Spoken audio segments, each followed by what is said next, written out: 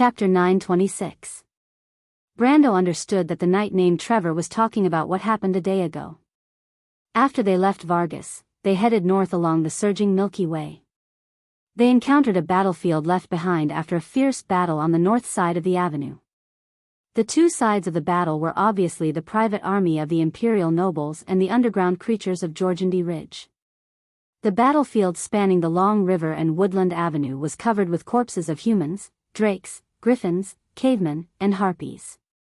The blood had long solidified in the bone-chilling cold of winter, forming a dark red color on the pebbles. The nobles of Cruz recognized many familiar faces from the pile of corpses. Sir Moore was one of them. A bone arrow pierced through his throat, causing him to fall on his back on the battlefield, becoming one of the many cold corpses. Such a scene usually represented a fiasco of the empire. The nobles of Cruz would not easily leave the bodies of their companions behind for the sake of dignity. Even the corpses of the nobles were ignored. It was almost possible to imagine the scene of Earl Alcorn and his men stepping on the cold river to escape to the north. As for Georgandy Ridge, the underground creatures rarely cleaned up the corpses on the battlefield unless they were short of rations. The impact of the plague on them was even less. Brando, they seemed to be planning to sneak into the town. The Romans suddenly reminded in a low voice. The merchant lady's eyes shone in the twilight, like a cat's eyes in a low-light environment. Brando also noticed this at this time. He immediately said to Rogers, "Mr. Knight, do you have any way to contact them?" Rogers thought for a moment and said, "I know that the local army of Anzaruta has a secret signal. Maybe we can try it." "You can try, but don't let those things above us find us." "I understand." Rogers nodded and crawled into the bushes. He lay there and looked at the dark trees below. Then he put his thumb and index finger into his mouth and whistled. The whistle echoed in the forest under the twilight. It sounded like the scream of an owl, but obviously sharper. The cry of the owl attracted the attention of the harpies above. These monsters drew a huge aid in the air and flew in this direction. The people in the bushes were motionless, quietly waiting for the patrolling eyes in the sky to leave. After a while, the feathered beasts did not find anything unusual and flew back again. Brendel heard the people around him heaving sighs of relief, and he himself was slightly relieved as well. Only the merchant girl beside him did not seem to be afraid at all, as though she did not have a care in the world. The surroundings were silent, gradually leaving only the sound of insects in the darkness. The silhouettes in the goose-eared stalagmites also stopped moving. Roger's forehead was full of nervous cold sweat. He knew several secret codes of the Imperial Army in the Anzaruta region, but he was not sure if they would come in handy at this time. He knew very well what the private armies of these local nobles were like. What he was most worried about was not that these guys could not hear the secret signal, but that they misunderstood the secret signal and did something out of line. If it attracted the attention of the garrison in the city, then it would be a ghost. At this time, he suddenly realized that maybe it was the right choice to not speak just now. The silence lasted for a while, and then the trees below moved again. There was a rustling sound. "Hey!" The Shire looked a little surprised. "There are magicians among them." It was as if a gust of wind had suddenly risen in the forest. The mountain breeze brushed past the canopy and rustled the branches. However, everyone could hear a human whisper amidst the rustling noise. "Who is that?" This was the wind message spell, one of the few communication spells that could be used in areas that were blocked by magic. Because it relied on the power of nature instead of breaking the law of space, this time, spells like the elemental anchor could not work on it.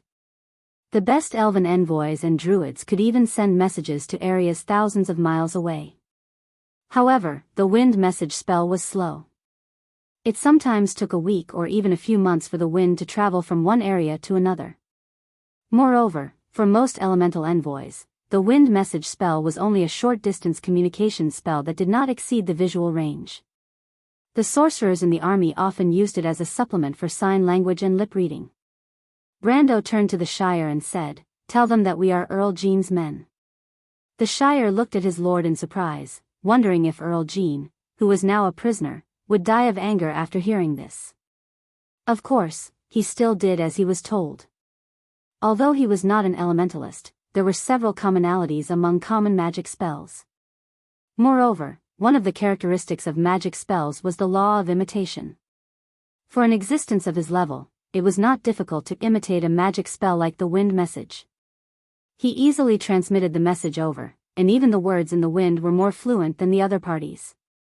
The Shire's method obviously surprised the other party. After a short moment of silence, Brando saw 6 or 7 people standing up one by one under the goose-eared mahogany bushes at the bottom of the hill. They poked their heads out and looked in his direction. He deliberately waved to them to let them know where they were. When the latter saw him, they immediately rushed to the top of the hill. The vegetation on the hill was very dense. Apparently, their short run did not attract any attention from the sky. After a while, they came to a circle of bushes at the top of the hill. The person running at the front was the first to see Erwin's delegation behind him. "You." The man obviously recognized Brando. His face changed and he subconsciously wanted to retreat. However, Brando did not give him the chance to do so. He directly raised his hand, and the lines of law in the vast space lit up at the same time, like a net covering the 7 people. Then, he pulled his hand, and the 7 people appeared around them at the same time, and then fell heavily to the ground. The 7 people fell to the ground one by one. When Rogers saw one of them, he whispered in surprise, "Sir Cooper, you're still alive." The man called Sir Cooper looked to be in his early 40s or 50s, but he was short and had a shifty look. His appearance obviously did not match his aristocratic status. However, those who knew him well knew that he was a shrewd guy. When he heard his captain's whisper, he knew something was wrong. He subconsciously turned around and wanted to escape, but unfortunately, he was a step too late. Before he could take a step, he felt his body being pulled up by an invisible force. He was lifted into the air and then fell heavily to the ground. Just as he was scared out of his wits, he faintly heard someone calling his name. Naturally, the monsters of the Georgiandy Ridge would not recognize him. The person who spoke Cruz was also a standard local accent of Anzaruda. His mind was working fast, and when he heard the whisper, he immediately calmed down. "Don't shout." He hurriedly whispered to his men, and then raised his head and looked around suspiciously. His eyes first fell on Brando, and then his face changed. Apparently, he recognized the Count who had turned Anzaruda upside down. But then he noticed Rogers, and his eyes were slightly surprised. "I know you. Your father is Burgart. Weren't you selected to join the Royal Knight Regiment? Why are you here?" It's a long story. Rogers did not dare to reveal his true identity. He smiled bitterly and said, "I came to Anzaruda for a special mission. I didn't expect to encounter such a thing. Now, I'm almost the same as you, a prisoner of the Count. But the Count has promised to take us to a safe place. In comparison, the Count only wants a ransom. Sir Cooper, don't tell me you want to be a prisoner of those monsters?" Cooper shuddered. Those monsters were murderous. He had seen with his own eyes how the caveman beheaded an aristocrat and stuck his bloody head on a spike. He hurriedly shook his head and ordered his subordinates to take off their swords and hand them over to Brendel. He then bowed to Brendel in a manner that was much calmer than the hesitant Count Jean. "Count Jean, my safety is in your hands. I have absolute trust in your words." Brando smiled. He did not know that he had any credibility in these people's hearts. The only friendship he had with these Anzaruda nobles was that he had captured a large number of hostages from them. Just half a week ago, they still called him a demon. But now, he had become the Count with outstanding credibility. Not to mention Brando, even Avram, who was hiding in the woods behind, could not help but be speechless when he saw this scene. The chubby young man could not help but turn his face and ask the Duke's daughter who was squatting in the bushes with him, "Tell me, am I dreaming, Eugenie?" The Duke's daughter's expression was very complicated, and she responded softly. Brando knew that Rogers was beating around the bush to remind Cooper of his attitude towards him, but he did not care.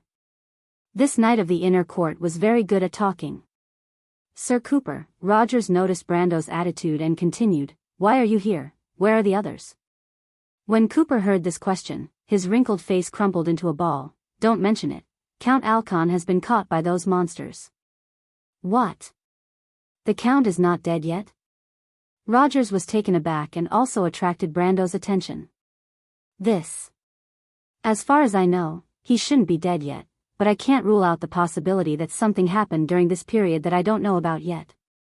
Cooper was obviously shocked by Rogers' reaction and had to carefully consider his answer. No, I thought you were all wiped out at Linya Avenue.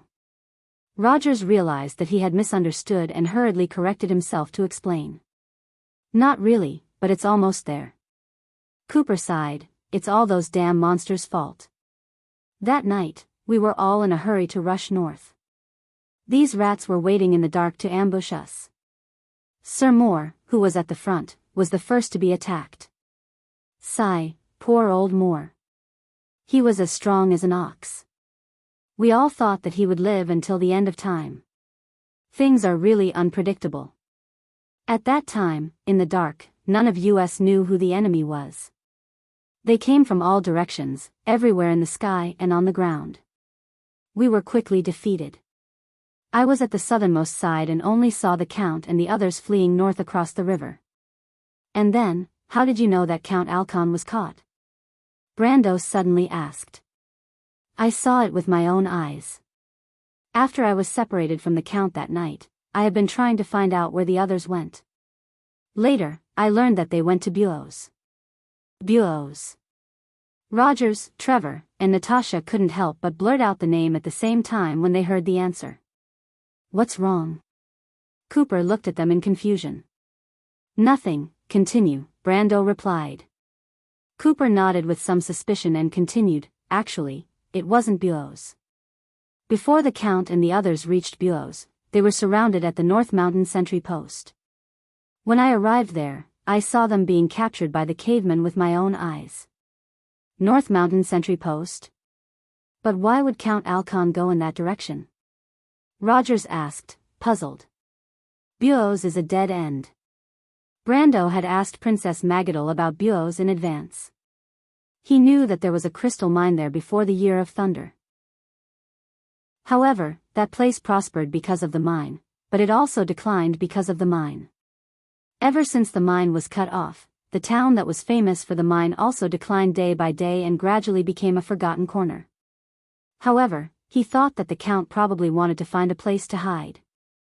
He knew that he couldn't be faster than the cavemen, nor did he have any delusions about breaking through the encirclement and escaping to Asgard or Lone.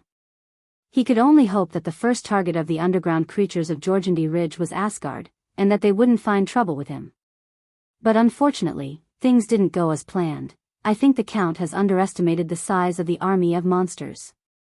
According to my observation, there are at least 4 different dungeon lords on the battlefield at Enzlova. They are confident that they can take down Asgard in the first place, and they can also spare some troops to deal with the defenders of Buo's. Cooper shook his head. No one would have thought of that. We didn't even expect them to come. Rogers shook his head with a wry smile. Those underground rats know us too well. We don't even know who's leading them, but they know us very well. On the surface, he was just complaining, but he carefully concealed the chilling speculation in his heart. He didn't forget that the cavemen had besieged them. Although the existence of the internal court knight was a semi-open secret in the Empire, few people knew about their identities outside. The internal court knight's contact method was only in the hands of a few people. He really couldn't imagine how the cavemen found them. Was it a coincidence or a man-made factor? Several names came to his mind. If any of these names betrayed the Empire, it would be an unimaginable disaster. He could only pray and hope that it was just a prank by Lady Martha. Brando listened to the conversation between the two, but his eyes fell on the shadowy valley in the distance. He suddenly felt something and asked, "Is Count Alcon in Greystone Town now?" Cooper stopped talking and looked back at Brendel. After a while, he said, "I saw them enter Greystone Town around 4 or 5 o'clock in the afternoon. The sun hadn't set yet, and the long line passed through the valley. They came from the direction of the North Mountain sentry post, and I could clearly see that there were many human prisoners in the line. If the Count is not dead, I think he should be inside. Was Greystone Town captured before that? It was captured before that. Then how can you confirm whether Count Alcon and the others are still in the town, or have already left the town from the other side of the valley and been transferred to other places? Cooper opened his mouth. To be honest, I haven't thought about it.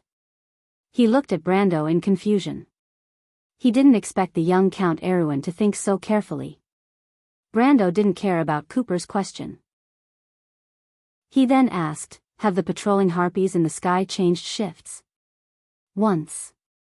The latter replied truthfully. Then, were there any harpies in the Georgandy Ridge army that attacked Count Alcon? This doesn't seem to be the case.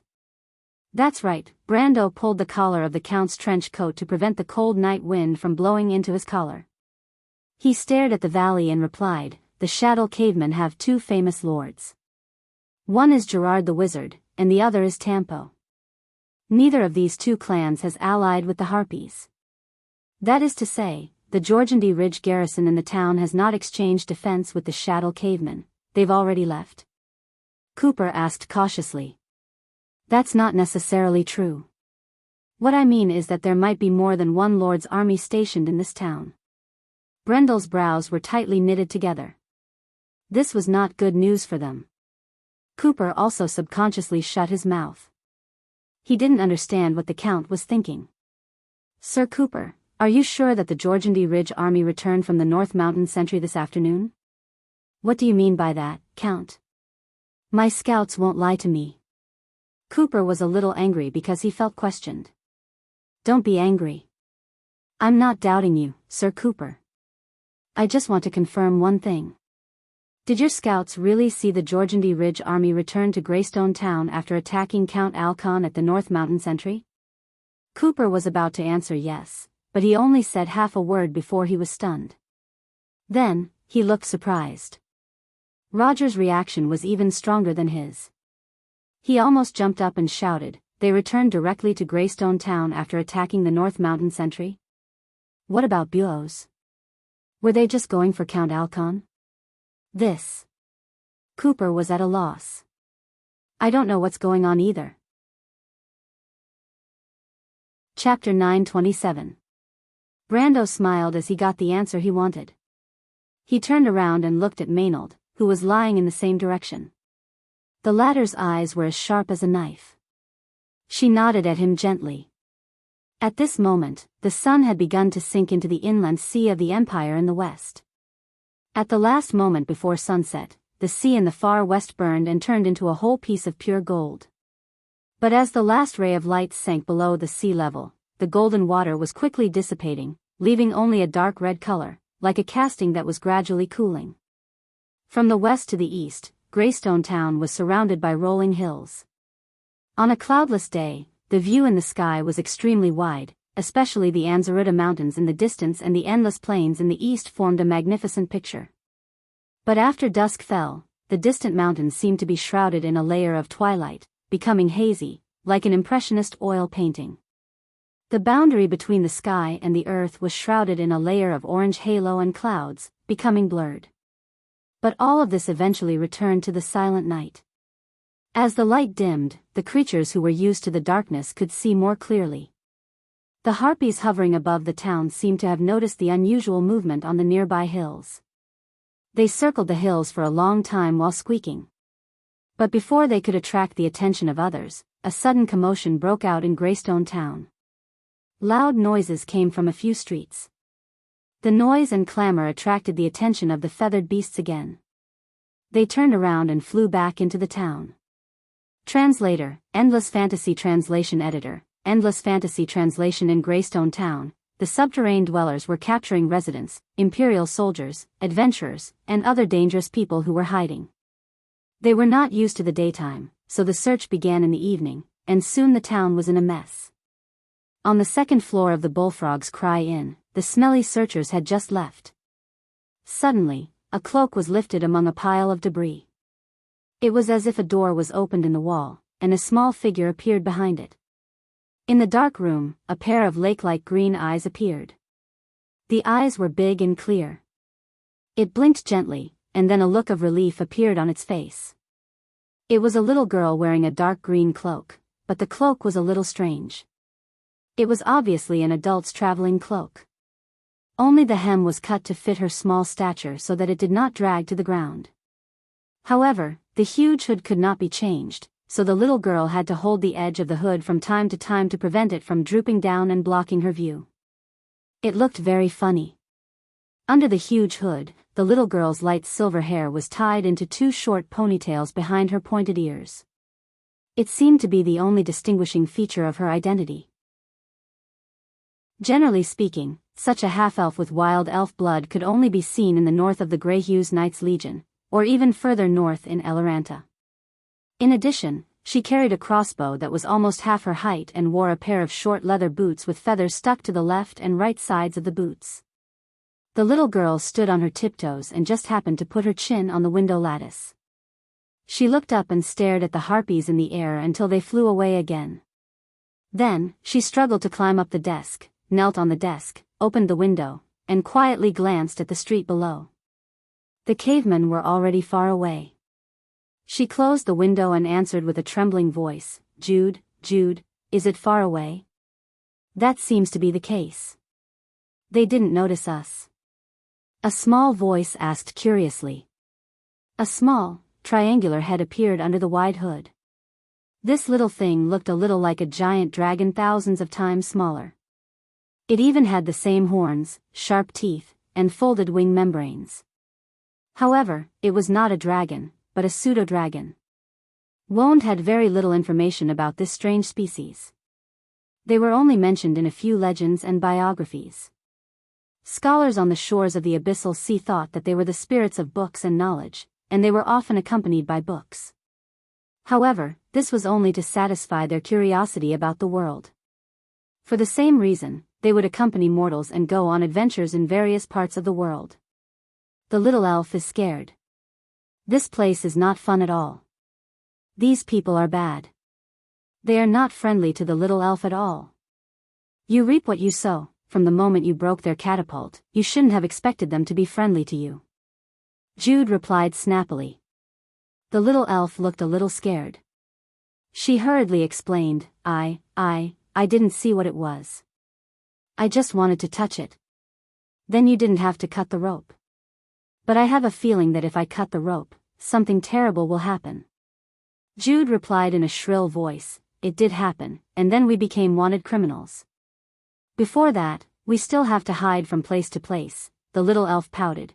Before coming here, Shania didn't tell me about these strange things. Didn't you say that this is a human kingdom? Yes, it was before I left last time. When was that? About 300 years ago.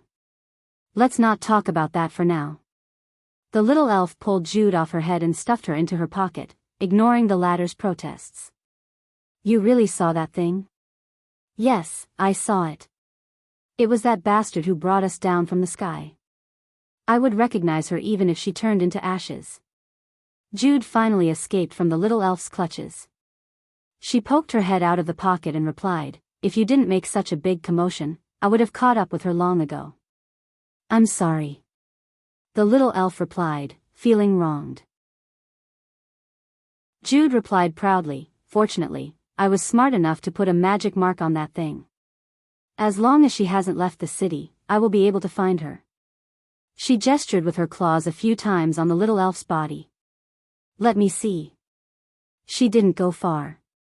She's just nearby. There. Where is she? Lift me up. Jude ordered. The elf took her out of her pocket and carried her to the window with both hands. She looked out at the street and pointed to one of the roofs. There, she said, do you see that roof over there in the east? She's in the attic over there. The little elf leaned against the window and looked out for a while. Oh, I know. She's hiding in that candy shop. What candy shop? The one we went to the other day. The chubby owner. There were 4 strange arrows on the sign over the door. Don't you remember?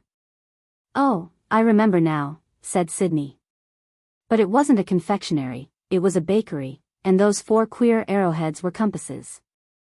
Rove's compasses, you see, I remember the name of them. Oh, no. We have to go through 2 streets to get there. I remember one of those stinky bastard sentries. What are we to do? They'll catch you as soon as you show your face. They'll prepare a big pot for you.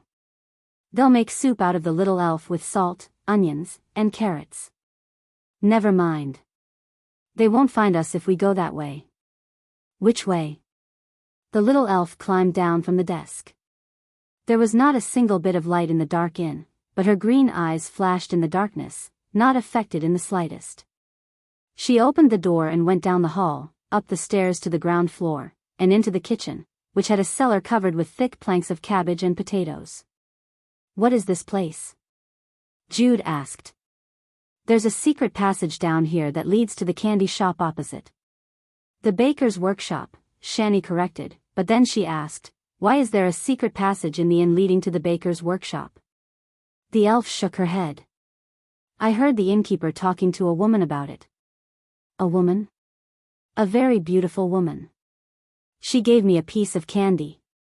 You mean you eavesdropped on them, and she gave you a piece of candy? Jude asked incredulously. No. I was standing so far away that they thought I couldn't hear them. But the little elf heard them clearly. Don't you feel any guilt? The elf obviously didn't have that kind of superfluous thing. She pushed the cabbage and potatoes off the planks, which tumbled to the ground.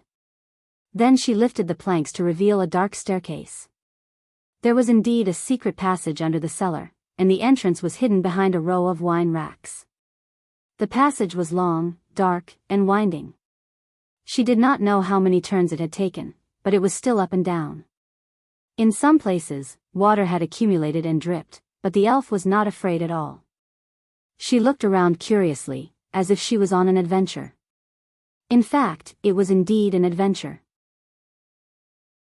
However, no matter how long the passageway was, there was always an end. Soon, the man and the dragon groped their way to an iron door. The iron door was tightly shut, without a single gap. Jude was about to fly to the door handle to cast a spell, but the elf grabbed her tail. Wait, there's someone behind us. Ouch! Don't grab my tail. Jude screamed. The elf put a finger to her lips.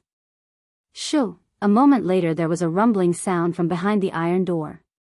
It sounded like someone was dragging something. The noise lasted for a while before it stopped. Then there was the sound of footsteps. 1, 2, 3, 4, 5, 6, the elf counted. The 6 of them entered the room one by one. Then there was the sound of the door closing. Jude was startled. Are they coming in? The elf shook her head. They're not coming, she said as if she had seen it herself. There was a moment of silence behind the door. Then there was a man's voice. Miss Delphian, we've come at a bad time. We don't know where those things came from. Please make a decision. We can't stay here any longer. We know of a secret passage in the city that leads to the lower reaches of the surging Milky Way. But if we're late, those monsters will find it. A soft female voice replied, I know where these things came from. That person has a group of subterranean dwellers in his territory, which shows that his relationship with Jorgendy Ridge is not ordinary. They have been plotting this for a long time, but no one thought that he would actually dare to make a move against the Empire. The elf heard the voice from the other end of the passage. It's her, she said to Jude. It's that woman? The elf nodded. She thought for a moment and said, I know. She must be the owner of the candy shop. Do people call the owner of the candy shop Miss in your hometown? Jude sneered. She's in the candy shop. Of course she's the owner. Good logic. At this time, a young voice spoke from behind the door. Elman must have seen through that person's scheme in the loop of trade winds. That's why he was killed. Thank you, Mr. F. That person is treacherous and cunning. I've asked Andesha. If he didn't leave Elman and the others behind, she wouldn't have had the chance to act. That woman is detestable, but some hypocrites deserve to be judged. Elman swore to protect me for his entire life. Now that he's gone, I'm still his wife. I'll avenge him. The first voice sighed. Ah, Miss Delphian. Don't worry. No matter how long you stay here, we'll protect you. Thank you, Mr. Solons. You're welcome. The subterranean dwellers attacked the North Mountain sentry post today. That place has no value to them. If they were going after bureaus, it might make sense, but they only attacked the North Mountain sentry post, the young voice spoke. The subterranean dwellers won't do meaningless things. But I heard that Count Alcon is in that place. That person has a grudge with the nobles in the south of the empire, so I'm guessing that he's most likely with the subterranean dwellers. Our people have also heard that there's a mysterious human beside Tanpu, the rough male voice replied. Then it's most likely him. Why would a normal person be with those monsters, especially at this time of the year? A new voice spoke. It was a slightly hoarse voice. Can you find out where Tanpu and his whereabouts are? The woman asked. That's not difficult. These monsters are probably used to the underground tunnels. They're not used to our buildings. We can easily get close to their base. Very well. Find a way to set up ambushes on his path. Don't get too close. That person is very powerful. The young voice spoke again. No matter how powerful he is, he won't be able to dodge the demon slayer spear. There's no harm in being careful, the rough male voice reminded. Then the others chatted with each other for a while. Most of them were talking about recent events. Xianxia and the little fairy who were leaning against the door quickly lost interest. The chatter behind the door gradually died down. Then there was the sound of things being dragged away. Finally, there was the sound of the door slamming shut. Everything returned to normal. Have they left? Xianxia asked after a while. The two carefully pushed open the iron door. Behind the door was a small room filled with all kinds of junk. Wooden boxes, barrels, broken cabinets, and iron shelves. The little fairy looked around and whispered, "Do you understand what they're saying? Nothing more than revenge. I've seen many humans, and they're all like that." Xianxia flapped her wings a few times and landed on the little fairy's shoulder. They're so boring. Let's not care about them. We'll go find that bad guy and take revenge ourselves. I feel like you're scolding us too. How could that be? We're avenging for justice. We're different from them. What's different about us? You're not allowed to speak anymore, Xianxia. One is marked by the company one keeps. The little elf had learned how to get angry out of humiliation without anyone teaching her. The two walked up the stairs to the basement. They quietly pushed open the door to the basement. Outside the door was still a dark corridor. The crew's people's talent in architecture seemed to be limited to connecting the corridor, the room, the stairs, and finally the outer wall. There was no creativity at all. They carefully passed by the first floor of the bakery. There was no one living there. The rooms were empty, as if they had been swept clean. There was also the unique smell of the caveman. Do you know how to go up to the attic? Xianxia asked, covering her nose with her claws. The little fairy didn't care at all. She sniffed around with her sharp little nose as if she was a little hunting dog. Then she replied, "Of course I know." How do you know? Have you been here before? Yes, I sneaked up once. When? Xianxia asked in surprise. When you weren't there, there was a wild grape rack behind the house. It was easy to climb, the little fairy replied in a low voice.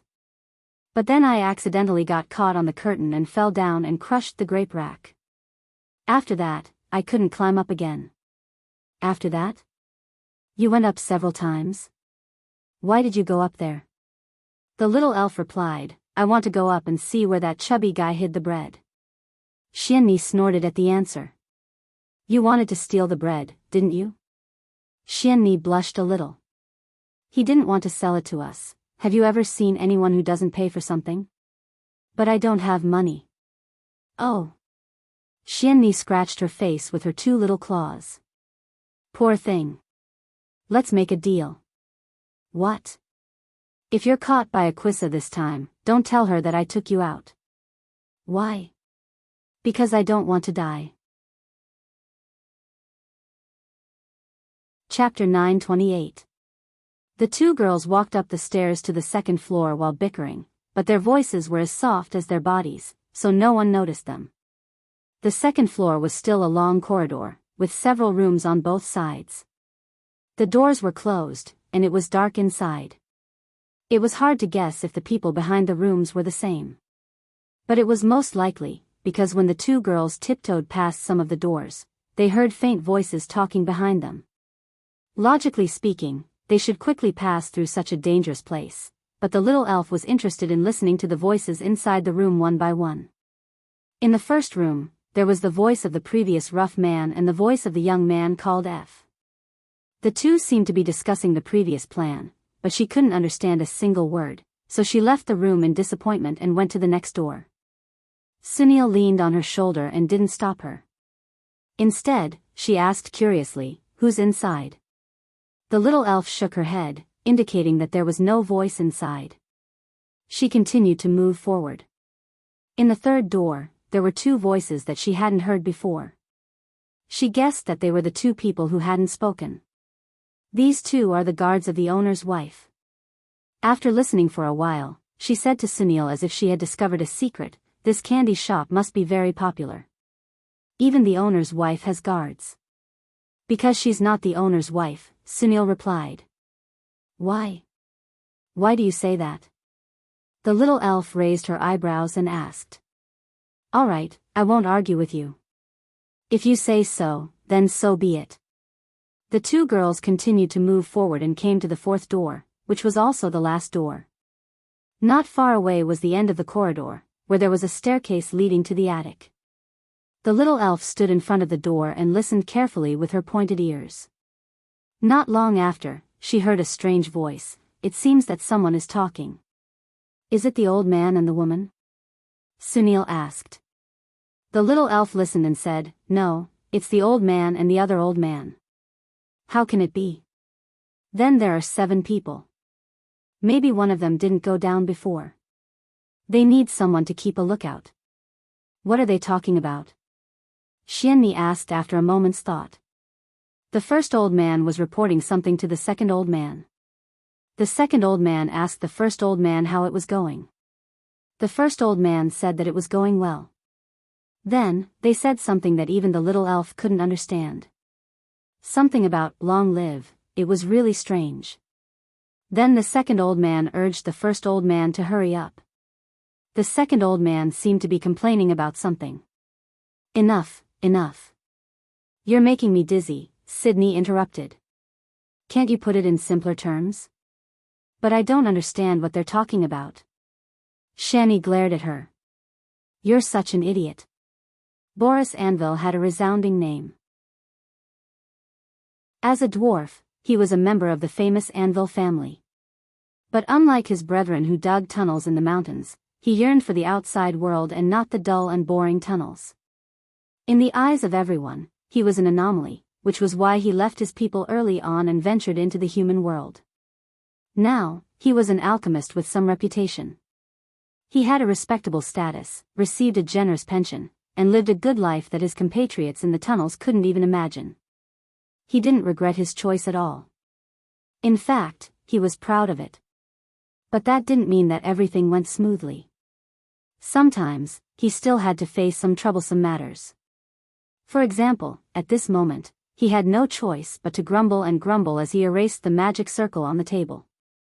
Even if someone gave him 500 eagle coins, he wouldn't want to look at that damned face anymore. "Damn it," he muttered to himself. "He makes it sound so easy. You just have to do this and that. Damn it, why didn't he try it himself?" He couldn't help but grumble, "I'm an alchemist, not a spy. Those guys are the real spies.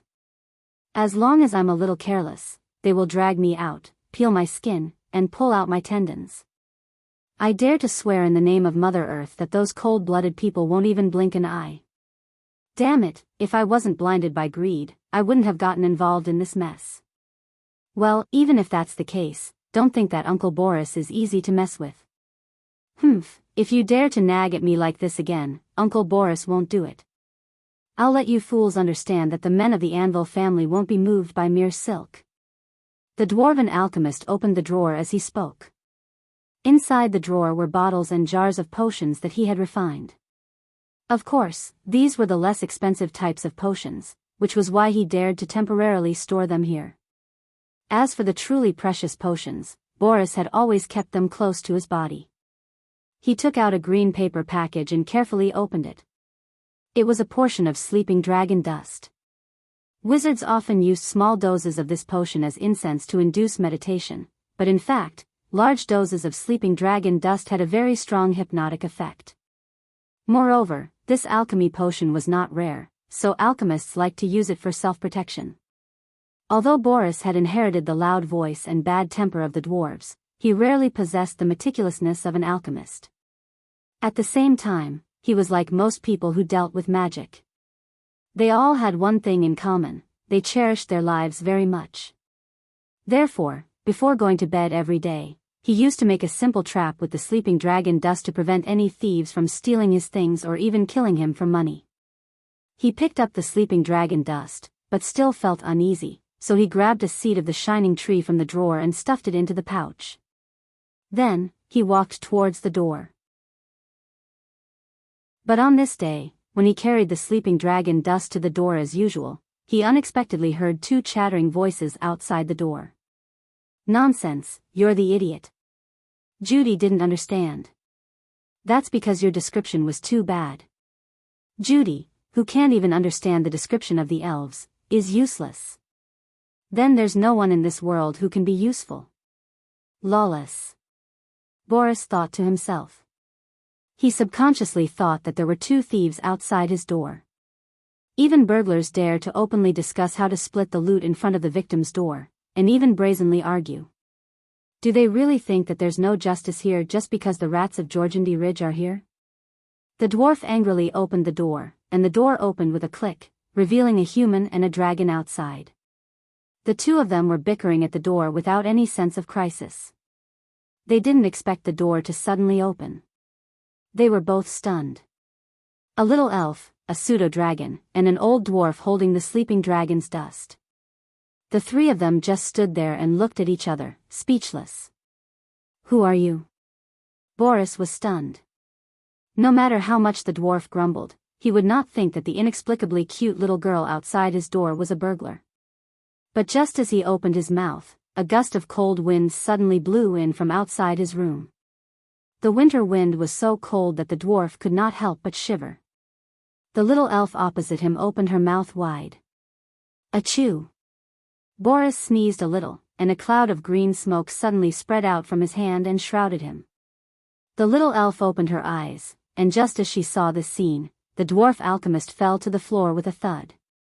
The sound of the dwarf falling to the ground was so heavy that a vigilant voice immediately came from the next room. "Who's outside?" Both the elf and Judy opened their mouths wide. Obviously, they did not expect to mess things up. They were discovered. That was their first thought. What should they do? That was their second thought, and there was no third thought. The two seemed to be petrified. Those people would definitely open the door and come out to check, and at this time, it would be too late for them to run to the attic, not to mention there were people upstairs. For a moment, they were at a loss and did not know what to do. The sound of several doorknobs turning came from the corridor at the same time, and the little elf was so scared that her face turned ashen. "Use the cloak!" Judy screamed to remind her. Boris seemed to have just reacted and quickly pulled up the cloak to cover himself and Judy. In a flash, the two figures disappeared from the corridor. The first to open the door and come out was Delphian. Judy had heard the elf describe this woman as very beautiful, but when she saw her face, she realized that it was true. The human girl was wearing a violet dress, and her long hair was tied in a waterfall to her waist. Her hair was the color of black sandalwood. In Cruz and Erwin, only people with the blood of the Myrnas could have such pure hair color. Black in the culture of the Cruz people represented mystery and misfortune, but it complemented her quiet temperament. Her eyes were like the stars in the night sky, Her nose seemed to be carved out of jade, and her slightly pursed lips had a charm that could make any man go crazy. She stood there, her perfect figure could not be hidden even by the darkness of the night. Even if some people thought that she was the goddess of the night, it seemed to be a matter of course. The others opened the door one after another, and a tall and strong man with a two-handed sword on his back came out. 2 men dressed as guards, and a young man in a silver robe. When the 4 saw Boris on the ground, they could not help but exclaim in a low voice. "Boris! What happened?" The two-handed swordsman reacted the fastest. He pulled out his greatsword and rushed to the door of the dwarf alchemist's room. But when he looked inside, the room was empty. It didn't look like someone had broken in. But of course, he didn't expect that beside him, the little elf and Judy were hugging each other, shivering. Although the elf's cloak could hide them, it couldn't move. There weren't any obstacles in the corridor, so if these people took a few steps forward, they might bump into them. Delphian frowned, looked at the stairs leading to the attic and said, "Go up and check." Her voice just fell, and the elf and Judy almost hugged each other and burst into tears. Because the 2 of them were hiding at the stairs leading to the attic, as long as these people passed by, it was impossible not to find them. Hearing Delphian's order, the tall swordsman immediately put away his sword and turned to the attic. But before he could take a step, a cold voice came from the attic. "If I were you, I would choose to stay there obediently." This sudden voice startled everyone. But Xianxia was trying her best to signal the elf with her eyes. She remembered clearly that this was the voice that had knocked them down from the sky. Delphian heard this voice, first signaled the swordsman to stop, then raised her head and asked, "Who are you, sir? What did you do to Boris?"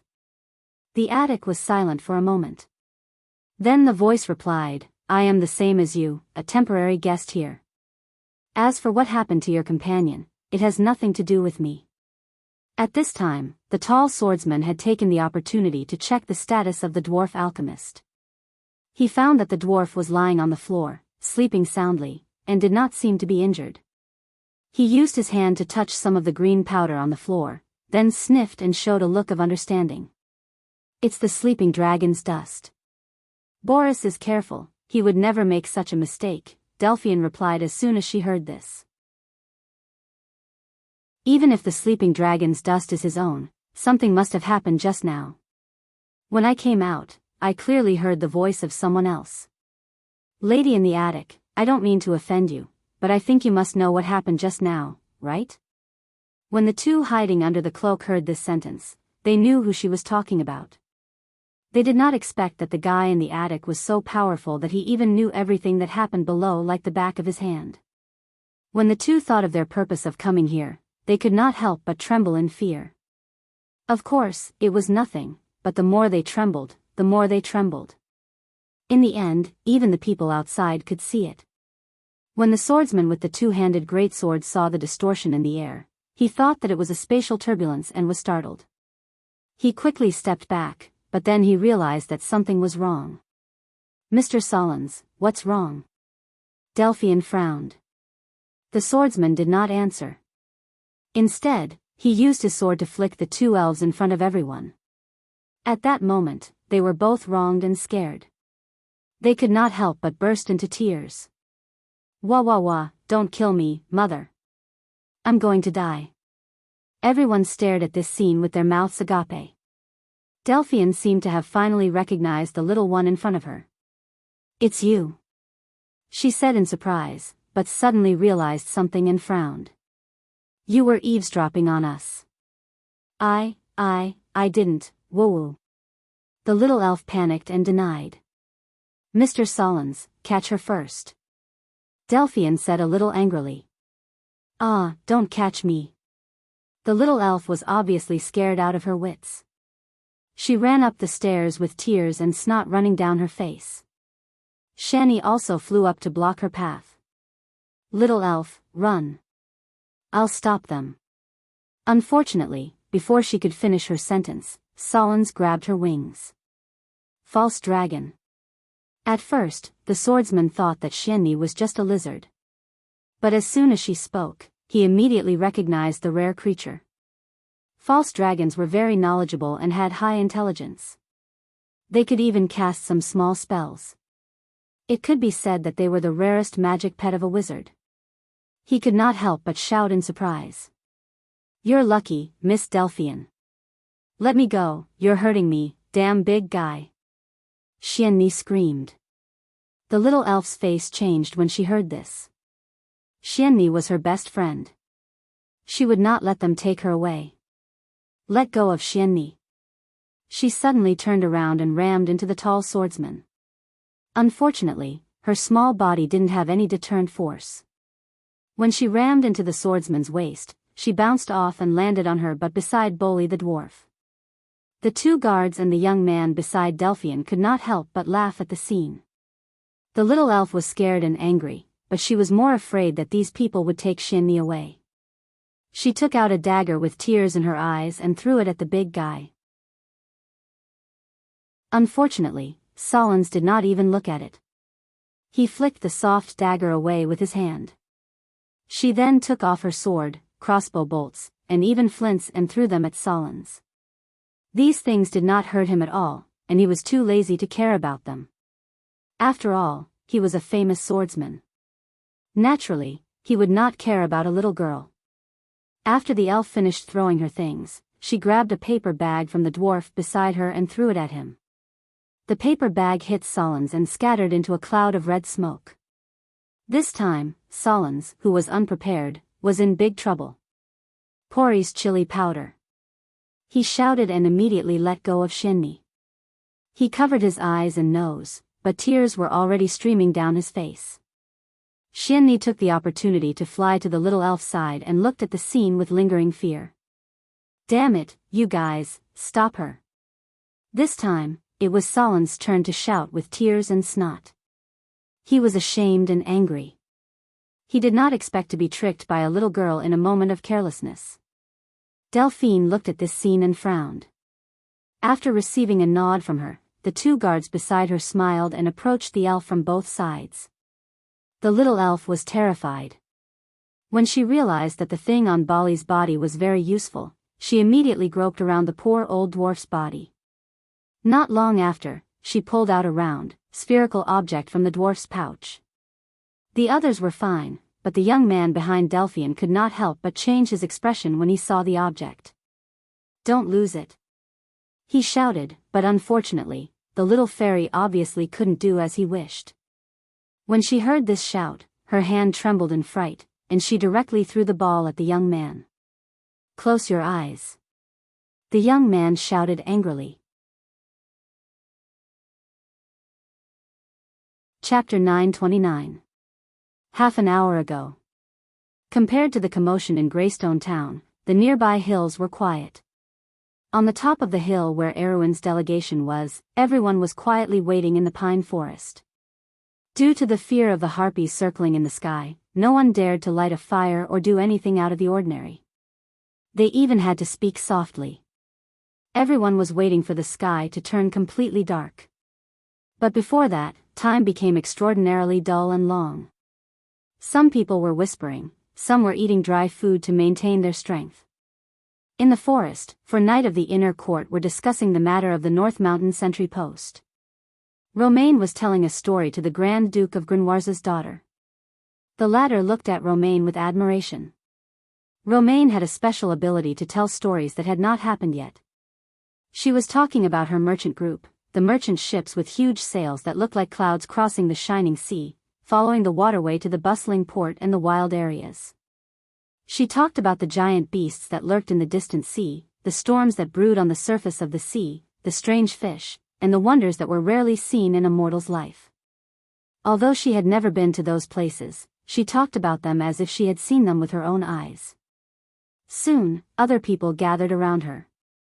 Brando saw Sugarpot, Dilfery, and Hippamra, the three loyal Roman listeners. Then, Chiara and Princess Magadil joined in. The Duke's daughter was counting the stars with Enide. The strange starry sky of Wonde always shone from the east to the west. The night sky was like a black cloth sprinkled with gemstone fragments, shining brightly. A long river of stars had faintly appeared, as if announcing the final arrival of the night. But when the light of the stars and the moon converged, the outside of the forest became brighter, and the silvery valley emitted a faint light under the night sky. Before night fell, Brendel had been asking Cooper about the situation in Greystone Town. The latter also wanted to take advantage of the night to break out of the encirclement, but the defenses in Greystone Town were very tight. Not to mention other things, there was nothing he could do about the harpies in the sky. He did not know much about the current situation in Greystone Town. When Brando asked, he could only vaguely answer a few questions. But as a local noble, he knew Greystone Town very well. He knew where the market was, where the open streets were, where the barracks and towers were, and where the Holy Cathedral was. He knew all about it and could even draw a simple map. Brando's questions were very detailed, which made Cooper very puzzled. He could not help but ask, "Count, are you sure you can take Greystone Town?" "It's hard to say. Everything will only be known after nightfall," Brando replied. "Count, the Jorgendi Ridge troops stationed in Greystone Town are not weaker than us. They have the advantage of defense. The individual combat power of the harpies and cavemen is also stronger than our swordsmen and spearmen. Of course, they may not be as strong as your army, but according to my observation, you didn't bring many guards with you, right?" Cooper asked carefully. In Aween, especially in the south, the nobles' spearmen were at most equivalent to the first tier of soldiers, and their average standard was even lower than the infantry swordsmen and spearmen of the local legions. But in Kurlutz, the nobles' private soldiers were slightly stronger, and could be compared to the swordsmen of the first and second tier legions in Aween. They belonged to the second tier of soldiers like the subterrane dwellers, but there were differences in strength between the same tier of soldiers. The subterrane dwellers belonged to the upper middle tier of the second tier of soldiers, while the Kurlutz nobles' spearmen and swordsmen could at most be considered as a second tier of soldiers. The human army was slightly better in terms of discipline, but in terms of individual combat power, the difference was too great. The advantage of discipline was often obvious in large legions, but in small-scale battles and ambushes, individual strength could determine the outcome of a battle. Not to mention, there were harpies and razor boars in Jorgendi Ridge, which were true rank 3 creatures. If there were 1 or 2 nest lords or minotaurs in the town, it would be a disaster for the nobles' army. The Shaddle cavemen were not considered strong in the underground of Jorgendi Ridge, but at the same scale, they were comparable to the local army of crews. Like the lords that Brando was familiar with in history, such as Trock, King of the Blind, Shadek, or Beast Tamer, Silica, their armies could fight against the border army of the Kingdom of God. As for existences like Geralt and Medusa, if they went all out, even the frontline army of the Kingdom of God might not be able to deal with them alone. "Knight, what do you think we should do?" Brando asked. "I think we should think of a way to go around them. We have fewer people, and they might not be able to find us if we walk through the hills." Cooper thought for a moment and answered hesitantly, as if even he felt that his suggestion was not that reliable. Brando smiled and shook his head. It was impossible for 1 or 2,000 people to march through the hills without being discovered. Not to mention 1 or 2,000 people, even if 100 or 200 people were to move, no matter how dense the trees were, they would not be able to hide. Unless everyone was in groups of a few and scattered into the hills, but that would require a lot of space and time. They did not have the time to do that now. "If we don't get rid of the garrison of Greystone Town, we won't be able to leave this place safely." Cooper sighed and felt a little hopeless. "Do we have to fight? Is there no other way?" Brando saw that he was scared out of his wits by the people of Jorgendi Ridge, so he could only comfort him. "Knight Cooper, Greystone Town is not as hard to conquer as you think." Cooper only took it as consolation and nodded, glancing listlessly in the direction of the valley. Haruz walked through the dark forest, as if attracted by the light outside. He held on to the pine trees with his hands and struggled to walk out. Finally, he saw Lysimachia at the edge of the forest. Medusa stood on the edge of the bushes, staring at the white rocks exposed under the moonlight. But the little prince saw that at the same level as the rocks were the shadows entrenched in the valley. That place was called Greystone Town, or so his teacher had told him. Geographically, it was the exit of the valley, but he knew that the town was occupied by some special enemies at the moment. Are those your compatriots, Sister Lysimachia? He walked up behind Medusa and asked in a low voice. Compatriots? Not really, Lysimachia replied, having heard the little prince's voice. Haruz looked at her, puzzled. Lysimachia looked back at the little prince with a hint of gentleness in her amber eyes. Little cutie, in the human language, Georgandy Ridge is actually just a geographical term, not a country or territory. The real Georgandy Ridge is actually divided into 3 layers, upper, middle, and lower. Each layer is different. The rulers of the shallowest layer are the dwarves, the middle layer is the Georgandy Ridge you are familiar with, the bottom layer is the kingdom of the dark elves, and further down is the river flowing with magma and sulfur. In the dark underground world, there are thousands of different ethnic groups. They have never had any concept of a country. Even the most powerful lords often only rule a city and a territory. The smaller tribes are dependent on the lord. Since the beginning of history, everyone has been fighting for themselves and hostile to each other. She sighed as she spoke, and Haruz vaguely felt that he should not have mentioned these things, so he stopped asking. After sending Cooper away, Brando returned to Maynard's side and looked at the scene at the edge of the woodland from a distance. What about that Medusa? He asked, looking back. Her Royal Highness promised to shelter her. His Royal Highness seems to like her very much, Maynard replied, but she did not look over there, as if she did not care about it at all. No problem. It's not a big problem. Don't forget that she came with the demon. Brando nodded. In the middle and lower levels of Georgandy Ridge, the natives were feuding with the demon, but there were also a small number of people who had to serve the demon. They were the demon's slaves. With this background, and the fact that she had personally sent the little prince back, it was not without reason that Griffin trusted her so much. There was a moment of silence between the two, looking silently in the direction of the valley. The wind blowing from the hills rubbed the entire pine forest over their heads and rustled. It's getting dark earlier and earlier, Maynard suddenly said. Because it's almost late winter. Maynard glanced at him. The meteor fell near the North Mountain sentry post. There are many witnesses, and most people's testimonies can prove this, but most of them don't believe it's true. They generally think it's a trick of Georgandy Ridge. The cavemen are looking for it. Brando nodded. Although most people thought that they were going for Earl Alcorn, he already had the answer in his heart. Maynard looked at him quietly with eyes as quiet as an orchid. Could it be that thing? We'll know soon enough. So confident? That night doubted that you could take this place. Maynard thought of Cooper's face and could not help but curl her lips. Unfortunately, Brando did not notice. He smiled after hearing it. Don't you know what's going on? Although there are many famous generals in this era, we also have our own means. You want to say, players? Brando did not want to answer this question rashly. He had been thinking about all this for the past few days. Was history tending to happen or changing? If it was the latter, what was the opportunity? The night was getting darker and darker. It was obviously unrealistic to approach Greystone Town under the watchful eyes of the harpies before the sky turned completely dark.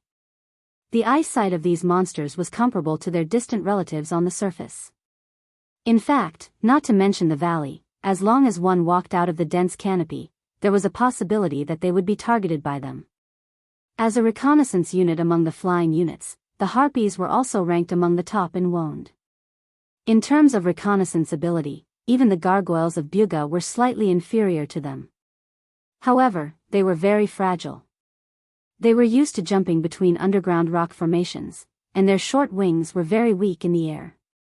This made them very weak in the air, which made them very weak in the air. However, it was also wishful thinking to get close to Greystone Town after nightfall. Harpies were creatures of the dark. In fact, their eyesight at night was better than during the day. This was because they had slight light blindness, which made it difficult for them to adapt to the daylight of the surface world. According to the Shire, the only way to quietly get close to Greystone Town was for everyone to learn invisibility, if they could find so many wizards to cast spells for more than 1,000 people hidden in the forest. It seemed that the only way was to attack.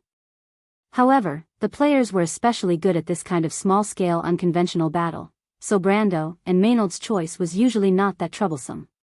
When the hour hand on Sir Cooper's silver pocket watch passed the 12 mark, it seemed that there was a breeze in the forest. A small group of gargoyles was taking off from the forest at the top of the mountain. However, looking from above the forest, only the dark canopy could be seen shaking slightly, and the branches seemed to be slightly lowered by the descending airflow.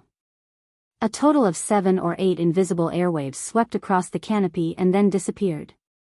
Under the canopy, the wizards in robes were watching the gargoyles that were enchanted with invisibility take off. Beside them, there was a second group of gargoyles waiting to take off. These gargoyles were like statues in the forest when they were not activated, and their folded wings were almost taller than the treetops. These were the backups of the first group of gargoyles. If possible, everyone present sincerely hoped that they could succeed in one go and not use these backups. Under the cover of the night, it seemed that Martha was on their side, and the plan went far more smoothly than expected. 8 invisible gargoyles rose into the night sky and began to climb. They quickly flew into the clouds and arrived above the harpies in the sky above Greystone Town. The moonlight poured over the clouds, and looking down through the veil-like gaps of the clouds, one could clearly see 4 black dots that were flying in circles. The harpies did not have the slightest premonition of the approaching danger. They were circling in the air in pairs, using their sharp eyes to observe the vast land. In their vision, the mountains and hills gathered under the starlight and moonlight were like miniature sandboxes. The hills were shrouded in a silver mist, and it seemed quiet. At this moment, the 8 gargoyles had already locked on to their targets. After they climbed to the highest point, they began to make the final turn and then swoop down. Gargoyles, like the griffins, were heavy flying units, and their wingspans were far wider and stronger than the griffins. This meant that they had the strongest climbing and diving ability among creatures of the same level. In the game, the gargoyles were the Tier 3 troop class closest to the Tier 4 troop class, the griffins were the Tier 4 troop class, and the harpies were the Tier 4 troop class closest to the Tier 3 troop class. The balance of the 3 flying creatures was almost the same, but in terms of scouting ability, the gargoyles were no match for the harpies, and in terms of fighting, the gargoyles were no match for the ferocious griffins. However, in terms of climbing and diving speed, the Buga gargoyles deserved to be called number 1. Needless to say, the gargoyles that swooped down from the clouds were still invisible, and the 4 harpies did not know that disaster was coming from the sky. They only reacted in a panic when the sharp whistling sound reached their ears. But it was a pity. It was too late.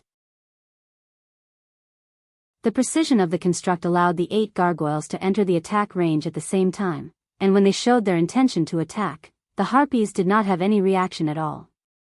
They struggled futilely in midair, and then the cold claws pierced through their fragile sternum. The 8 gargoyles were almost arranged in a sequence of attack, one in front and one behind, to prevent any fish from escaping, but it turned out that this was just an unnecessary move. The gargoyles swept past, and a rain of feathers fell in midair. It was a pity that they were too high above the ground, and the feathers fluttered in the air.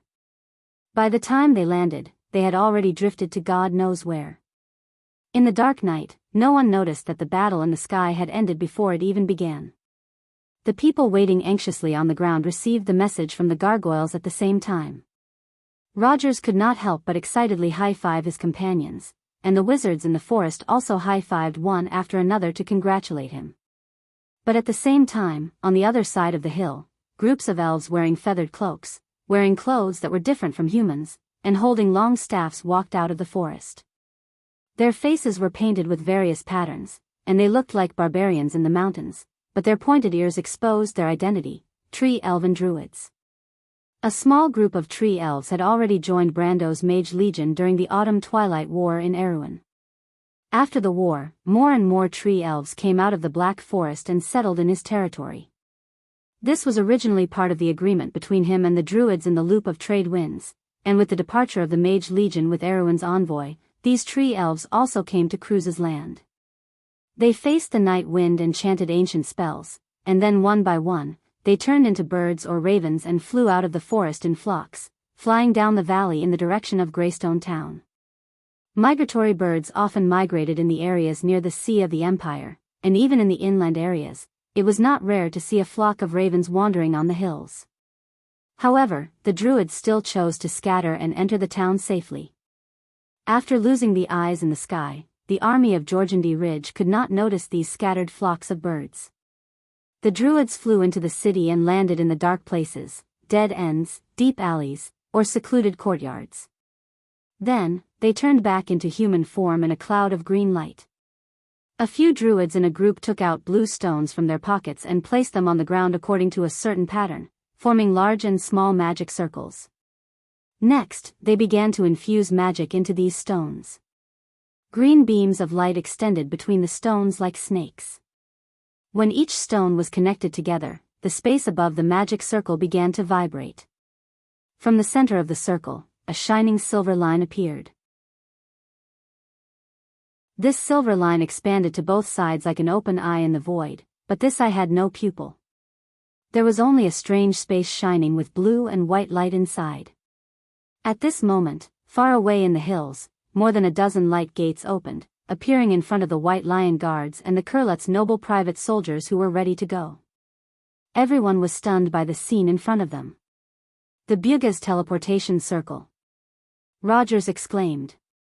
He looked at Brando with a complicated expression. The craftsman wizards are supporting you. Brendel smiled and said, Sir Knight, if you speak any louder and Sir Cooper hears you, he might start to suspect your identities. Rogers' expression changed, and he thought that it was more important for him to hide his identity as an internal knight, so he carefully closed his mouth.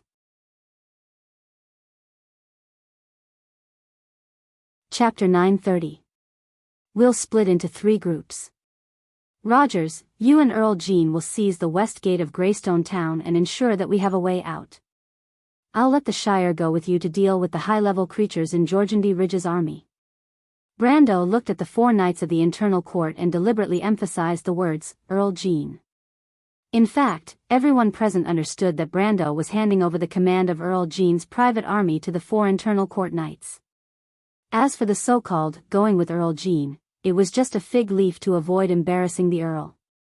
Earl Jean could only let out a low snort not far away to vent his dissatisfaction. He had no choice but to lower his head when he was under someone else's roof. Moreover, to be honest, this arrangement was quite to his liking. At least, it was much better than having his army stolen by the other party. Of course, in terms of attitude, he would definitely not be nice to Brando. In response to Brando's order, Rogers nodded silently. He knew that the young archmage was not only here to help them, but also to monitor them. The Earl would not be completely at ease leaving the army to Cruise's people. Brendel saw that Rogers had no objections and nodded in satisfaction. He trusted the Queen's inner court knights. Rogers was an upright person and did not have the bad habits of a noble. He continued, Medisa. But suddenly he saw the merchant girl jumping and waving at him with all her might. He could not help but sigh, all right, Romaine, I'll leave the diplomatic group to you. There's a bakery in Greystone Town called Rove's Compass. There's a secret passage there that leads to the lower reaches of the Silver Stream Valley. He looked at Rogers. That bakery was actually the secret base of the inner court knights in Greystone Town. This information was also given to him by the latter. Rogers nodded in confirmation. Brendel turned back. Miss Nasha will bring you and the diplomatic group to find that place. Medisa will also lead a squadron of White Lion infantry to protect you. Also, I'm leaving everyone's safety to you, so this time you have to at least act more seriously. Romaine nodded in confirmation. Brendel turned back. Miss Nasha will bring you and the diplomatic group to find that place. Medisa will also lead a squadron of White Lion infantry to protect you. The merchant girl's eyes sparkled as she nodded vigorously. Brando was still not at ease seeing him like this. He simply said to the Duke's daughter, Miss Eugenie, I'll have to trouble you. The Duke's daughter turned her head away, not wanting to see him at all. She said coldly, I'll naturally be responsible for my own safety. Then she added, besides, I think the Roman lady is much more reliable than you. At least she won't start a war for no reason. That's because you still don't have enough contact with her.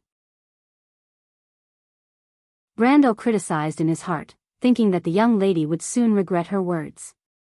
However, the diplomatic group would not encounter too much trouble on this route, so he dared to leave it in the hands of the Roman.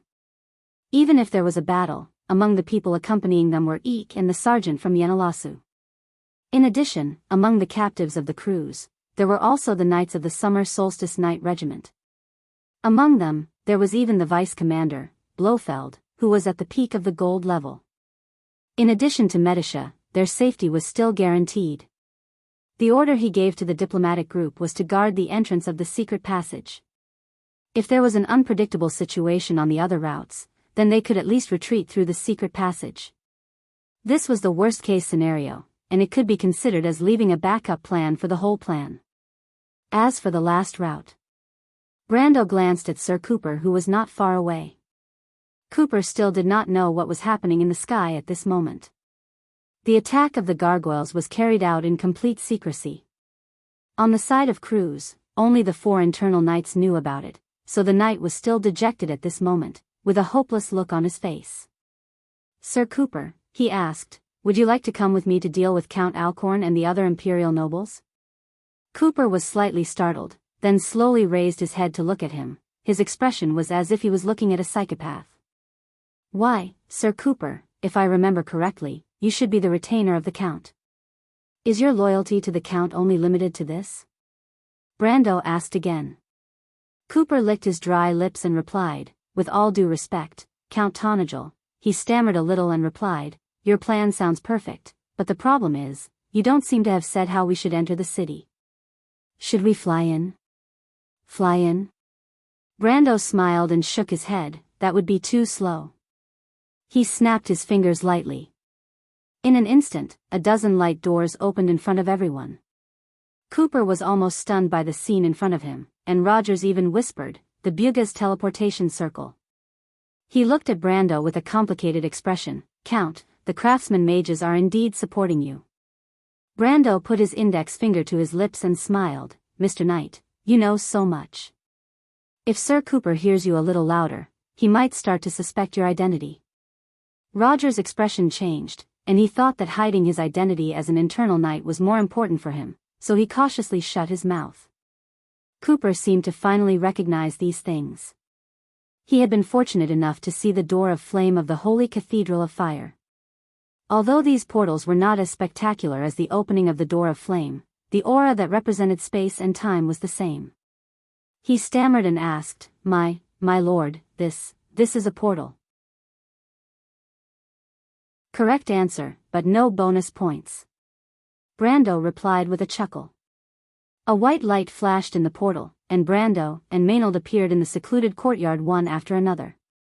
The teleportation circle continued to flash behind the two of them, and Cooper and his guards appeared one by one, followed by Yuta and a small group of white lion swordsmen. The tree elf druids who were quietly guarding the courtyard immediately bowed when they saw Brando. Brando nodded to them in return. At this time, the Nightsong Tiger came in from outside the courtyard with the two sisters, Falerne and Tia. When he saw Brando, he put his hand on his chest and bowed like a knight. "My lord." "Are you ready?" Brando asked. "We're ready. We've captured a group of subterranean dwellers. Just as our lord said, their loyalty is built purely on the mentality of relying on the strong. They don't have any sense of honor. When we interrogated them, they spilled the beans." The Nightsong Tiger answered very easily. The level of the White City Vanguard card was based on the level of the Fran Knight. Now that Medisha had the strength of an elemental awakener, and they were almost at the level of a lower gold, a few subterranean dwellers were a piece of cake for them. "Do any of you know Jorgendigang?" Brando originally thought that he could show off the Jorgendigang language that he inherited from Sophie, but he did not expect that someone in the Nightsong Tigers group would know this obscure language. His little sense of superiority was instantly shattered, but he was more curious. In the whole of Wonde, other than the dwarves in the mountains, there was not much contact with the underground inhabitants of Jorgendigang. Due to the isolation of the beehive, the underground and the surface kingdoms were almost two separate worlds. Furthermore, the Jorgendigang language was derived from the ancient Dwarven language, which was very different from the Cruz language that originated from the Myrna language. Even scholars rarely studied this language. Dia, who was standing beside Falerne, was all smiles. She opened her mouth and said a lot of strange words to him.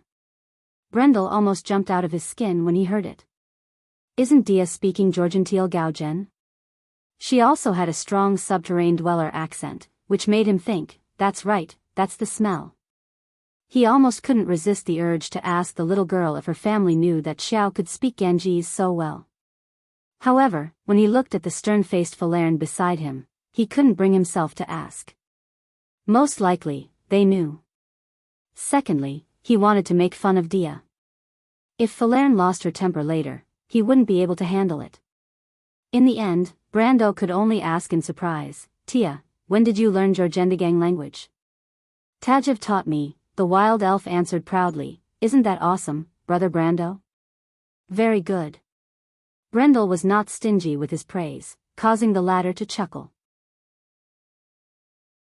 After chatting for a while, Brando asked the Nightsong Tiger, what did they say? I've told you everything I can. As you've guessed, the Lord of the Shader Dwellers is Tamu. He lives in the north of here. These blind people don't know the way, so I've deduced from their descriptions. There are some other places to refer to. The street is very wide, and there's a square with a fountain in the middle.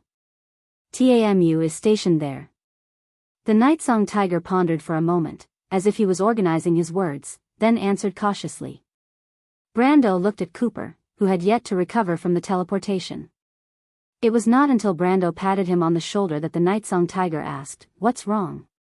The Nightsong Tiger had no choice but to repeat it again. This time, Cooper finally understood. I know that place. It's called St. Shangda Square. There's an inn called the Silver Bell there. I once stopped there when I passed by Greystone Town. It seems that it's the central area of the city.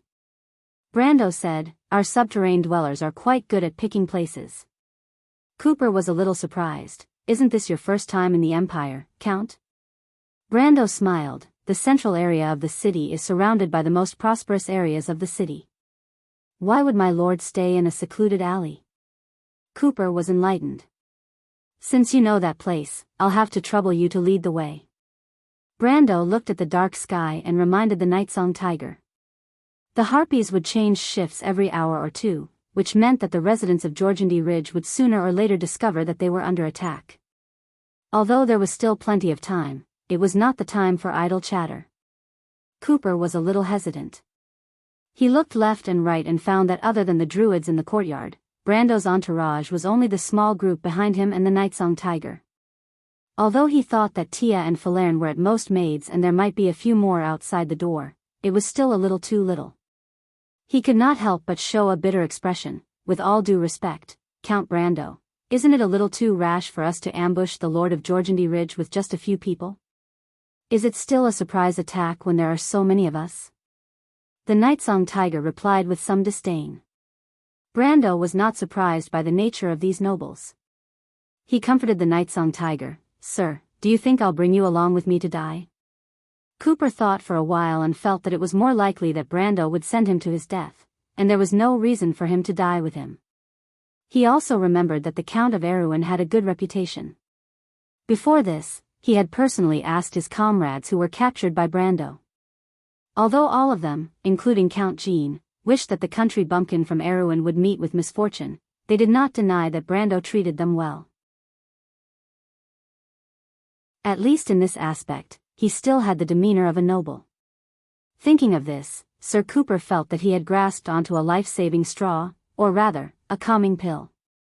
He hesitantly nodded to Brando.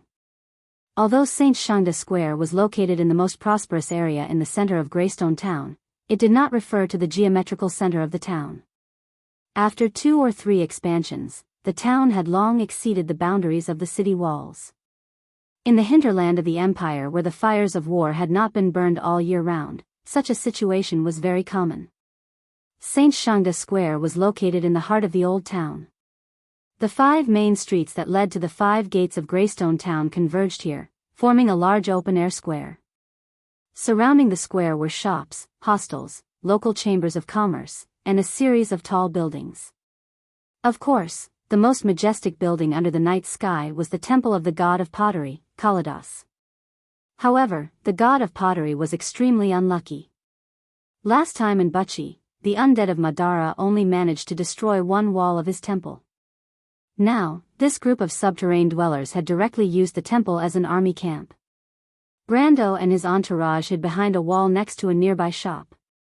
When the Nightsong Tiger saw this scene, he could not help but twitch his mouth and said, although these subterranean dwellers are blind, they can still differentiate between good and bad.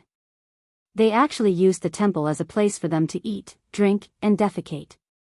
Although this was the era of mortals, and the gods had left Wone for thousands of years, and the Dark Dragon and the Four Sages had established a new order on the earth, the people of Martha had never forgotten the gods' favor in the ancient times. Many people still believed that the gods would one day return to Wone. The monks of the Holy Cathedral of Fire were devout believers of Martha, and did not intend to stop this saying. Moreover, the divine spells of the priests had never failed, which proved that the protectors of order were still responding to the call of their people. This saying was very popular in the countryside, especially in the south of Cruz and Erewhon. Poor Sir Cooper was such a devout believer, and when he heard the Nightsong Tiger's blasphemous words, his face turned pale. However, he did not dare to say that the Nightsong Tiger was wrong, because even in his opinion, these damned subterranean dwellers had gone too far. There was a fountain in the middle of St. Shangda Square, and the statue in the fountain was said to be a full-body portrait of the local founder, Mr. Shangda. Unfortunately, the statue had fallen from its pedestal and was smashed into pieces. There were 2 razor boars next to the statue, drinking from the fountain. Not far from them, their tamers, more than 10 purple-colored, long-maned subterranean dwellers, were either standing or sitting on the marble steps of the Holy Cathedral. They were communicating in a language that most of the people present did not understand. How vulgar. Even Brando could not help but shake his head. The subterranean dwellers were not civilized, and they only believed in the mysterious spirits of the dark caves. It was unrealistic to expect them to maintain basic respect for Cruz's history and culture. He pointed to the rooftops of the nearby buildings and said, Tia, Falerne, you two take care of these noisy things. He was referring to the harpies on the rooftops. There were a total of 7 harpies monitoring the entire square from the top of the Chamber of Commerce and the Noble Assembly. They were especially alert in the dark, constantly leaping up and down, attacking each other and making shrill noises. It was very annoying. No problem, Falerne replied, and Tia nodded firmly. Brando then pointed to the subterranean dwellers at the entrance of the Holy Cathedral and said, Yuta, I'll leave these to you. There's a total of 18 rats. Don't let them make a sound. The White Lion Guards that accompanied the diplomatic party were basically the best of the best. The 10 chosen for this raid were the best of the best, and each of them was at least a mid-silver. They could even put up a fight against a razor boar. Brando was not worried at all that they could not deal with a group of subterranean dwellers. Yuta hesitated for a moment. She brushed her flame-like hair away from her forehead, but she still nodded. There are 2 razor boars left. I'll take care of one and leave the other to your guard captain. These things don't have much intelligence. Just don't let them make too much noise, Brando said as he looked at Cooper's guard captain, Mr. Walton. What do you think? Walton, a swordsman who made his name in Ludwig, had a pair of thick eyebrows. He looked at Brando suspiciously, as if he was doubting the strength of this young man. But in the end, he still nodded. Maynard, stay here with the druids to deal with any unexpected situations, Brando said. Yes, the knight replied calmly.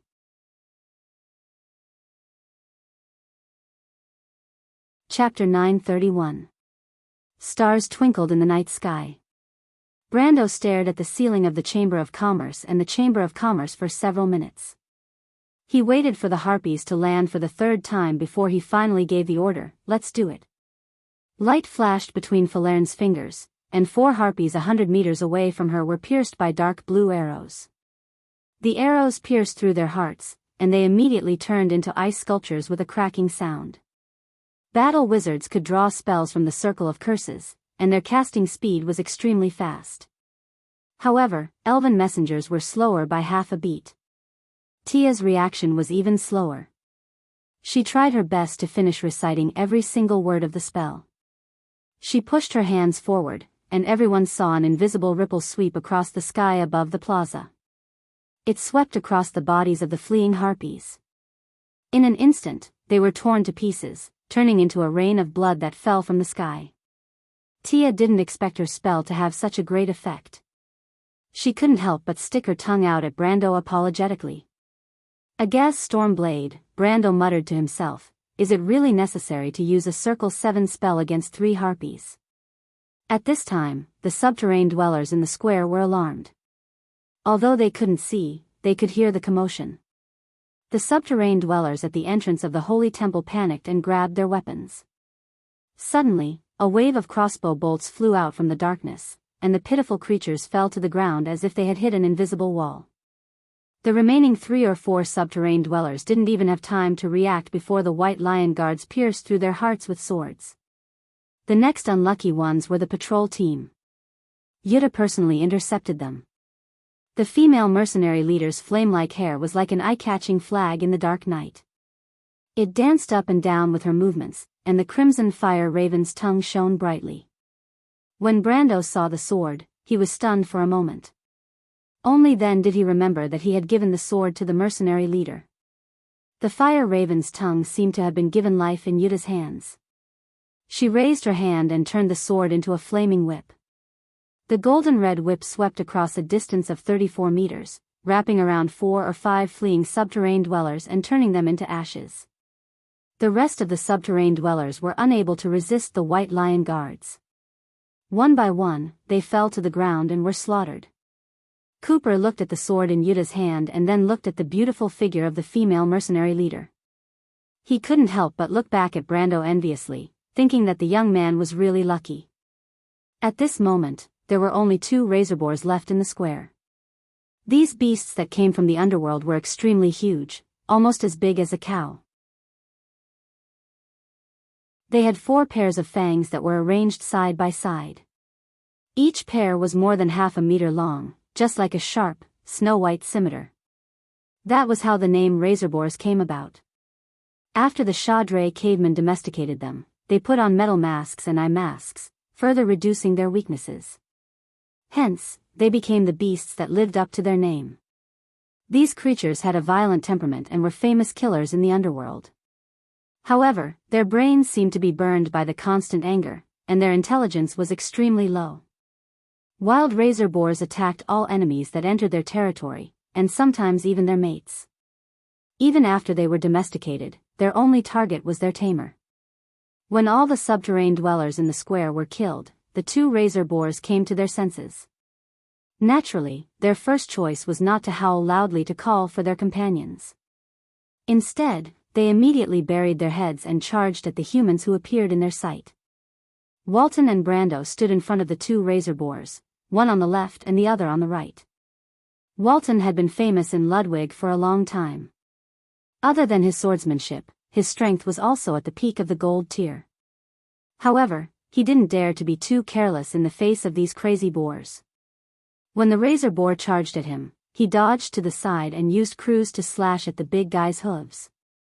The razorboar's hooves were cut off, and its head slammed into the ground.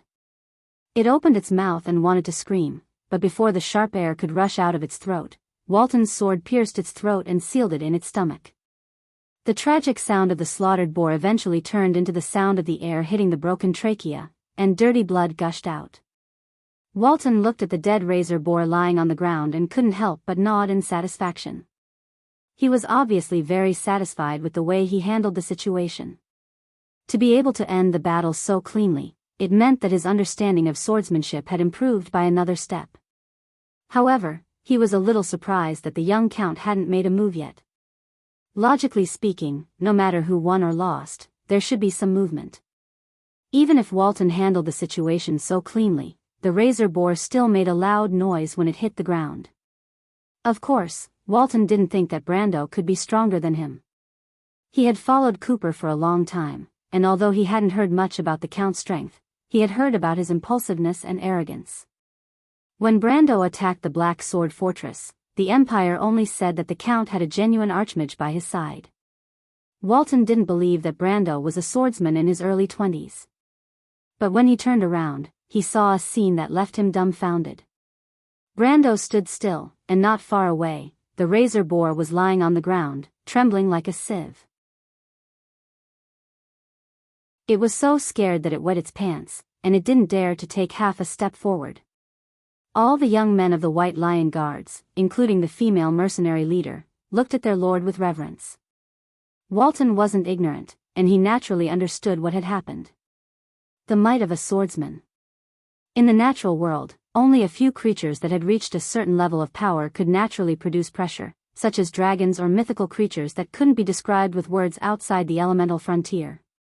However, for the Iron Folk, only those who had reached a certain level of strength in a domain and had even grasped the principles of the laws could produce pressure, the power of the laws, the power of the Sword Saint. In order to reach this level, the only condition that had to be fulfilled was the enlightenment of truth. Brando did indeed feel the existence of the laws of nature at that moment, and even he didn't know what had happened. The moment he pulled out his sword and pointed it at the razor boar, a mysterious knowledge responded from the Halran Gaia. At that moment, he seemed to understand the meaning of mountains and rivers, and the meaning of eternity. But this was just a story that happened in an instant. It was as if he had truly stepped into the realm of the elemental enlightenment for a moment, but in an instant, he had returned to the peak state of elemental activation. But in just a moment of the elemental enlightenment, the pressure naturally exuded from his body was enough to frighten the razor boar, which lacked intelligence. Brando had a faint premonition in his heart. He withdrew his sword, looked at the razor boar lying on the ground, and said to the others, "Don't worry about this thing, it won't be able to react for a while. Quickly attack the temple." As he said this, he raised his head and silently glanced at the dark night sky. Unknowingly, dark clouds had covered the starlight. Perhaps it was because of the blessing of the god of pottery, Kalados, or some other reason, the battle to enter the temple was very smooth. The troglodytes stationed in the temple didn't expect the changes outside at all. When the White Lion Guards attacked the temple, they were caught off guard and lost the initiative. The rest of the battle was almost a one-sided massacre. Although Tanu's bugbear guards launched a fearless counterattack, these grade 4 creatures from the underground of Jorgandi Ridge were obviously better at fighting in caves than on the surface. Under the attack of Yuta, Maynard, and Walton, the White Lion Guards almost wiped out Tanu's guards at the cost of one minor injury. The battle ended faster than expected. Tanpu was the lord of the Shadr subterranean dwellers. But that was it. The subterranean dwellers were the lowest existence in Jorgandi Ridge, and their status was only slightly higher than that of the ground dragon. Tanpu was most famous in the underworld for having a minotaur as a slave. With this tier 6 creature, he occupied a small territory at the edge of the Tranquil lands and built up his prestige among his fellow subterranean dwellers. He raised an army and became the lord of the Tranquil lands, but his power was only slightly stronger than the banished Tajiv.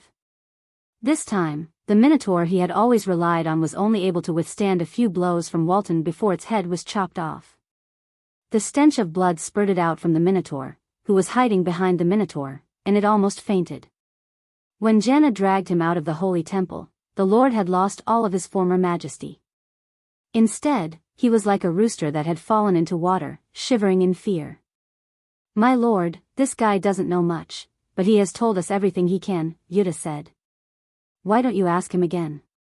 Brando glanced at Tanu, but shook his head and replied anxiously, "Don't waste my time. Just tell me what he said." Yuta was slightly startled and looked at Brando strangely. Maynard, who had followed them out, did not have as many concerns as the mercenary commander. She also noticed something unusual in Brando's tone and asked, "What happened?" Brendel shook his head gently. He vaguely felt that the sword from before was a little unusual. The feeling that came from the ground was definitely not his own understanding of the laws, but some kind of connection. He just happened to feel this connection at the right time. He remembered the legend of Jorgandi Ridge. Before the Great Schism, the people of the underworld did indeed believe in the same god as the Lion Men of Tokunin. This legend made him feel a little uneasy, as if it was connected with some of the doubts he had in the past few days. However, he could not find the key point for the time being. There was another thing that puzzled him. That feeling was clearly coming from the sky, but the sky was not the traditional territory of the Georgiandy Ridge. This made Brendel unable to tell what he felt for a while. Yida looked at the female knight, and then at her liege. She did not dare to let the latter wait for too long. She whispered, "I'm afraid even this guy doesn't know how big the invasion of Georgiandy Ridge is this time. But my liege, according to his description, I'm afraid it's not small." This was within Brendel's expectations, and Janna's words only confirmed his conjecture. Brendel threw away the messy thoughts in his mind and cleared his mind. He asked, "How many units of Georgiandy Ridge's army are stationed in Greystone Town? Who is the main force of Georgiandy Ridge's army in this direction? It should know, right? There are only 2 troops of Georgiandy Ridge stationed in Greystone Town. The other liege is called Guku, Brother Brando." Tia answered first. Yida nodded as if she was testifying, indicating that Tanu's words were translated by Tia. Guku? Brando felt that he had heard this name before. But when he thought about it, he realized that this name did not seem to belong to any well-known liege in Georgiandy Ridge. It was not even as famous as Tanu. Tanu was one of the only 2 liege lords of the Shadre cavemen. In addition to his Minotaur slaves, he was somewhat famous in this regard. What made him feel strange was that, theoretically speaking, a lord that he had heard of would definitely not be unknown. Brando could not help but wonder if his memory was wrong. He turned back to Maynard for help, but he found that the female knight was also frowning as if she was thinking about the same problem as him. "What about the other problem?" he asked again. "The liege who is now marching toward Azaf seems to be a guy called Moksha, but this guy can't explain it clearly. He's really useless." Tia glanced at Tanu and replied, "Moksha." Brando was slightly startled. "So it's him, the king of the lizard men. He is considered a lord second only to Geralt and Medusa. If he is the commander of Georgiandy Ridge's attack on Azaf, then the forces of Georgiandy Ridge invading the surface world this time will not be too small. At least there must be a real king of the underground in the south." The wild elf sister smiled and replied, "Brother Brando, you guessed right. The Georgiandy Ridge army that is attacking Rokizi, the Broken Sword Mountain Fortress group, is the army from the Venom Swamp. The Medusa Queen." Brando immediately reacted, but he was not too nervous. After all, it was the Empire that was in trouble now, and it had nothing to do with him. No matter how powerful the Medusa Queen was, it was impossible for her to turn north from Rokizi Plateau to cause trouble for him. He asked a few more questions, and Tia answered them one by one. But as Yuta said, Tanu knew very little. He did not even know the real reason why Georgiandy Ridge invaded the surface world. As for why he appeared here, it was because he was forced to participate in the war by a more powerful lord. This was a common occurrence in the Underdark, and Brando was not surprised. In the end, Brando asked about the whereabouts of Count Alcorn and his men. These unlucky imperial nobles were locked in the underground tomb of the Holy Cathedral by Tanu. At this moment, Sir Cooper had led his men to rescue them. But it was conceivable that the cavemen did not have the superfluous bearing of nobles. It was almost imaginable what would happen to Count Alcorn and his men if they fell into their hands. Even if they did not die, they would probably lose a layer of skin. Speaking of this matter, Brando could not help but think maliciously that if the Count had known about this earlier, he might have taken the initiative to surrender to him and would rather be a captive of Erwin's men. At the same time, Tia's description of the Cruz nobles' encounter also confirmed another premonition in Brando's heart. The fact that the Shadr cavemen did not value these Cruz captives meant that they were not targeting Count Alcorn at all. In other words, the Count was captured by these cavemen on the way. However, Brando did not have time to sigh for the unlucky Count at this moment. He immediately looked at Maynard and asked, "Did you find that thing?" Maynard nodded. Then, she took out an item. The item in her palm was not even the size of her palm. It was a bit like an enlarged platinum coin. This kind of gold coin was widely used in the Fanzan area. Because of the special casting process, its surface was brighter than ordinary gold coins. However, the metal disc in the female knight's hand was even brighter than ordinary platinum coins. It was like a sparkling gemstone with metallic characteristics, but there was no obvious crystallization structure. And if one looked closely, one would even find that this metal disc contained a faint glow of flames. Anyone could tell at a glance that this metal disc was not an ordinary item because all the metals and forging techniques in the mortal world could not create the same thing.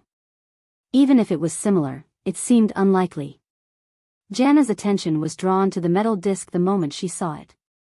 She stared at it as if she was possessed. It took her a long time to react. "What is this?" "It's so beautiful," she blurted out. Brando heard this sentence and could not help but smile bitterly. Such an item, in Yuta's eyes, was only beautiful, but for anyone who had ever seen it, it was the most precious treasure in the world. Wand had two things that mortals could not touch. The first was fate, and the second was the law. But Martha finally gave mortals the power to change everything. The master of fate lies in the amber key, and all the whispers between heaven and earth are recorded on the stone tablet. Pale Poem, Verse 4, Paragraph 3, P.S. Silly Miss also, I beg for monthly votes.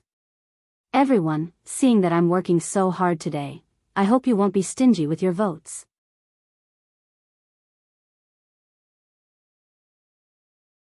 Chapter 933. Looking down from the sky, the entire city was immersed in darkness. In the North City, there were still shadows of subterranean dwellers moving around, but the center of the old city was dead silent. Looking further south, there was a group of people moving quickly along the streets without any lights. Faster. Don't give them a chance to react. Medisa took the lead. She was like a silver flame that swept across the street. The patrolling subterranean dwellers that were blocking the road immediately fled in all directions. Those who were unable to dodge in time were engulfed by the soul flame of the silver elf princess spear and burned to ashes. The elegant and tall unicorn galloped on the street. Its four hooves that were covered in soul flame flashed and disappeared in a flash, leaving behind only a trail of light behind it. Behind her was the White Lion Knight Squad in a charging formation, followed by the Summer Solstice Knight Squad. Follow them, Knight of the Empire. The Summer Solstice Knight Squad's vice-captain, Bloomfield, also roared, Go and open a path for our allies, protect the left and right wings, don't let those underground rats have a chance to take advantage of us. The crew's knights had already taken back their equipment 2 days ago. Brando invited them to fight for the Empire, and as the Empire's knight, they naturally couldn't refuse. Although they knew that they were still hostages, the Jorgandi gang was the enemy of the Empire. In comparison, Erewhon's people and Cruz's people had an advantage. As the saying goes, there is only a gap when there is a comparison.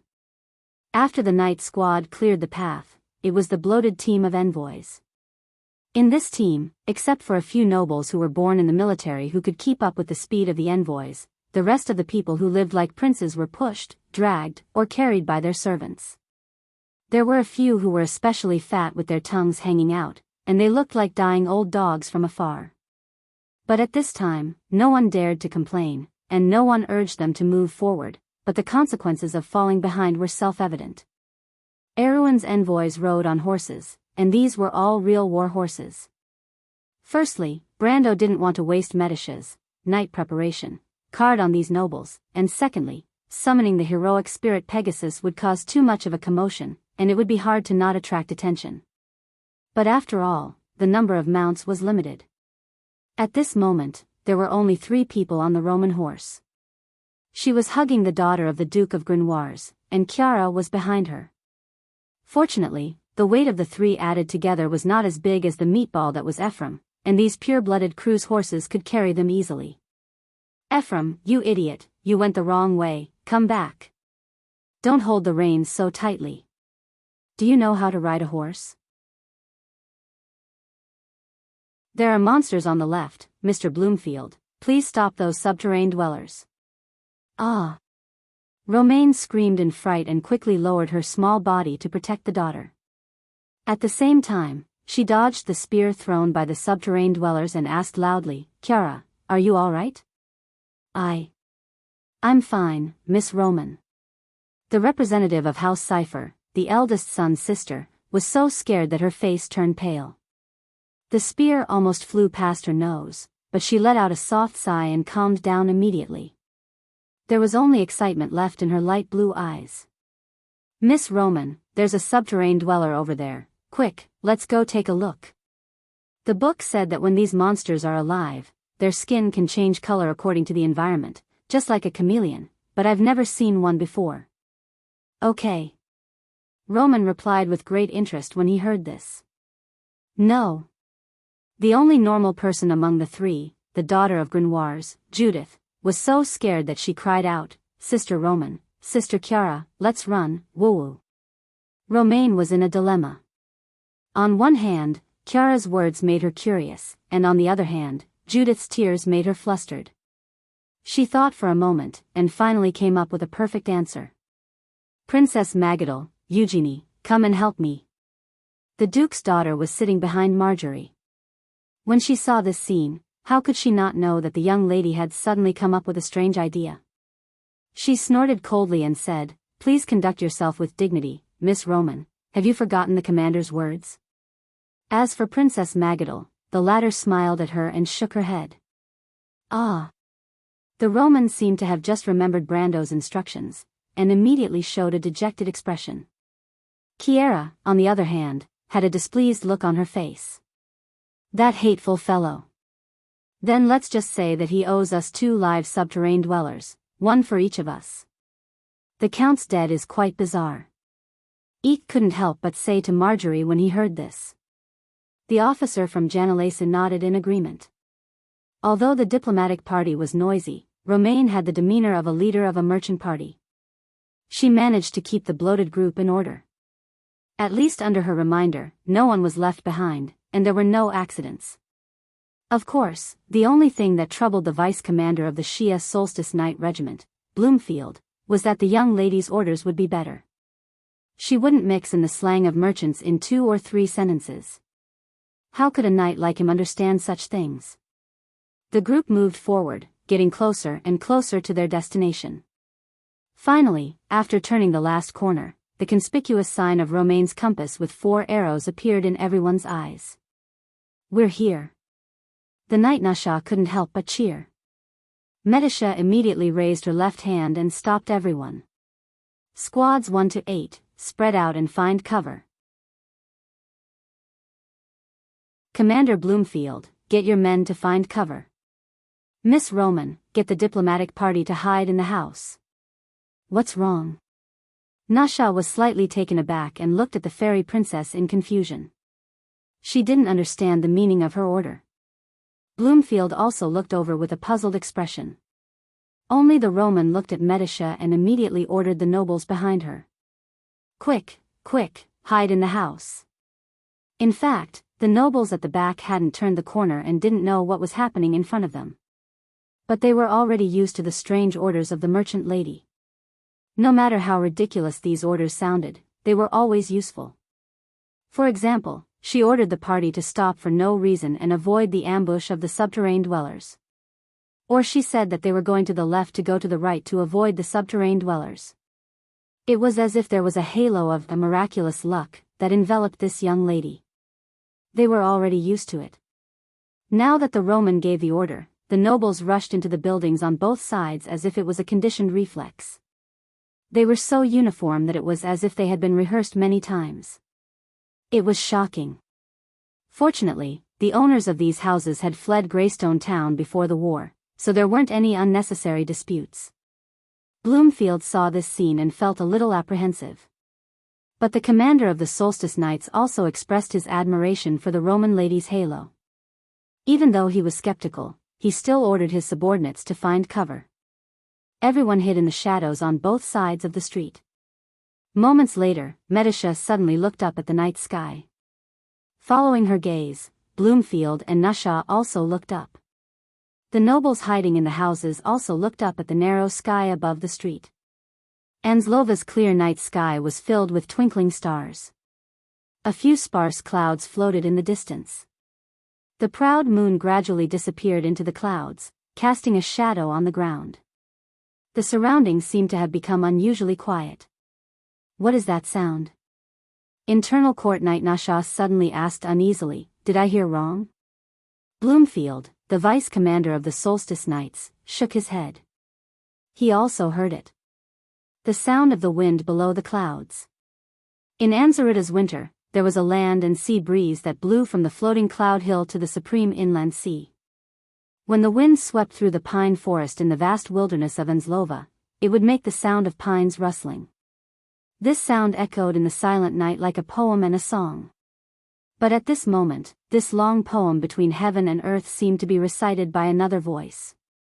This voice gradually became louder and louder, as if a lunatic with a red face was shouting at the top of his lungs. The sound of the wind gradually became a roar as it swept across the entire hill. The nobles and knights who were hiding on both sides of the street were dumbfounded as they watched the airflow in the night sky become visible to the naked eye in an instant. Along with the sharp whistling sound, there were sounds of things being thrown to the ground and broken into pieces. When these sounds gathered together, it was like the omen before the end of the world. It was bewitching. In an instant, Medisha narrowed her eyes. Everyone who raised their heads to look at the sky like her saw a huge shadow pass through the clouds like a fish. It swept across the sky above Greystone Town, and what followed was an unparalleled power that pressed down from the sky. Clang! The metal disc in Maynard's hand that shimmered under the moonlight, a treasure whose value could not be estimated with the eyes of mortals, suddenly fell from her hand and landed on the ground. Brando looked at the female knight strangely. With Maynard's strength, it was impossible for her to not be able to hold something steady. Moreover, he knew very well how much she understood the value of this metal disc. There was no way she would be careless and lose it. Maynard frowned and looked at the disc on the ground. She did not bend down to pick it up. Instead, she looked at the metal disc with a puzzled expression. It was trembling slightly on the marble steps, making a buzzing sound as if an invisible hand was controlling it to dance. 5 pairs of eyes met on the metal disc, but after a while, they looked up again. Brando was the first to see the clouds moving faster under the night sky. Damn! Why is there such a thing? Quick, hide in the holy temple. His expression changed. He pulled Tia up and rushed back into the holy temple. The wild elf was caught off guard and screamed in fear. Maynard's reaction was a little slower, but she bent down to pick up the metal disc and followed behind. Yuta was right behind her. Although she did not understand what was going on, she saw the strange phenomenon in the sky above Anklova and realized that something was wrong. She subconsciously followed Brando's footsteps. Falerne was the last to arrive. She picked up her younger sister's staff and walked into the temple unhurriedly. She handed the staff to her younger sister, who was still in a state of shock, and rolled her eyes at her liege. Unfortunately, Brando did not notice her gaze. He and Maynard were looking at the sky outside the holy temple nervously. The clouds were moving westward. The howling wind seemed to have suppressed all sounds, and the whole world seemed to have turned into another sense of silence. Silently, a black shadow swept across the clouds. Its open wings covered the light of the moon and stars, casting a dim shadow over Greystone Town. Jana and Tia's eyes widened at the same time. They didn't even know when their mouths had dropped open. Right after the first black shadow, a second black shadow appeared. The 2 black shadows, one in front and one behind, slowly traversed half the night sky. Yuta could hear her throat gurgling. Her heart felt like it was going to jump out of her chest. For a moment, she could feel her blood rushing in reverse. It was as if every strand of her hair was standing on end. Tia also grabbed her brother's hand tightly. She did not even realize it herself. She stared at the sky, her emerald green eyes sparkling. There was a legend in Wonde. It said that if someone saw the shadow of a dragon under the clouds, then it meant that not long after, a child with the dragon's favor would be born. That was the origin of the bloodline talent, the shadow of the dragon. However, since the Golden Age passed, there were very few people who saw a real dragon on the earth. A full-grown dragon. This was not a dragon like Alaz, Pharrell, or Sheeta who came out to train. It was a real dragon, the most terrifying and elegant creature of this era. A real full-grown dragon. When they spread their wings, it was like a floating shadow. It was as if they could block the light of the sun, the moon, the stars, and everything else. When they soared in the clouds, they were like fish swimming in the sky. The sky was their ocean. They were the masters of the sky. Dragon. It took the female mercenary leader a while to utter the word. It's a black dragon. Maynard added. I know these two dragons. Brando said. His face was gloomy. Modesty and Malthus. Who are they, Brother Brando? Tia asked, still a little scared. Sinful dragons, the banished black dragons.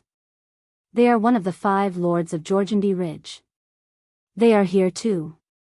The ashes at Bear Lake. Maynard suddenly remembered and reminded him in a low voice. It's the Ridge Drake. Brando shook his head. It's a pity that I've never seen this top creature of Georgandy Ridge. Otherwise, I would have recognized it. They are here for this thing? Yutta asked as she stared at the metal disc in Maynard's hand. Her face was still a little pale, as if she could not breathe properly. The deterrence from the dragon was almost tangible. If she was not beside Brando just now, she would have screamed in fear. But after calming down a little, she immediately thought of the thing that they just got from Tanpu. Brando shook his head. I'm afraid not. This is probably a coincidence. That thing, he looked at Maynard and saw the same meaning in her eyes. He changed his words. Tanpu should have thought of it on the spur of the moment. No. He shook his head again. Its level is not high enough. It should be the idea of the Lizard King. But they have not realized the value of this thing. Otherwise, they would not have kept it so casually and let us get it. He took a deep breath and said, but you are right, Yutta. They will not come to the surface world easily. These 2 big guys must be up to something. My lord? Brando smiled bitterly. Fortunately, he was vigilant before and threw the Halran Gaia into Amon's dimensional cave. Now he could finally confirm where the inexplicable connection came from. At the same time, he probably understood one thing. The real purpose of Georgandy Ridge. The shadow of the dragon was moving away. Medisha sighed softly. Behind her, almost all the nobles of Cruz were paralyzed on the ground. Chiara's face was pale and she was out of breath. There were even people who screamed. Fortunately, the merchant lady was quick to cast a silent spell and saved the diplomatic group. But the most miserable of all were Avram and the Duke's daughter, Judith. They fainted and lost consciousness. What? What is that? Eugenie could almost hear the sound of his teeth chattering. Dragon. It's a dragon. Chiara took small breaths. Her light blue eyes seemed to be gradually regaining their luster. She was scared to death, but she was also excited to death. That's a real dragon. Shut up. Medisha ordered sternly. Don't make a sound. The silver elf princess's stern expression even scared the Roman. The latter had never seen her like this. Medisha sighed and whispered, if you don't want to die, don't talk. You don't know how terrible a real dragon is. In any case, her words had the right effect. The summer knight and the soldiers of the White Lion Guards who could still speak also obediently shut their mouths. But just as the silence spread, an abrupt voice suddenly rang out in the silent night, don't lose it. The voice came from afar, followed by a second exasperated shout. Damn it, close your eyes. P.S. Did you see enough yesterday? If you still want more, buy more tickets.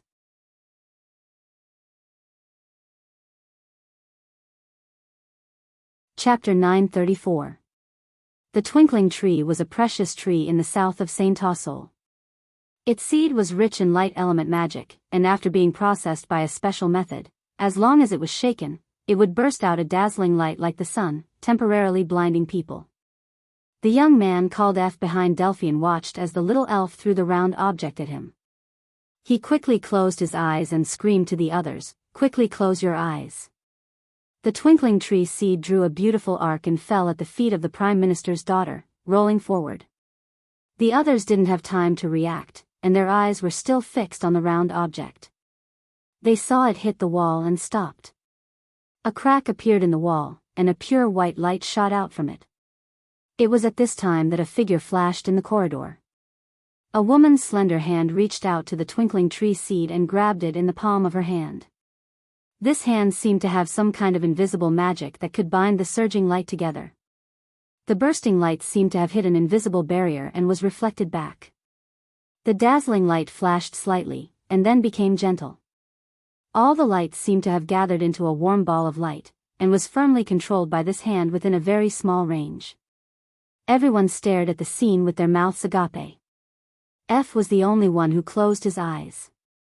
He didn't hear any sound for a long time, so he couldn't help but open half of his eyes. He saw this strange scene, a woman with silver hair, wearing a white robe, and holding a ball of light in her hand, was standing in the middle of the corridor. The ball of light floated in the air, and the light above reflected the cold expression on this woman's face. She was very tall, even taller than many human males. Her pair of eyes seemed to be made of pure silver, shining brightly. The light of the ball of light was slowly dissipating in her hand. Before returning to darkness, this woman turned her head and fiercely glared at the little elf. The little elf was not afraid of anything, but this glare made her heart beat like a drum. She was full of grievances, and in the end, she pouted her little mouth with tears in her eyes. "If you don't want to die, quickly leave this place." The woman in the white robe coldly looked around at everyone and opened her mouth. Her voice was somewhat hoarse and deep. "Who are you?" Delphian asked cautiously. "May I ask what is the meaning of this?" The sudden appearance of this woman shocked everyone present. To be able to restrain the blossoming light in the palm of her hand, how powerful was her control over the light element. If the previous scene was an illusion, then at this moment, the ball of light in her palm was transforming into specks of light that dissipated into the darkness. Just this ability alone was enough to make everyone present unable to resist. The white-robed woman glanced at the ceiling and shook her head anxiously. She seemed to be suppressing something as she said, "Idiots, leave quickly. I don't have time to explain it to you." Delphian still wanted to say something, but she suddenly felt as if her heart had been pricked by a needle, causing her to involuntarily take a step back. She raised her head and looked at the woman in front of her in surprise. A sense of helplessness and fear rose in everyone's hearts at that moment. The two bodyguards of the Prime Minister's daughter fell to the ground with a thump and shouted, "Madam, are you going to kill us?" But at this time, the only one who was not affected, Xianxia suddenly flew up and grabbed the cloak by the back of the elf's neck and pulled her back with all her might. At the same time, she screamed, "Little elf, run! She's a dragon!" Everyone could see that the woman's eyes gradually turned into a flowing mercury-like color, and slender silver scales gradually appeared on her forehead. Dong! The wooden house seemed to have been hit by a violent gust of wind, and suddenly, the whole house shook. Outside of Rove's compass, the envoys hiding on both sides of the street could see even more clearly. A huge monster was descending from the sky, flapping its shadowy wings. Every time it flapped its wings, the wind was like a storm, sweeping across the sky above Greystone Town. The temperature rose steadily, and the turbulence formed by the air carried scattered sparks. Once the sparks landed on the roof, they would rise into a raging inferno. Everyone felt as if a distant scream rose in their hearts. This scream came from the distant darkness, piercing straight into the depths of their souls. Everyone's hearts contracted due to excessive nervousness, and blood flowed from all parts of their bodies. Their vision gradually turned pitch black from all sides to the center. They opened their mouths wide like fish out of water, and the weaker ones directly fainted. Kiera only pressed on her chest, and a flush of color surged on her pale face. She stared at this scene closely, as if afraid that she would miss a single detail. It was a huge dragon descending from the clouds. It flapped its wings and hovered above Greystone Town. Its pitch-black eyes were like a pair of dull graphite balls, looking down at the world with indifference. It coldly stared at the city, but it gave people the illusion that this pair of terrifying eyes was looking down at them from above.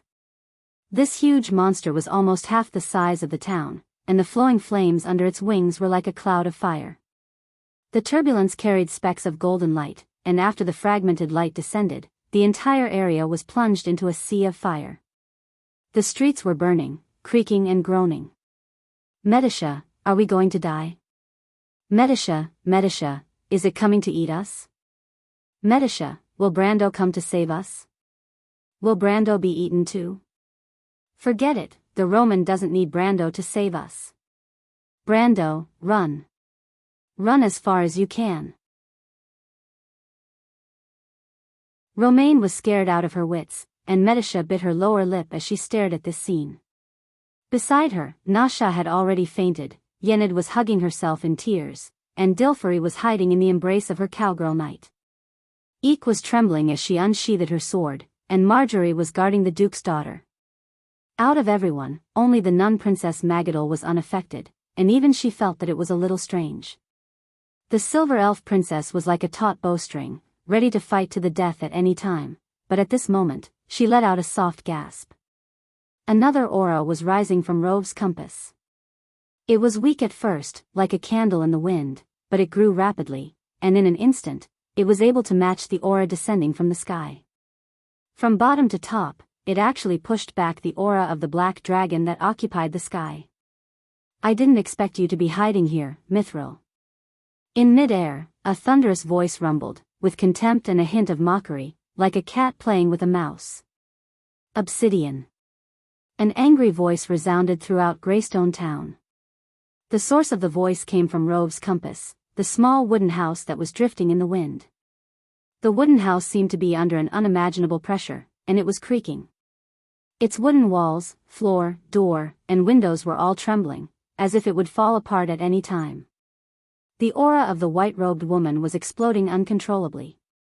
She looked at the others with pity, and tried her best to suppress the violent energy in her body.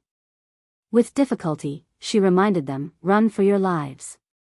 The last syllable of her sentence turned into a distant roar. She stretched her neck and let out a long roar. Silver wings grew out from her back, and her limbs turned into sharp claws covered with fine and solid scales. Her white robe was torn apart inch by inch, revealing the body of a dragon. A tail also grew out from between her legs. When she turned her head again, she had completely taken the form of a dragon. Under everyone's horrified gaze, this silver dragon was rapidly growing. It broke through the corridor, the roof of the wooden house, and stepped on the floor. Everyone in the corridor slid down with the collapsed floor.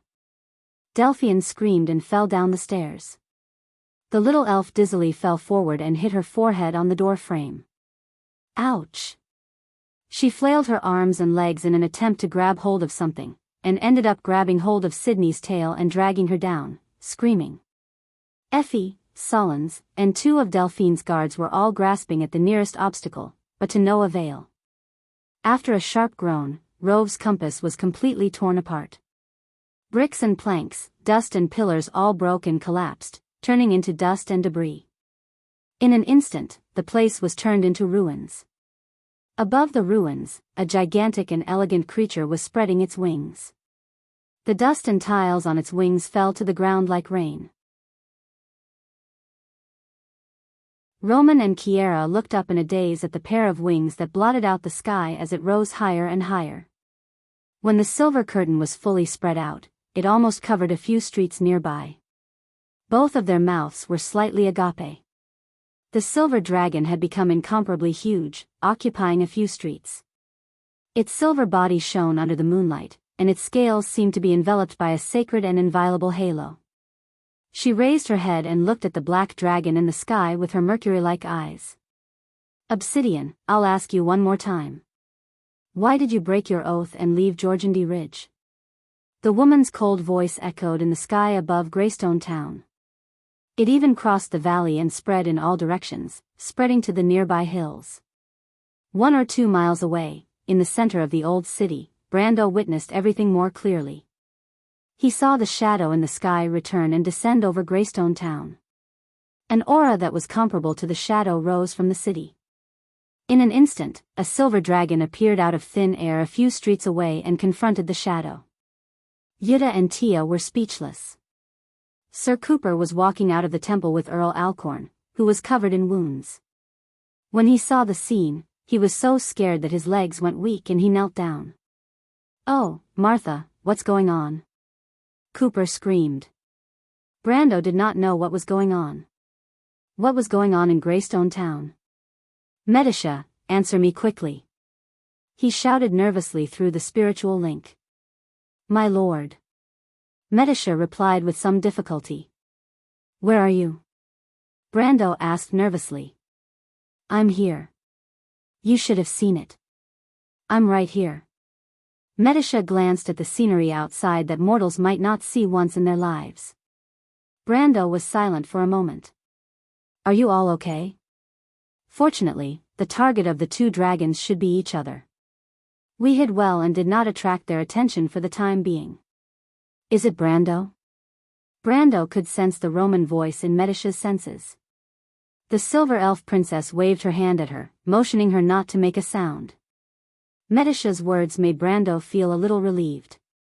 He thought for a moment and asked, "Do you have any way to enter the secret passage now?"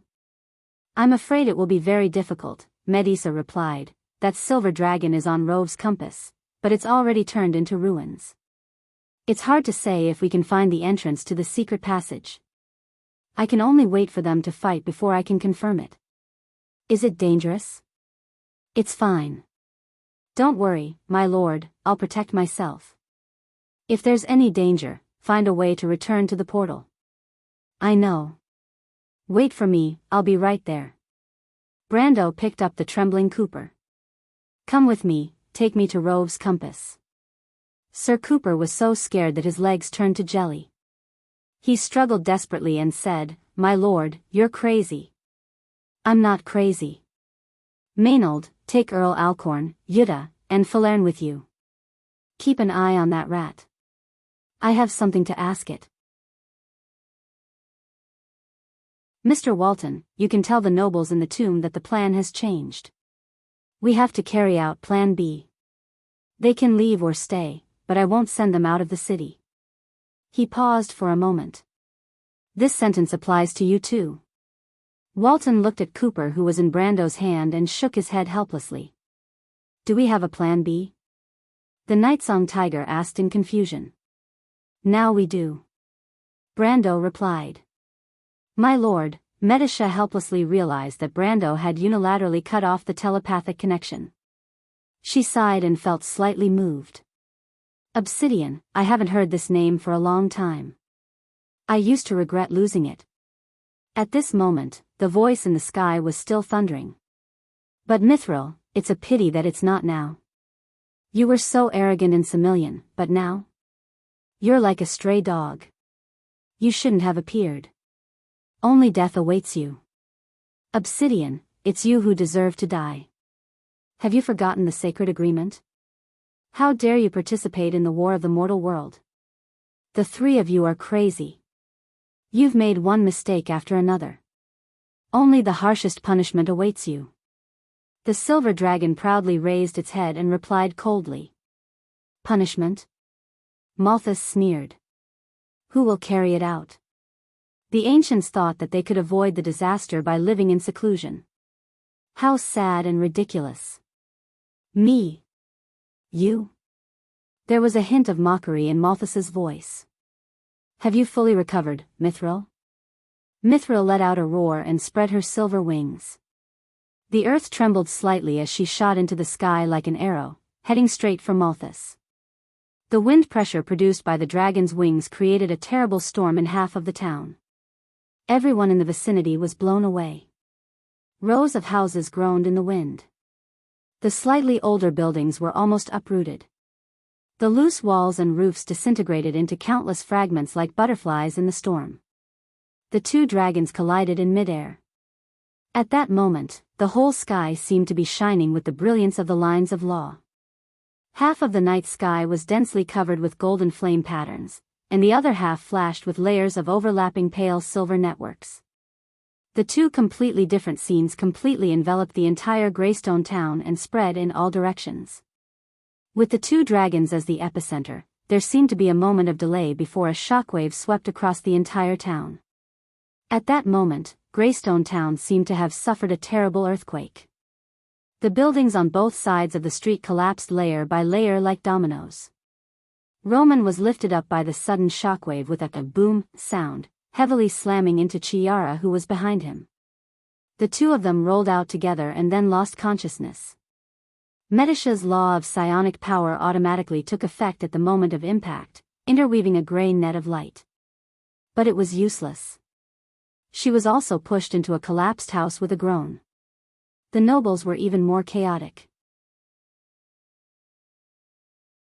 Because they did not have elemental power, they were much less affected by the counterattack. However, they were still thrown from side to side. Many of them were even blown out of the windows and landed heavily on the street outside. At the center of the impact, Rove's compass was even more unlucky. The bread shop, which was already in ruins, was blown into the sky by the airflow. The people buried below were immediately dug out by the cyclone and thrown in all directions. Xianxia almost screamed as she pulled the elf's cloak out of the cyclone. Delphian crashed into the wall of a building on the opposite side. Fortunately, it was a wooden wall. The Prime Minister's daughter crashed into it with a crack and was lucky not to become a large meat patty. However, her two guards were not so lucky. One of them was thrown dozens of meters away and landed heavily on the ground. The other's head was cut in half by a tile and became a corpse before it fell to the ground. Solons grabbed onto a pillar at the critical moment to avoid the tragedy of being sent to the sky. The young man called F was slightly less lucky and fell directly from the second floor of a nearby house. Only one of them was the luckiest. The dwarf, Boris Anvil, roared, "Who woke me up in the middle of the night?" Then, with a splash, he fell into a nearby tributary of the Milky Way and bubbled a few times. The clouds in the sky rolled back layer by layer, forming a huge hole in the sky. Endless starlight poured down from the hole. The whole city was covered in snow silver. P.S. Continue to ask for monthly votes. It's almost the end of the month. You know.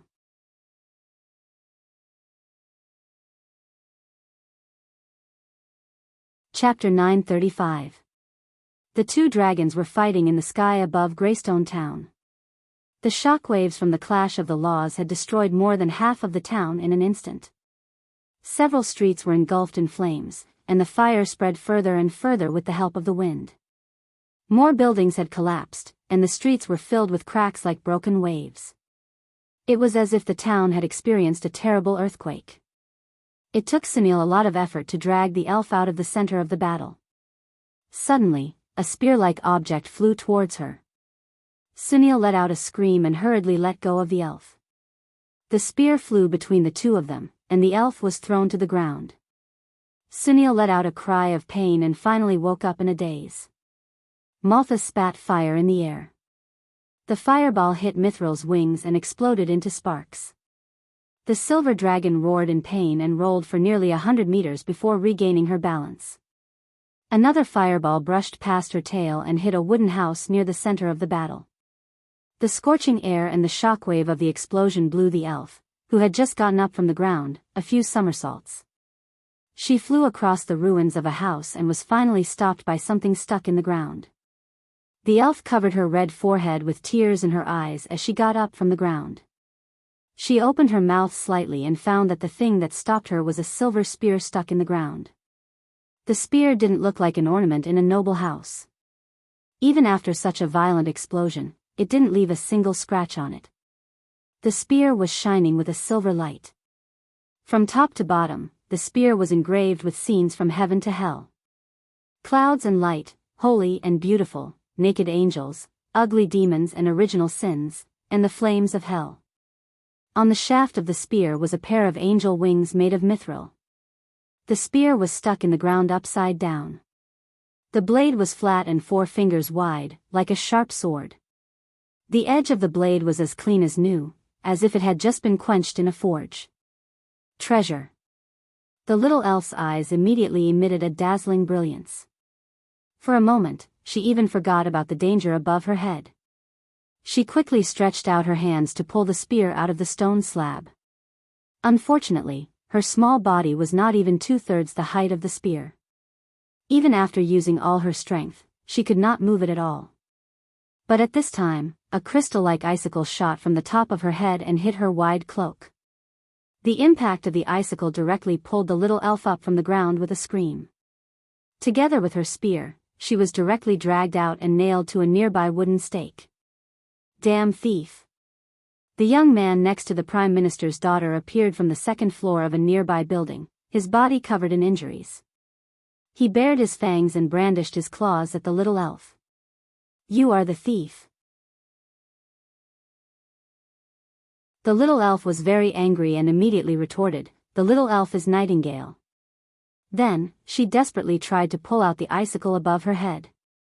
That icicle had nailed her cloak to a crooked wooden stake, hanging her in midair. She twisted and turned for a long time, but her short little hands still couldn't reach the icicle. She was so anxious that her little face turned red. Seeing this scene, Ev couldn't help but laugh. Who told you to be stubborn? He raised his right hand, a ball of ice was floating in the middle of his palm, and then he shouted at the little elf, quickly put down the thing in your hand, and I will spare your life. The little elf was a little scared, but she was even more angry. She pulled her lower eyelid with her index finger, stuck out her tongue at him, and made a face, no way. You deserve to die. Ev shouted, flustered and exasperated. He reached out his hand and was about to cast a spell. Xianxia, don't wait, quickly catch him. The little elf hurriedly shouted. Ev was startled, and hurriedly looked back, but behind him was a dark room, and there was no sign of Xianxia. He immediately realized that he had been fooled, and when he turned his head, he found that there was only an empty cloak left on the wooden stake. The little elf had already drilled out of the cloak and ran far away. The young man immediately felt that his intelligence had been severely damaged. He was so angry that he didn't care that he was a weak elementalist, and directly jumped down from the second floor. He screamed as he fell, and only then did he limp up from the ground. He gritted his teeth and chased after the little elf. At this time, Solons came out from the other side of the ruins. Seeing his companion in such a sorry state, he couldn't help but ask in surprise, Ev, what happened to you? Did you see the young mistress? I don't know where the young mistress is either. Ev gnashed his teeth and shouted, quickly catch that damned brat. She stole our demon slayer spear. Solons was shocked. The demon slayer spear was the family heirloom of the Floyds. Count Floyd had only lent it to them because his mistress was the fiancée of Viscount Elman Floyd. If it was stolen, the reputation of the Prime Minister's family would be ruined. He hurriedly unsheathed his two-handed sword and chased after the little elf. When the little elf turned back and saw that there was one more person chasing after her, and one of them was the ferocious-looking fellow who had caught Xianxia, she couldn't help but be scared out of her wits. Inwardly, she complained that Xianxia hadn't come to save her yet. She ran for her life until she was out of breath. She was gasping for air, her face pale. Suddenly, she heard the sound of wind coming from the darkness. It sounded like the sound of wings flapping. She became alert and shouted happily, Xianxia, you're here to save me. Don't think this trick will work again. When Ev heard the little elf repeat her old trick, he was almost angered to death. She simply looked down on him too much. In any case, he was also a dignified magician, not one of those rude and ignorant barbarian beasts on the border. A fireball had already appeared in his hand, and he was ready to blow the little elf up. Solons grabbed him and said, Careful, there's something up ahead. Don't listen to her nonsense. Ev was about to go crazy. He pushed Solons away and said, but the latter half of his sentence was drowned out by a sharp whistle. His eyes widened. Suddenly, he saw a pair of huge fleshy wings in the darkness ahead of him, followed by a terrifying face. Under the two pairs of huge horns, there were long and narrow emerald-like eyes shining fiercely. On top of the thick black scales, there were horny bone plates that looked like a swarm of bees. Strong and powerful limbs, sharp claws, and a huge bloody mouth that was filled with golden flames. Dragon. The young man didn't even have time to say a word before he was completely submerged in a sea of fire. Solons watched as his companion's skin peeled off in front of him, revealing burning muscles, bones, and internal organs. Then the blood evaporated and turned into ashes. He was stunned for a moment. The terrifying monster spat out flames and swept across the sky, turning the whole street into a sea of fire. In the dark night, many such dragon beasts were descending from the sky. They spiraled into Greystone Town and spat out fireballs to set the streets ablaze. They whistled as they flew over the fire, creating a hellish scene. "Get out of my way!" Brando roared. The icy blue sword in his hand flashed with a long and narrow light, and a dragon beast that was charging at him was cut in half. He carried Cooper and moved forward without any hindrance. The dragon beast that was cut in half fell to the sides and crashed into the buildings on both sides. Like a cannonball, the buildings made of wood and stone collapsed. Cooper looked at the scene with his mouth agape. He finally had a clear understanding of the Count's strength. That was a ridgetop dragon, a grade 7 creature of Jorgandi Ridge. It couldn't even withstand a single blow from Brando. Brando walked on the street filled with blood. The frost chant Cinna in his hand dripped with the same color. Behind him was a sea of fire, and the golden flames shone brightly on the river of blood. Walton followed behind him with mixed feelings. Count Alcorn and the other nobles of Cruz who were rescued from the tomb were behind him. Except for the Count, who was over 50 years old and still looked calm, most of the others were trembling in fear. From time to time, they would look up at the two dragons fighting in the sky. From time to time, there would be flaming harpies falling from above, leaving long flaming trails behind them. Sometimes, there would be screaming cavemen fleeing in all directions. But no one cared. Everyone thought they were crazy, but no one dared to fall half a step behind.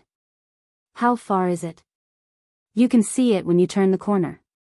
Someone among the nobles suddenly screamed.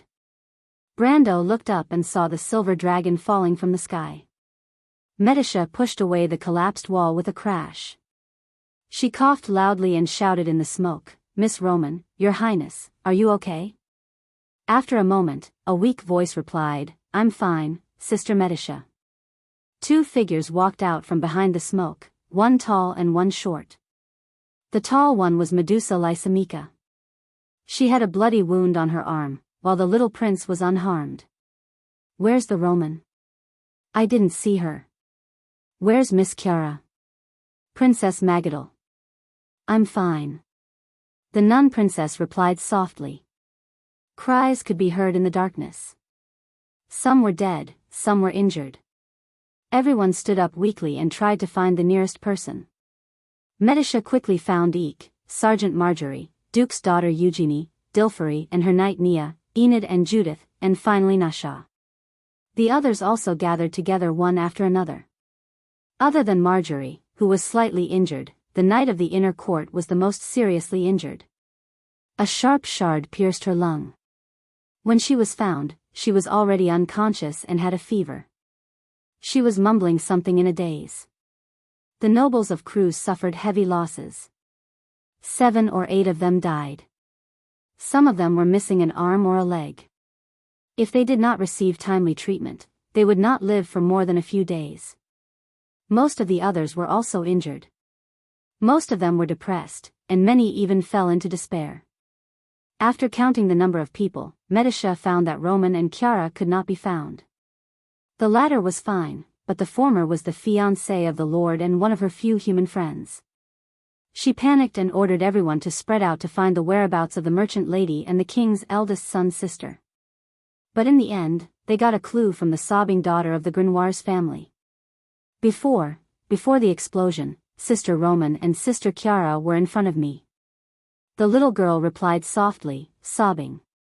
Following that, the others began to recall the scene one after another. Bloomfield, the deputy commander of the Solstice Knights, found the place where Roman and Chiara were last seen according to everyone's description. They dug up the rubble and found a dark hole below. This is a secret passage. Blomfield was stunned for a moment before he reacted. Are Sister Roman and the others down there? The little prince asked worriedly. It's sealed down there. Medusa's prismatic vertical pupils shone in the darkness. She only glanced at the secret passage and replied indifferently. Medisha did not speak. She was an undead, and darkness was no obstacle for her. What Lismika could see was naturally not difficult for her. Find a way to dig it out, she replied. A hand pressed down on her hand in the darkness. Medisha was slightly startled. She turned around and saw the Duke's daughter looking at her with bright eyes. Miss Medisha, we can't do that. The nobles of Cruz are very emotional and can cause trouble at any time. The injured also need to be treated. This is the center of the battlefield. There are 2 dragons. We can't stay here for long. I don't know what the commander told you, but we have to move now. Medisha's eyes showed hesitation, and she gently bit her lower lip. The battle outside didn't stop for even a moment. The fire continued to spread, and from time to time, golden rays of light would seep in from the cracks of the ruins. The dry wood crackled in the flames, and the temperature was rising every moment. The dragon flew over the streets, causing the already shaky buildings to creak as if they would collapse at any moment. In such an environment, everyone's nerves were stretched tight. Injury and despair could make people collapse at any time and do unreasonable things. Brando had also ordered her to return to the portal, but the problem was, what about Miss Roman? Eugenie said again, let Mr. Eckert and Her Royal Highness take the others and move. I will stay with you to find Miss Roman. Medisha looked at her in surprise.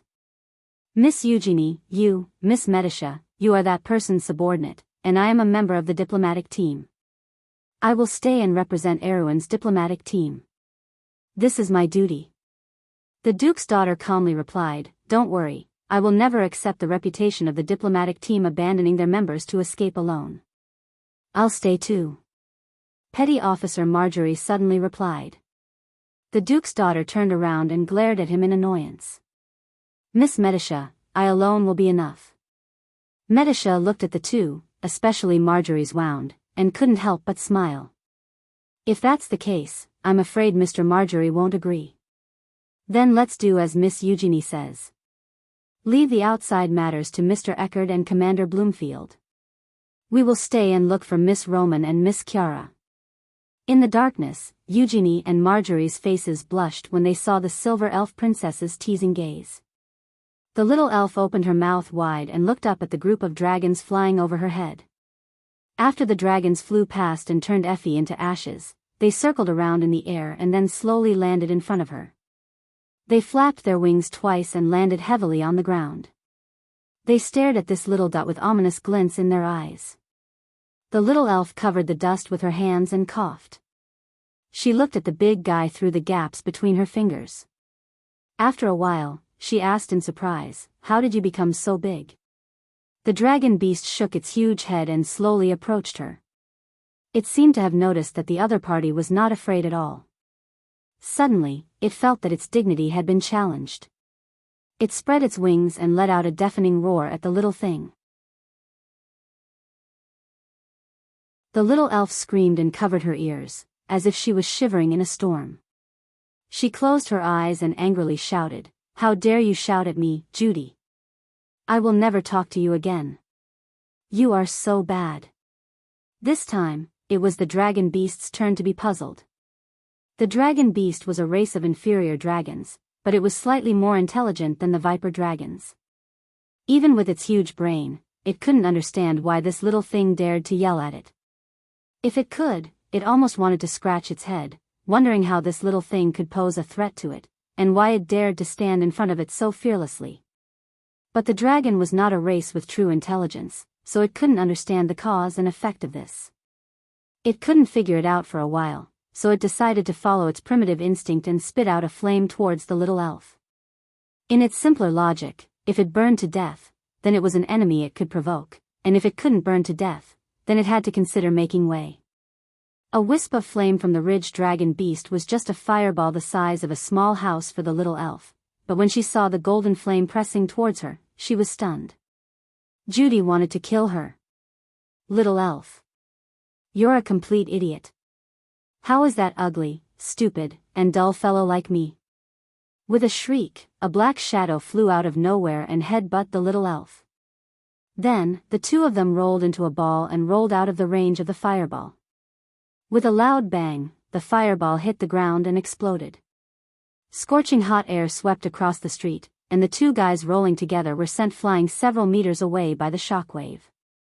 Only then did they come to a stop amidst a series of screams. The little elf tearfully hugged the thing that hit her and said happily, "Judy, I knew you wouldn't kill me. You are so good. Get out of here, you naughty brat." Judy angrily swept her tail across the little elf's face. P.S. Friends who have been following Amber for a long time, there are only 2 days left until I achieve my record of 3 months of continuous updates.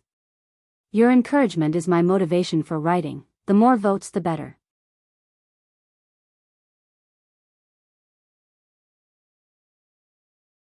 Chapter 936.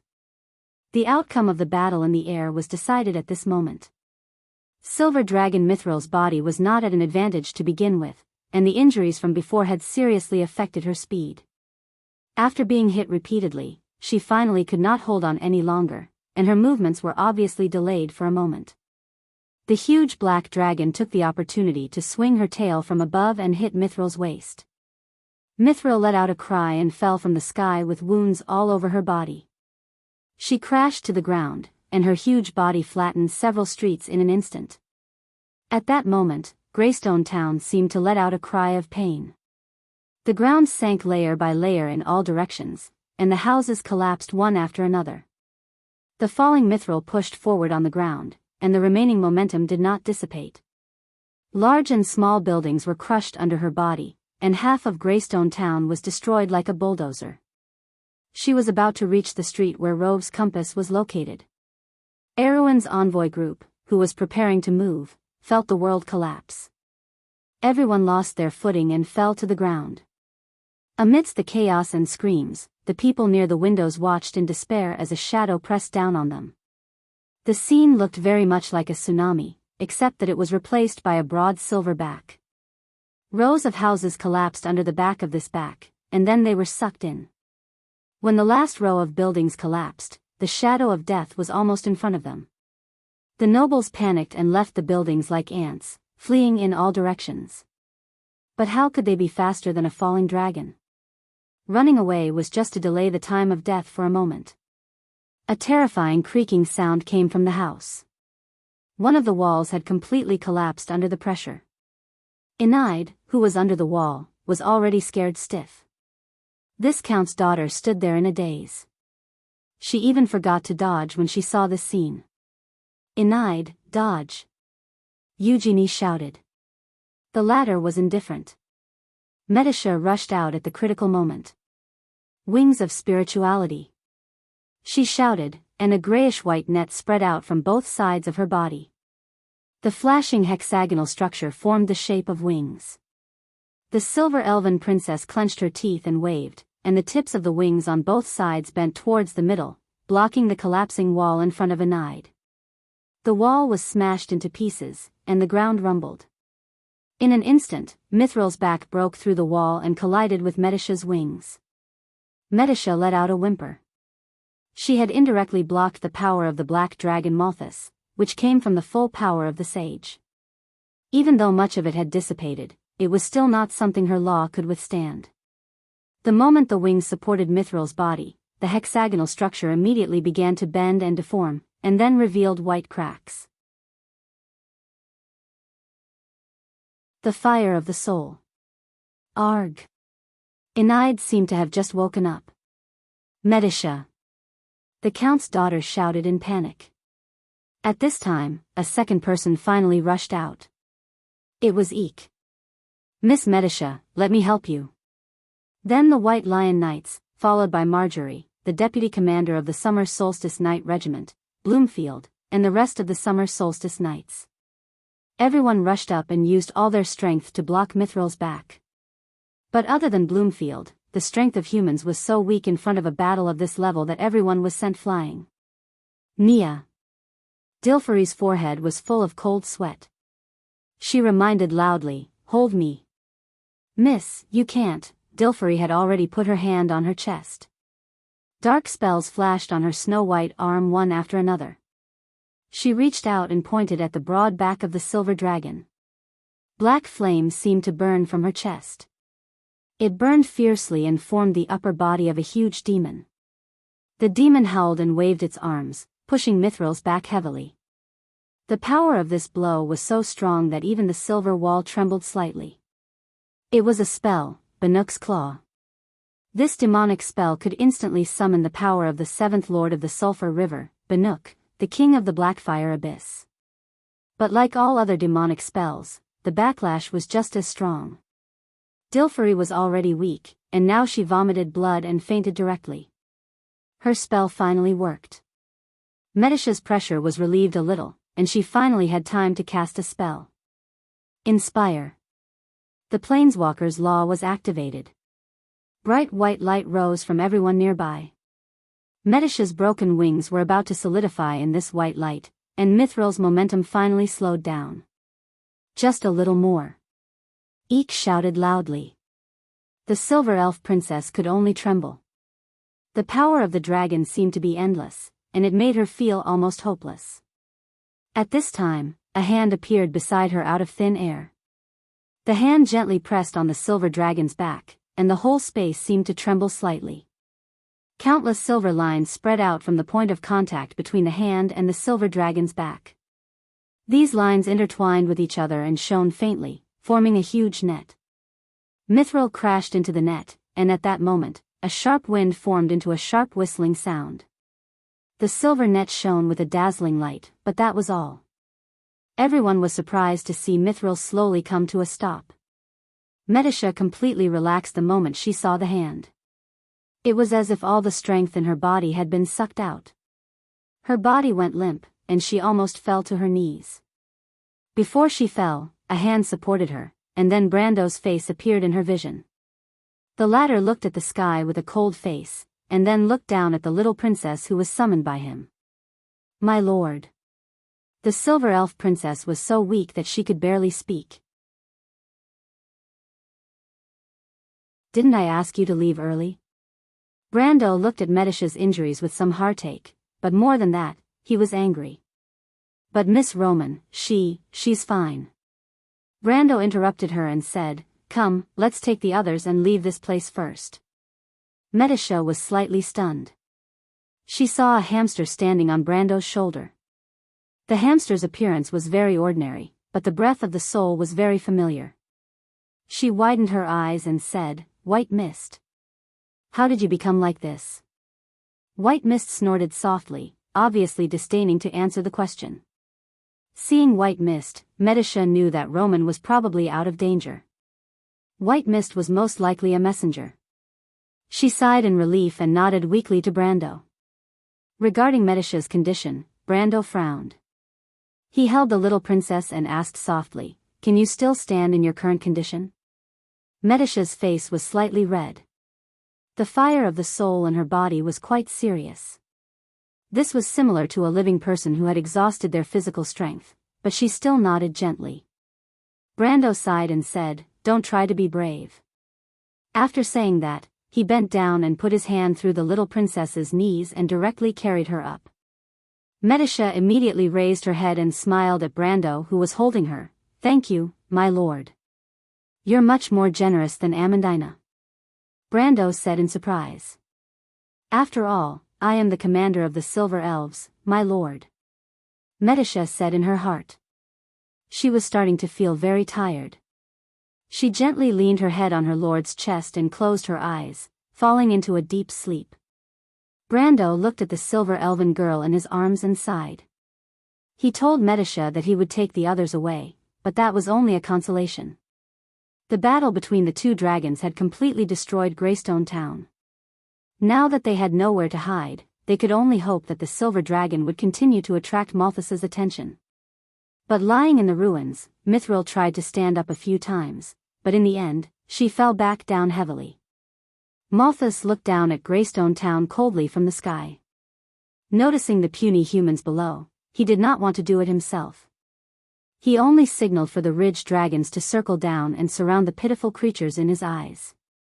Brando saw this scene and felt that he was unlucky. He thought of a way to escape while he had Cooper gather the nobles of Cruz. He also had Eek bring the injured away first. He turned around and unsheathed his sword at the same time as Maynard, facing the dragons in the sky. These dragons were nothing to him, but he knew how prideful dragons were. Malthus might not want to deal with them personally, but he would not let them escape. It was not hard to imagine how difficult it would be to escape under the watchful eyes of an adult dragon. There was only one thing he could do now. He subconsciously looked at the wounded silver dragon Mithril. Human, we need to work together. At this moment, a voice sounded in their minds. Brando was a little surprised. He did not expect Mithril to have the same idea as him. In his impression, the pride of the dragons would not allow them to lower themselves like this. He looked up and met Mithril's gaze. There was a gentle light in the silver dragon's mercury-like eyes. Mithril was covered in blood. The scales on her back and wings were a mess of flesh and blood. She panted heavily and said softly, "Malthus will not let you go, human. Help me buy some time. As long as I can fly, I can find a way to lure him away." Buy time? Brando was a little confused. He looked up at Malthus. That was a dragon. His teacher Mephisto might be able to do it, but he was not even enough to fill the gap between Malthus' teeth. "I don't think I can do it, esteemed lady." Brando could only answer honestly. Mithril shook her head and suddenly said, "No, I think you can do it. I have seen the same power as you in someone. About 1,000 years ago, I saw that person in the Silver Sea. At that time, he was just a young wizard among the Bugas. Do you know who he is now?" Brando of course knew who that person was. That name was probably known by everyone in Wonde. He did not expect the dragon lady to compare him to that person. He did not know if it was a compliment. In the sky, a swarm of dragons was flying in their direction. "I really can't buy time for you, esteemed lady. This is not a game I can participate in." Brando shook his head. As he spoke, he took out a strange dial from his pocket. "But I think there is room for us to work together." "The elapsing needle!" Mithril exclaimed. "You really didn't misjudge me." Brando looked at the sky. "Now there is another problem. The elapsing needle can only accelerate me and the creatures or objects I come into contact with. How do I get to your side without attracting that guy's attention? It's better to be fast. My people can't stop those dragons." "That's easy," Mithril replied. She moved slightly on the ruins, and her huge wings drooped down to cover Brando. "I can only accelerate time for you for about 5 minutes. Is that enough, esteemed lady?" Brando did some calculations.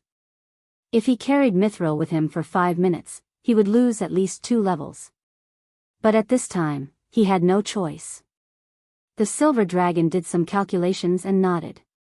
"It's a little less, but I think it's enough for me to recover." Brando nodded. Time was limited, so he did not waste any more time. He placed his hand on Mithril's wings and activated the elapsing needle. The draconic beasts had already arrived, and what greeted them were gargoyles. The gargoyles shrieked as they launched a suicidal attack on the top-tier air force. The difference in strength between the two sides was so great that the moment they clashed, the gargoyles' mutilated corpses fell like rain. Malthus looked on with interest. He did not expect the humans to have the means to resist, but that was all. He was not worried that these pitiful creatures could change the outcome of the battle. On the battlefield, the Xia Knight and the White Lion Guards quickly joined the battle. On the other side of the battlefield, other people were also facing the threat of the dragons. Xianmi and the little fairies dodging completely enraged the Ridgeback Drake. It let out an earth-shattering roar and flapped its wings, stirring up a gust of wind as it pounced towards the two of them. It no longer played the game of cat and mouse. Instead, it opened its gaping maw and bit towards the little fairy. The little elf and Sydney screamed at the same time. They scrambled to their feet, turned around, and ran, but their movements were no match for the gigantic dragon. The dragon roared angrily, and the pungent breath from its mouth blew the two of them off balance. The little elf was so scared that she started crying. Her legs gave way, and she tripped over herself. She turned around and saw the rows of white teeth in the dragon's mouth. She screamed and closed her eyes, and raised her small hands to protect herself. "Mom! There's a monster that wants to eat me!" The elf screamed. Suddenly, she felt a slight heat in her palms, as if there was a powerful force coming from the front. The counterforce blew her off the ground and sent her flying for more than 10 meters before she fell face first on the ground. The elf looked up, dumbfounded. Her face was covered in dirt and mud. Her forehead was red, and she even had a nosebleed. But her eyes were wide open as she looked in front of her. There, a headless dragon was on the verge of collapse. Its neck seemed to have been cut off by something, leaving only a charred hole. Rotten flesh, bones, and broken organs could be seen in the hole. Dirty blood spurted out like lava, covering the entire street. The headless dragon staggered forward a few steps before it fell heavily to the ground. The sound of the dragon beast falling to the ground was so loud that the little elf trembled on the ground. The elf stared blankly at the dragon's body, then at her own hands. Finally, her eyes fell on the spear that she had been holding tightly. Her mouth was wide open, and she couldn't close it. At this time, Xianxia finally flapped her wings and flew back to the former side. She was obviously scared out of her wits. She had only seen a flash of white light, and then the behemoth had been beheaded. She didn't know what had happened, so she shouted, "What happened? What was that? Damn elf, did you steal the bow of the world again?" "No, no." The elf hurriedly explained, "It's this." Both of their eyes fell on the spear. The silver spear was slightly different from before. The top part of the pattern on the spear was shining and had turned into a conspicuous golden color. "What's this?" Sydney asked. "I don't know." The elf shook her head blankly, but a bad guy said that it belonged to them. "Bad guy? Those bad guys who came to catch you," the elf said indignantly. "I see." Sydney suddenly realized. She spread her wings and flew around the elf's head. She answered excitedly, "This is the Demon Slayer spear they were talking about." Demon Slayer spear? The elf had never heard of this name before. "I've read about it in the legends of the Cruise people. This is the spear of the legendary knight Sir Floyd. He used this spear to fight in hell. The spear was stained with the blood of demons. This spear is a genuine subdivine weapon." Sydney said enviously, "You're so lucky, little elf. How did you manage to use it?" "I don't know. I was so scared at that time, just like this." Before she could finish her words, the spear in her hands suddenly trembled. A thin white line extended from the tip of the spear and pointed to the street in front of them. The two looked up at the same time. P.S. Looking for monthly votes.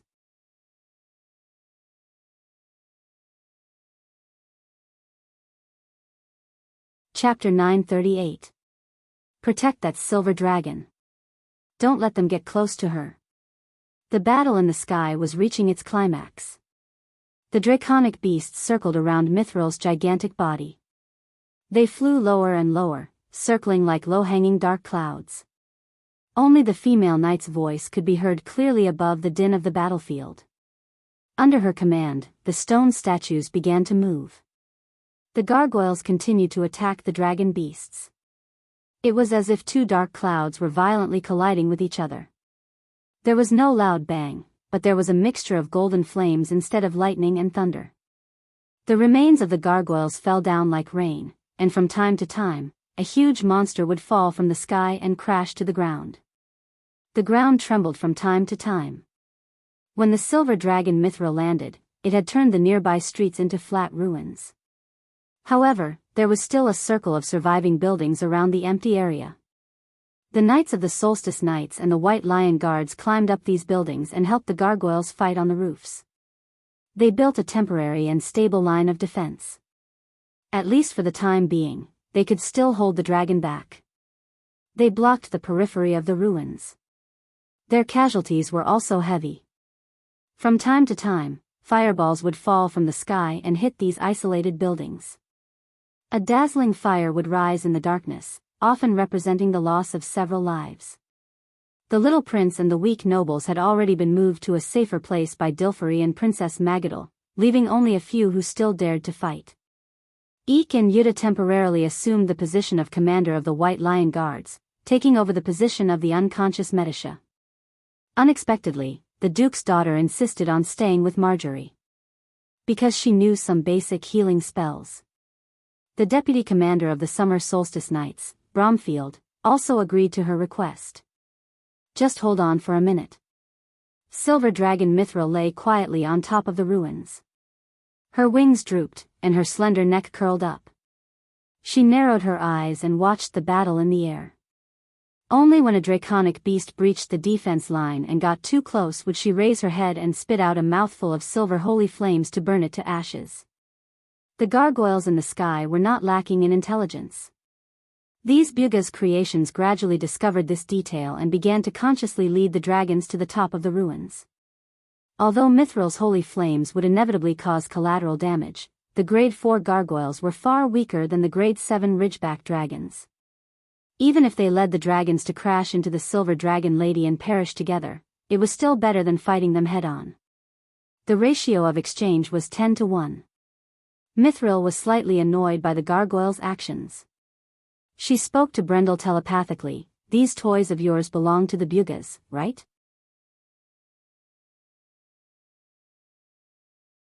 "If they dared to do this on any other day, I would have burned them all to ashes." Brendel nodded. It turned out that before the Slate War, Won's best air force had become toys. Only a dragon would dare to say such a thing. Brando pretended not to hear it to avoid getting angry. He only replied, "Don't forget that they are protecting you.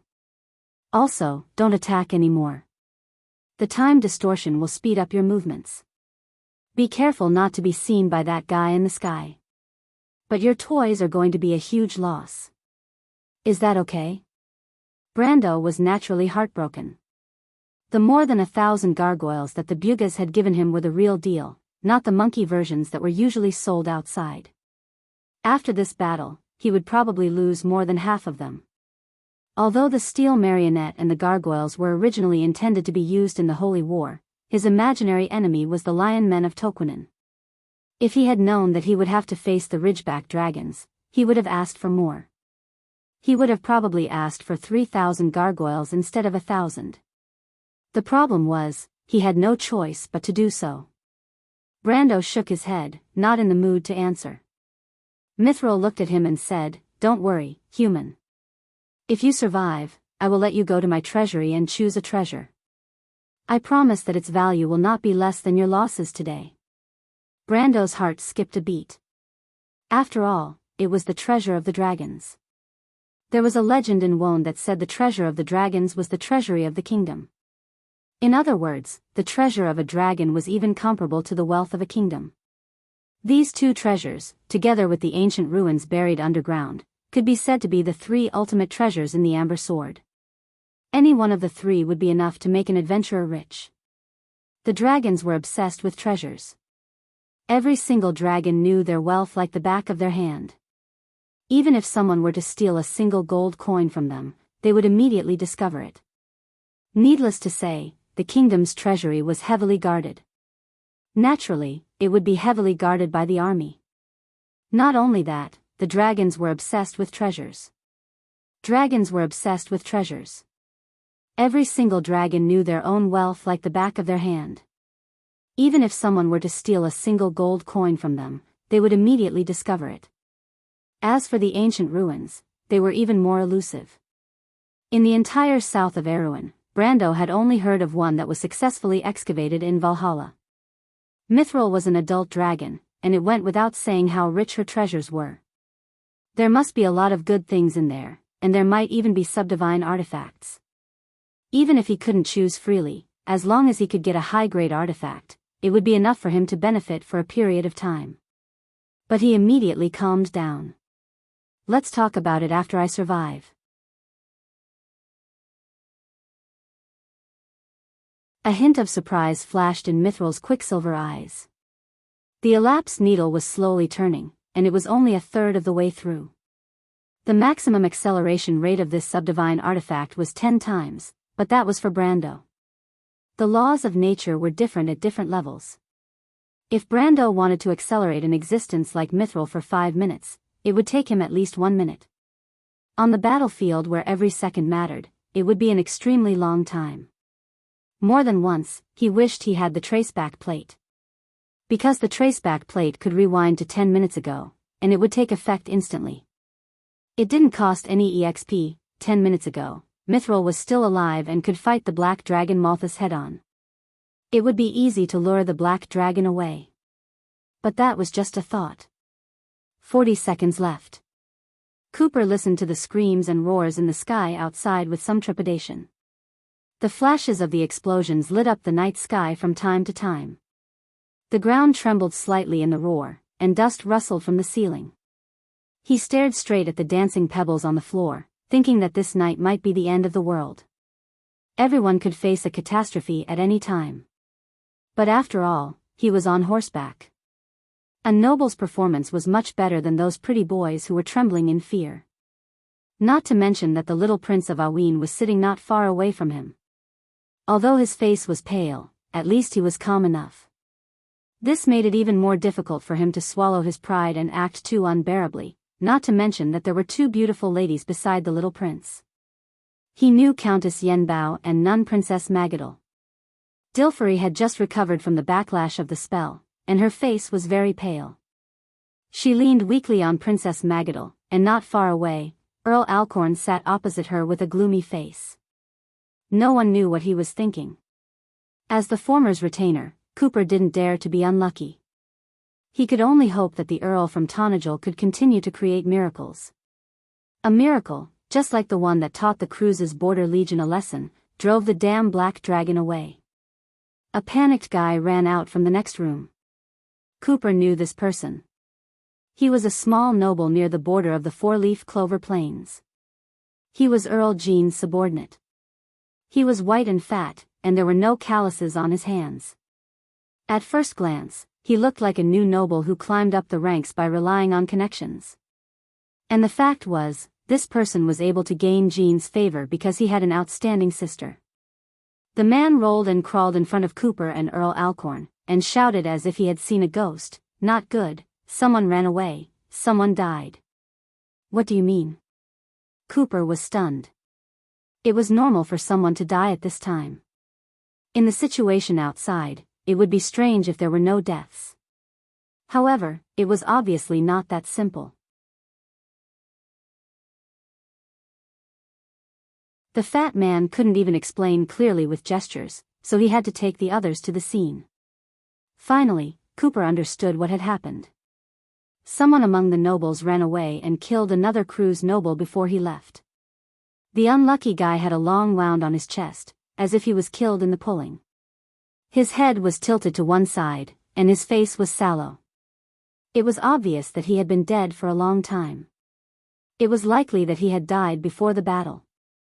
It was not surprising that someone ran away, but it was a little strange that someone killed someone before running away. It was puzzling. Cooper instinctively felt that something was wrong. He was about to order someone to investigate, but it was at this time that the Cruz nobles outside screamed. That guy is there.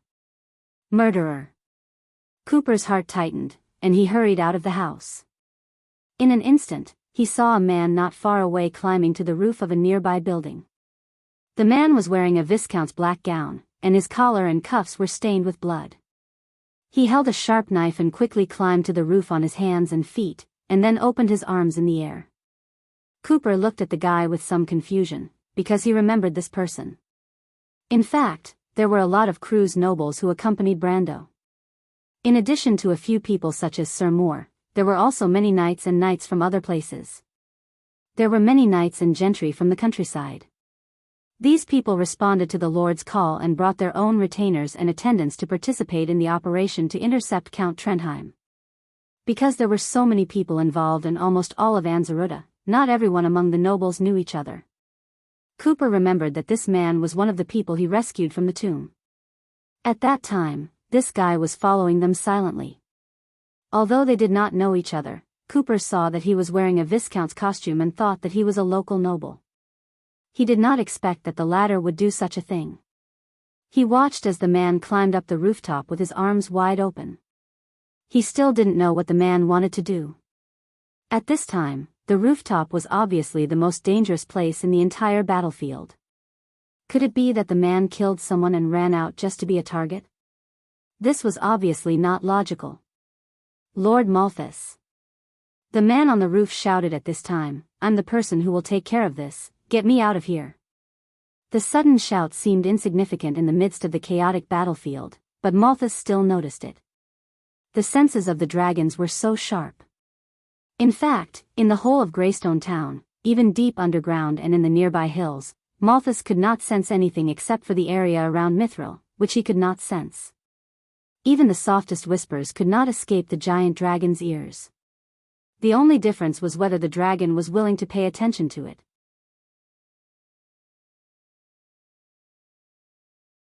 When Malthus heard the word person, he lowered his head in mid-air and looked down at the insect-like existence on the roof on the ground. The latter kept waving at him. Malthus thought for a while before he remembered the purpose of this abominable creature's existence. He snorted softly. When he saw the intimidating shadow in mid-air looking down in his direction, Willard Wallen was overjoyed. Willard Wallen was his name on the surface, but his real name was Ferguson, and he also had a code name, Knight. He was the human who had always been with Tonto. No, it was not the case. Contrary to what the Grand Chancellor's daughter and the others had guessed, he was neither the Count of Trenheim nor Tempu's aide. He rarely appeared in the outside world, and very few people knew of his true identity. In fact, when that foolish subterranean dweller buried his future, Ferguson immediately hid in the tomb and locked himself up. Those foolish local nobles didn't recognize him and only treated him as a companion. No one even checked his identity. What made him even more ecstatic was that the enemy's commander was actually from Erewhon. This gave him a bold plan. Knowing that he would not be exposed, he did not choose to run away along the way. Instead, he sneakily followed them. Sure enough, it was just as he had expected. From the beginning to the end, no one doubted his identity. The only exception was when he encountered a little bit of trouble when he was about to escape. This was his best opportunity, and Ferguson thought that he had grasped it. Tonto, that idiot, did not realize what he had gotten, but he recognized it. That stupid caveman treated such a treasure like scrap metal. He deserved to be humiliated. He did not intend to mention it. He wanted to wake up that stupid guy from the underground. He wanted to pass that thing to someone else, but he could not care so much now. Saving his life was more important. He raised his hands to Malthus in mid-air and spoke again. 20 seconds left. The draconic beasts did not break through the gargoyle's defensive line at the last moment. The long 60 seconds seemed to have come to an end. Just as Brando was about to breathe a sigh of relief, he subconsciously turned his head and caught a glimpse of this scene. When he saw Ferguson standing on a distant roof and shouting the name of that damn lizard, he knew that something was wrong. Rogers and the others had long suspected that there was a traitor in the Empire, but they did not expect that this traitor was lurking in Greystone Town and chose to appear at this time. It could be said that he understood what was going on in an instant. He couldn't help but curse Cooper in his heart. "Dear madam, I'm afraid we have to end the spell early. I'm afraid Malthus will intervene soon." Brando immediately asked through the telepathic link, "Can you recover in advance?" "I'm afraid not." Of course, Mithril knew what was going on, but she could not do anything now. Otherwise, it would only lead to Malthus' revenge. She replied in a low voice, "With my current injuries, I'm afraid it will be difficult to lure Malthus away. Brando remained silent. Now, he could only hope that Maynard would be able to get rid of the lizard before it attracted Malthus' attention. However, Ferguson understood this as well. He knew how prideful the dragons were. If he did not pique their interest immediately, he would not even know how he died. He simply shouted, "Lord Malthus, the war slate." Before he could finish his sentence, a sharp arrow flew towards him from the darkness. Before the arrow could reach him, it hit a layer of shining golden net and turned into ashes in an instant. Not far away, a bow-wielding officer of the White Lion Guard screamed in agony. His body burst into flames and he rolled down from the roof. "What did you say?" Malthus' voice rumbled in the air. "It's over." At that moment, although Brando's vision was blocked by Mithril's wings and he could not see clearly what had happened, when the damned lizard opened its mouth, it meant that they had missed their last chance. Cooper, who was not far away, was now pale and on the verge of collapse. He seemed to have finally realized what had happened. Maynard's face was gloomy. The female knight wanted to take out her longbow several times, but in the end, she resisted the urge to do so. There were only 10 seconds left, but it seemed to be out of reach. The war slate. Ferguson knew that he was under Malthus' protection and immediately heaved a sigh of relief. He even looked at Sir Cooper, who looked as if he had seen a ghost, and replied, "Do you still remember the divine artifact reaction in the nearby area a few days ago?" "Dear Lord Malthus, I..." But he did not finish his sentence, because at this moment, everyone heard a soft buzzing sound. In the void, a straight silver line shot out of nowhere, piercing through the smoke and dust on the battlefield. One end of it seemed to extend from another street in the darkness, while the other end landed on Ferguson's chest, leaving a small spot of light there. The latter was slightly stunned and looked at this scene in confusion. What was this? This was probably the same question in everyone's mind at that moment. But the answer was immediately found. In an instant, a silver pillar of light pierced through the night sky.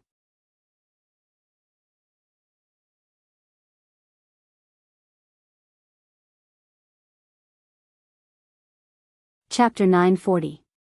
After the beam of light, Ferguson was nowhere to be seen. There was only a 10-meter wide hole in the roof of the building where he had been standing. The dust on the battlefield seemed to have been dispersed by the beam of light, revealing the elf sitting on the other side of the street. She held a silver spear in her hands, and Jude was lying on top of her head. The two of them waved their hands and shouted in panic, "No, it's not the elf's fault. He shot it himself. Demon Slayer spear." Cooper shouted when he saw the spear in the elf's hand. "You're from the House of Freud. How dare you?" Malthus growled in a low voice. Although he did not care about the life and death of an ant, the fact that someone dared to make a move right under his nose was a blatant insult to the dignity of a dragon. In an instant, countless golden vortexes appeared in the dark night sky. Countless meteors with flaming tails shot out from the vortexes, forming a rain of fire that covered almost half of Greystone Town. They appeared above the little elf and Xianxia's heads. Ah! The elf and Jude were so scared that their limbs turned to jelly. They hugged each other and cried, "Mother, I don't want to die." The girl and the dragon had nowhere to run. They thought that they were doomed this time, but they hugged each other tightly for a while. Although their ears were filled with the sound of explosions and the earth was shaking, the expected death did not come. Curious, they opened their eyes and saw a magnificent scene. The rain of fire swept across half of the night sky, but there was a semi-transparent shield-shaped force field in the air. The meteors collided with the force field and exploded into flashes of light. Sparks fell from the sky like fireworks in the rite of resurrection. Only a few of the fireballs that penetrated the force field landed on the ground and caused sparse explosions. Seeing this, Malthus screamed in shock and anger, "Mithril, you actually recovered? How is this possible?" Mithril flapped her huge wings and slowly stood up from the ruins. She stretched her body elegantly and stared at Malthus in the air. "Malthus, I haven't seen you for many years, and you've been reduced to bullying little girls. You've really improved a lot, haven't you? How did you do it?" Malthus stared at Mithril. He could tell that Mithril was not forcing herself. Although she had not fully recovered, she had at least regained some of her strength. She scanned the square with her cold eyes and finally noticed Brando, who was standing beside Brando. She roared, "Damn human. You must be the one behind this."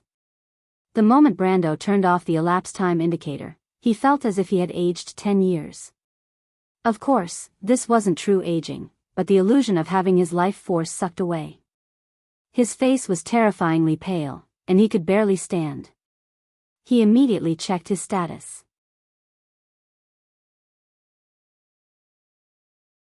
The Frost Soil Guard, which had consumed the most EXP, had dropped by 2 levels. Its strength had dropped from the peak of elemental activation to the upper levels. At this time, Malthus's aura descended from the sky onto him. Every hair on Brando's body stood on end.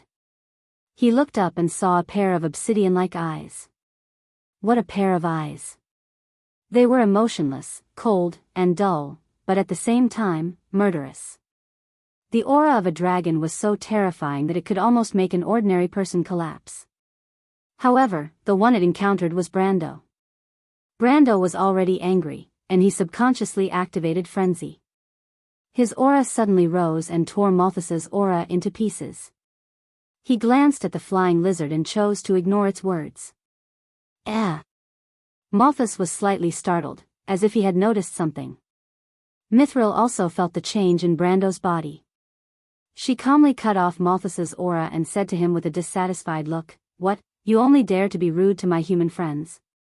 Your opponent is here, Malthus."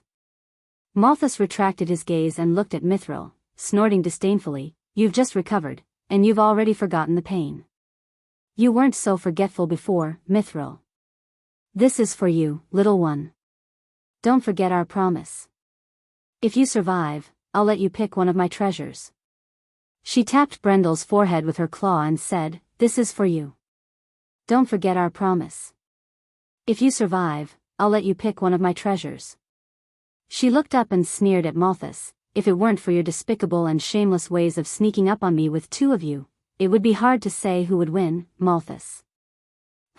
Since when did a battle between dragons pay attention to the rules of those mortals? You're right. That's why there's no rule that says I have to stay tonight and perish together with you.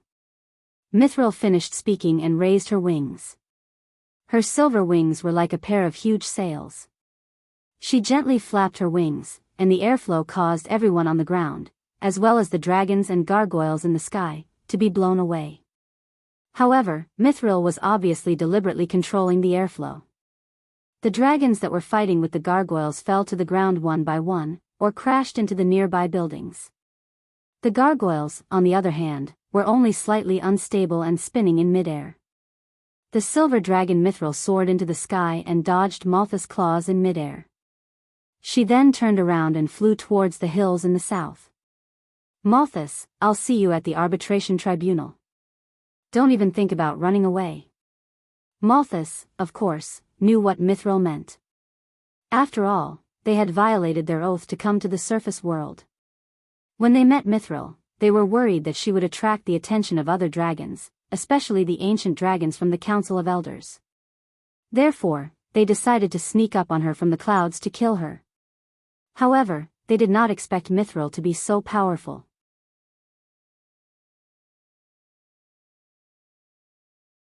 Although she was seriously injured, she still managed to escape to this place.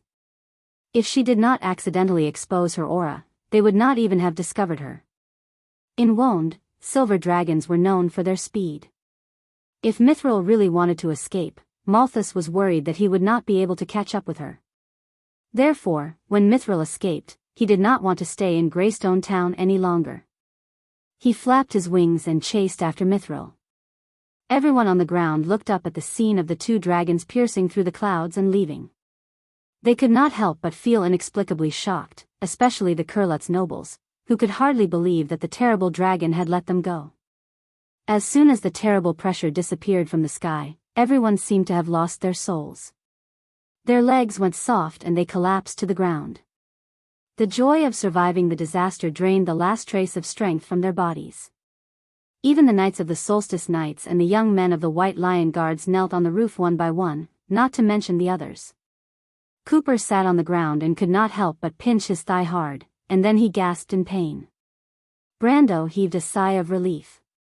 He was glad that the last thing Mithril gave him was the purest form of magic. It was the power of dragons.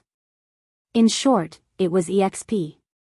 The EXP was just a drop in the ocean for Mithril, but for him, it not only made up for the EXP he lost, but it also doubled the EXP he lost. It made Brando feel that good people are rewarded. Moreover, the Silver Dragon Lady still owed him a collection. It was a win-win deal.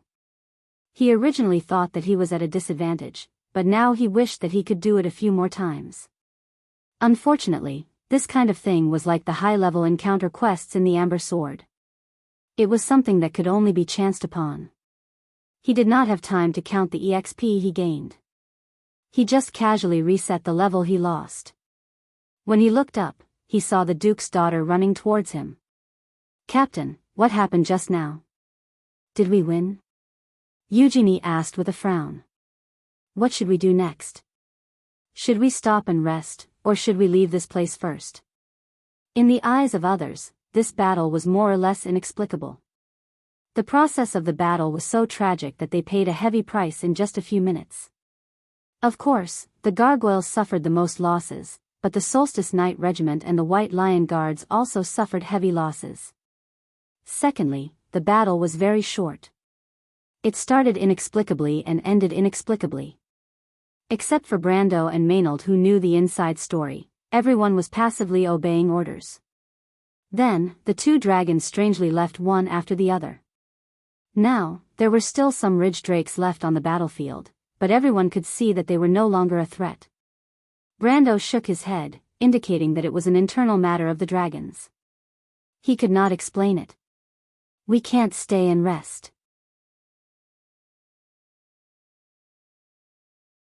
We have to leave this place immediately and go to the lower reaches of the surging Milky Way on the map." The lower reaches of the surging Milky Way? It's still quite a distance from here. Eugenie glanced at the crew's nobles. This battle had caused many casualties, and the others were more or less frightened. She doubted that these people could hold on until then. Even she was, to be honest, exhausted at this time. "It's okay. Just tell them the truth. There's another dragon. Who knows when it will turn back?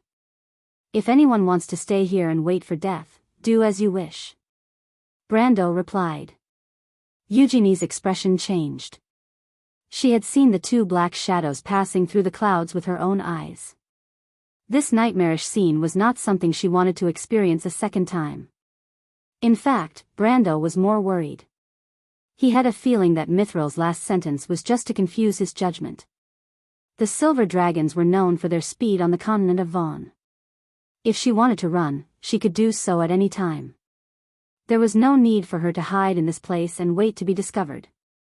He did not know how much of an effect the 5-minute acceleration of the clock would have on a dragon, but he vaguely felt that the Silver Dragon Lady was buying time for them. Although he did not understand why she was doing this, the only choice he had now was to leave this place as soon as possible. And after tonight's battle, the plan to head to Lone Harbor had to be reorganized. He didn't expect Georgandy Ridge to turn out in full force.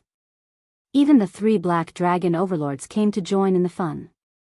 Although he didn't know what entanglements they had with the dragons, no matter how arrogant he wasn't confident that he could rely on a harbor to fight against a few adult dragons. He had already contacted the Shire. The nobles' private soldiers who attacked the West Gate were lucky. That place could be said to be the least affected place in the whole of Greystone Town.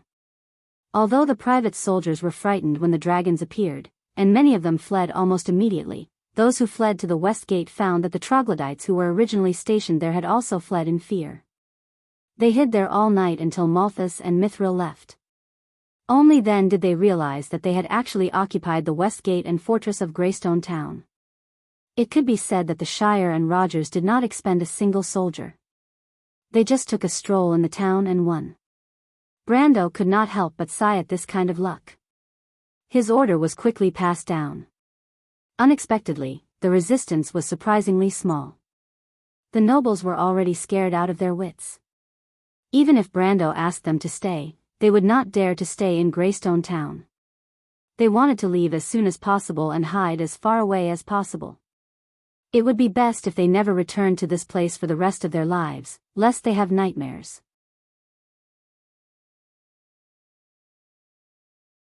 Brando had his own considerations for setting the assembly point at the downstream of the surging Silver River. He knew that there was an underground passage in Greystone Town that led in that direction. Just as Zaween's envoys were about to leave Greystone Town, Nun Princess Magadal, accompanied by an officer of the White Lion Guards, found him. Both of them had heard of the 3 black dragons in the Jorgandi Ridge, but they had never heard of the agreement between them and the dragons. They only knew that the 3 black dragons were expelled from the Dragon's Valley at the same time. No one knew when they were expelled, because the surface world's understanding of the Jorgandi Ridge was limited, not to mention the mysterious dragons. The information was even scarcer. They could only speculate that it was around 100 years ago, because the name of the 3 black dragons had not been heard during the Underground War before and after the Glorious Year, and the Minotaur Lord Gerald had become famous during that era. But when he saw Magadal, he couldn't help but be stunned. He met the Nun Princess in Ampere Seal and owed her a favor during the battle in Ampere Seal. Later on, he found the heart of the giant dragon for her and saved her from the hands of the Grim Reaper. The two of them were very close, but ever since the Nun Princess woke up, other than thanking him once, the two of them didn't have much interaction. It was for this reason that he didn't tell the Nun Princess about the secret of her body. On one hand, he didn't know how to tell her. Could he just say, "I'm sorry, but miss, you're actually a puppet?" He did not know how scared Magadal would be if she heard it. On the other hand, Brando faintly felt that the Nun Princess seemed to be aware of the abnormality in her body, which was why she deliberately distanced herself from others. Regarding this point, Brando did not mention it. Since he did not know how to say it, he might as well let the Nun Princess figure it out herself. After all, there was no way to hide the truth. Just like how he had a lightning core in his body, Magadal would eventually realize the power of the heart of the dragon in his body. Perhaps after a long period of subtle influence, the Nun Princess would finally accept this fact. However, he did not expect Magadal to find him at this time. Brando could not help but subconsciously think that when the 2 dragons appeared, the heart of the dragon and the princess body had some kind of reaction. Mr. Brando, the Nun Princess seemed to be a little uneasy, but once she spoke, she dispelled Brando's doubts. "Miss Dilfery asked me to look for you. You should come and take a look at this."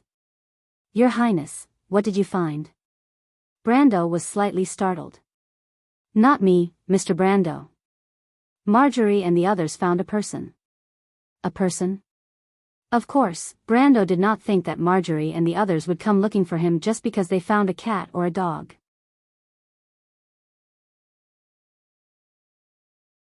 Princess Magadal's words implied that this person might be related to him. However, he was a little puzzled. In the Cruz Empire, there were only a few people who were related to him.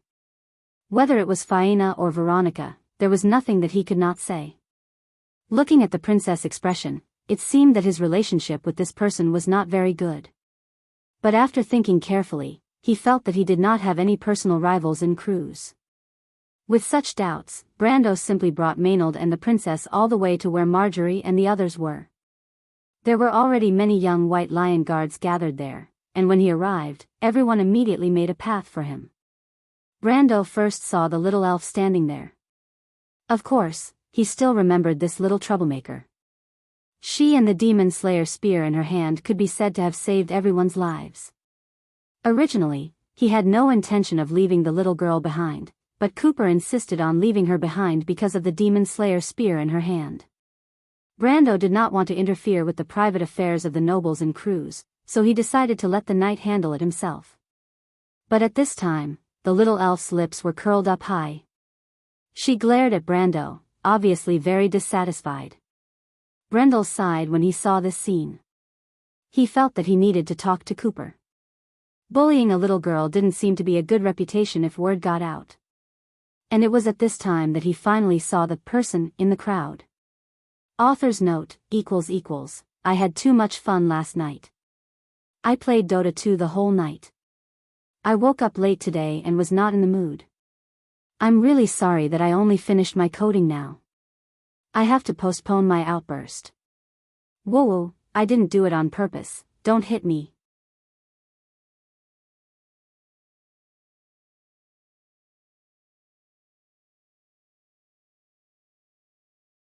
Chapter 941. Brando parted the crowd and saw the person. To be exact, he could vaguely see that it was a woman. She was wearing tattered and burnt clothes that barely covered the important parts of her body. Her entire body was covered in burns, and some parts of her body had already festered. Her right hand was almost charred, and her beautiful face was covered in horrifying blisters. Half of her hair was burnt away, and it was difficult to distinguish her original appearance. His first thought when he saw the woman was that she was still alive. It was a miracle. Her chest was moving up and down weakly, which was the only sign that she was still alive. Furthermore, Brando could feel the residual aura of holy magic on her body. Magadal must have used holy magic to stabilize her injuries. Other than that, he could not think of any other reason why she was still alive. But even so, it would be difficult for her to live for more than a few days. Organ failure would quickly take her life. She was not a member of the diplomatic party. There were no women among the nobles of Cruz, so she should be an innocent civilian who was affected by Malthus's attack. What a pitiful woman. Brando could tell that she must have been a rare beauty before she was injured. But the flames would not show mercy to the fairer sex. She could still struggle in pain for a while, but soon she would return to the dark abyss and the embrace of Goddess Elaine. Brando mourned for her in his heart for a moment, and then turned to look at Magadal and the pale Dilfari. He did not recognize them and did not understand why they called him here. Could it be that these ladies suddenly felt sympathy and wanted to hold a funeral for this woman? That was absolutely impossible. No matter how sympathetic he was, he would not put more than 1,000 people in danger for a woman who was about to die. She is Delphian. Dilfari replied softly. Brendel was slightly startled. He had some impression of this name, but it was difficult for him to distinguish the owner of this name from the countless names in his mind. She is the daughter of the Prime Minister. Magadal added when she saw Brando's confused expression. Brando finally understood. So it was her. He did not know whether to laugh or cry. Half a year ago, this woman came to Ferber to cause trouble for him. At that time, because she almost hurt Freya, he got angry and locked her up in the water dungeon below Ferber Castle. However, Freya was kind enough to secretly release her and let Madame Veronica send her back to the Empire. After that, everything calmed down and he forgot about this matter. He could not punish Freya for such a small matter. He did not expect to meet this lady in such a way after half a year. Although he thought that this Prime Minister's daughter was a little crazy, he was not so narrow-minded as to hold a grudge against a woman. Besides, Freya was only scared but not hurt.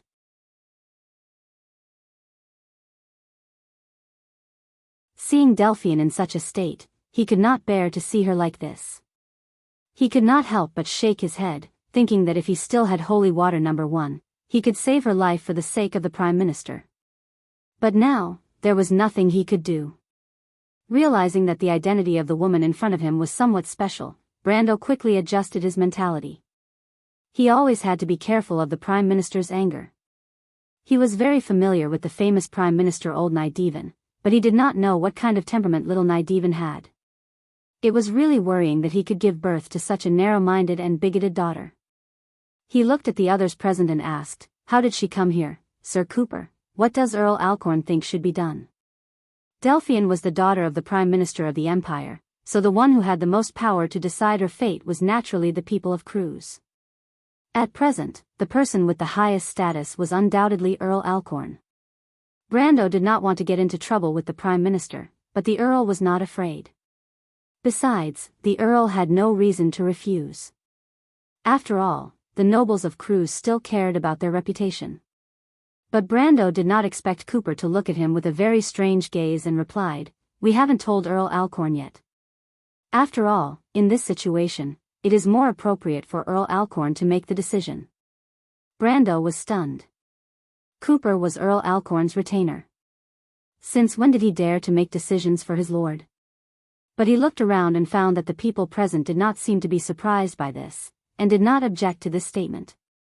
What does this mean? This woman had offended him before, but he did not seem to be narrow-minded to the point that he would not let a woman go. Even the nobles of Cruz had to show their dignity in the face of women's fashion. Could it be that in the eyes of the world, he, Brando, was worse than these nobles? Even Dilferi and Princess Magadal were here. In a sense, these two ladies could be considered as one of Tanajal's people. Their attitude made Brando feel very hurt. Cooper seemed to have seen through Brando's confusion, but he did not dare to say anything. He could only give Princess Magadal a look. The latter sighed slightly and explained, "Mr. Brando, Delphian did not come here alone. Your White Lion guards found her entourage and bodyguards. After their questioning, they were certain that they were actually here for you." Then the nun princess slowly explained the whole story. Brendel felt like he was listening to a fairy tale. He would never have thought that the demon-slaying spear in the elf's hand was meant to be used against him, but it ended up saving everyone instead. The Prime Minister's daughter really made his hair stand on end. He did not know if she was too stubborn, or if she had perseverance and willpower. But this crazy woman deserved it.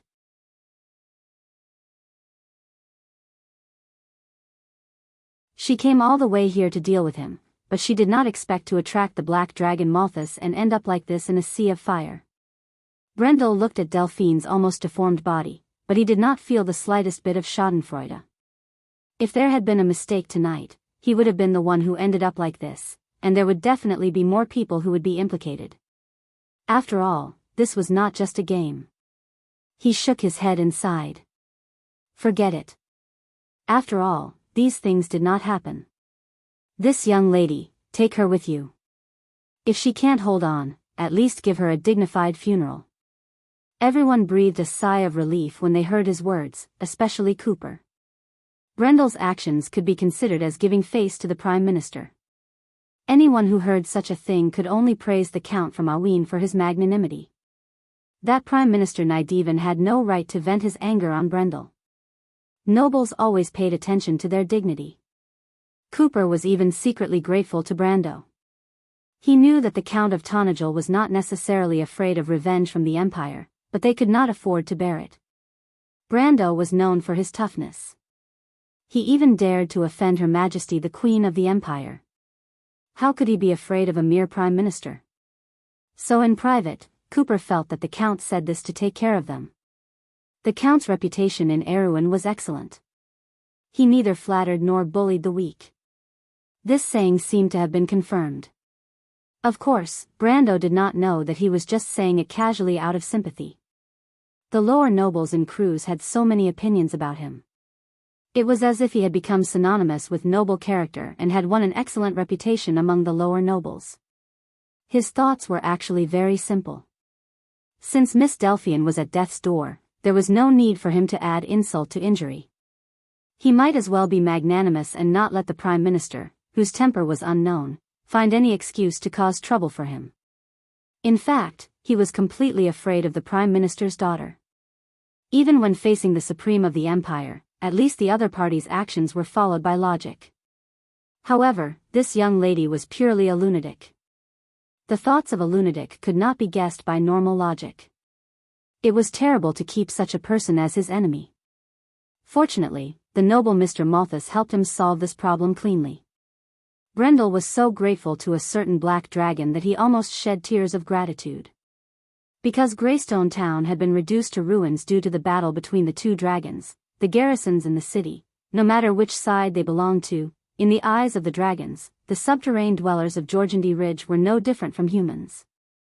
Just like how a normal person would not differentiate between good and bad ants when stepping on ants, they would definitely trample all of them to death with one stomp.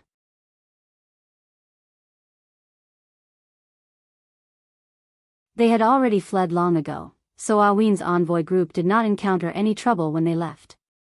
There were still draconic beasts in the city, but most of them had left with Malthus. The few that had fallen behind or had fallen unconscious in the ruins did not dare to find trouble with the hundreds of gargoyles in the sky. They all stayed far away and hid in the nearby hills. Erewhon's people and Cruz's people walked through the streets full of broken walls. As far as the eye could see, the whole town was a scene of devastation. The streets were full of rubble, and there were corpses of troglodytes, harpies, and even humans everywhere. The whole town was dead silent from above, like a ghost town. Brando looked at the completely destroyed eastern part of Greystone Town and could not help but sigh at the destruction caused by the battle between the Supreme Realm. It was foreseeable that in the next 10 years, it would be difficult for this place to recover its prosperity, and it was more likely that the war would leave a shadow in everyone's heart. The refugees caused by the war might not even return to this place for a long time. This place would be abandoned for a long time, until decades later, the remains and withered grass left behind would tell the passers-by what had happened here. Stories about the shadows of the dragons sweeping across the land. And this kind of spreading flames of war was only the beginning of an era of war and chaos. Brendel thought of the metal disc in Maynard's hands, and he had a vague feeling that a certain era might have already begun in advance. This holy war might evolve into an even more widespread upheaval, and thus engulf the entire world in a never-ending vortex. In another part of history, he had witnessed this with his own eyes. The only difference was that in this world, there was Erewhon. He turned around and waved at the Shire in the distance. Erewhon's diplomatic group was preparing to leave Greystone Town, but Sir Cooper had other work to do. Perhaps Brando finally convinced him, or perhaps he realized that bullying a little girl was not something to be proud of, so he decided to let the elf go. But now that they knew the origin of the Demon Slayer spear, they could not let this unknown elf girl take it away, or else Count Floyd would blame it on them. They had already offended the House of Nidwin, but no one was willing to add the Floyds to the list.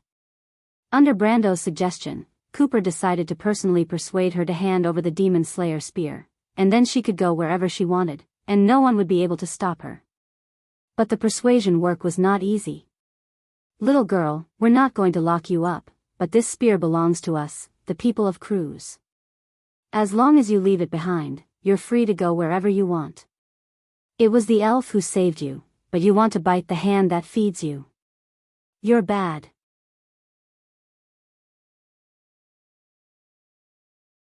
"I admit that, and we can compensate you, but the spear is neither yours nor ours, so you have to leave it behind.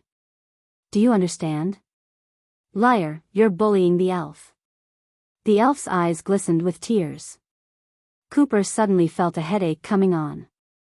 He did not want to be known as a bully, but his mouth was already dry, and the little girl in front of him was stubborn.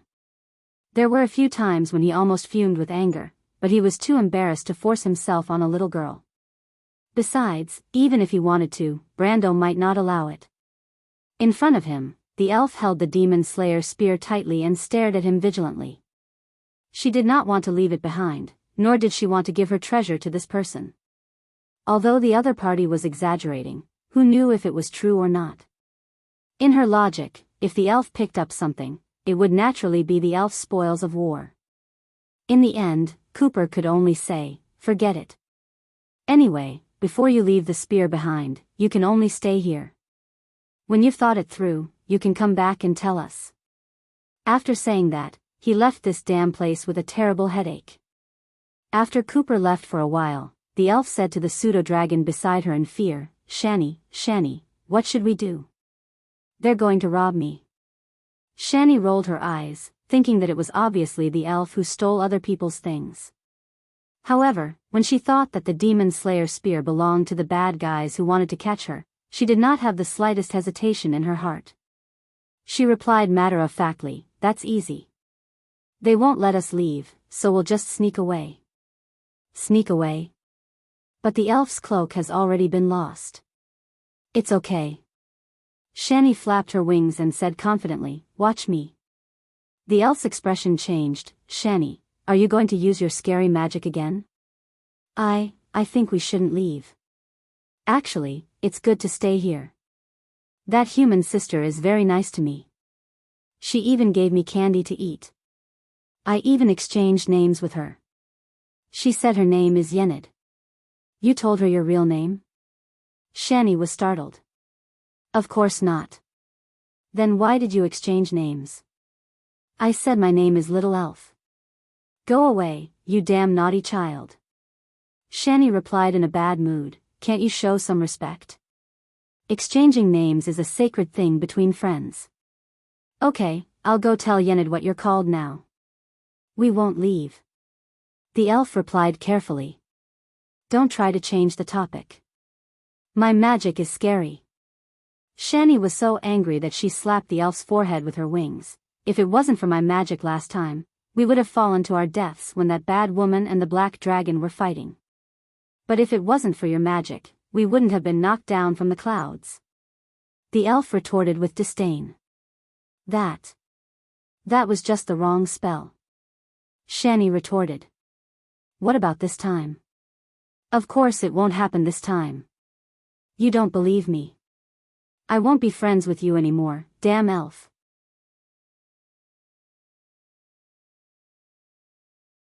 Okay, really? The little elf was startled and hurriedly comforted her companion. Of course it's true. Xianxia patted her chest and promised, just watch me. Brando was counting the casualties. The death rate of the White Lion Guards in this battle made him frown. In just a few minutes, the casualty rate had exceeded half of them. Fortunately, most of them were either dead or crippled under normal circumstances. With the help of the holy water, they could be treated as acceptable light injuries. Otherwise, he would have been worried sick. The White Lion Guards were his elites, the backbone of the future Erewhon's basic infantry. Losing even one of them would make his heart ache. If it wasn't for the fact that he had no other choice, he wouldn't even dream of using them against a dragon. He listened to the numbers reported by Maynard and Yuta as he watched the diplomatic party slowly pass through the west gate of Greystone Town. At this moment, he saw Cooper coming from the back of the party with a sour face. Seeing his expression, he knew that Cooper's persuasion wasn't going well. Sir Cooper, how is it? Sigh, don't mention it. Cooper shook his head helplessly. I've made a fool of myself in front of the Count. It's not a big deal. Elves are naturally distrustful of humans, especially the wild elves. Although they often appear in human society, they are actually even colder than the wind elves. Brando replied. When he said this, he couldn't help but think of the wild elf sisters in the diplomatic party. Falerne could be said to be the typical elf he had seen before. Her sister, Tia, was a little different. This probably had a lot to do with the fact that Tia grew up in the human world.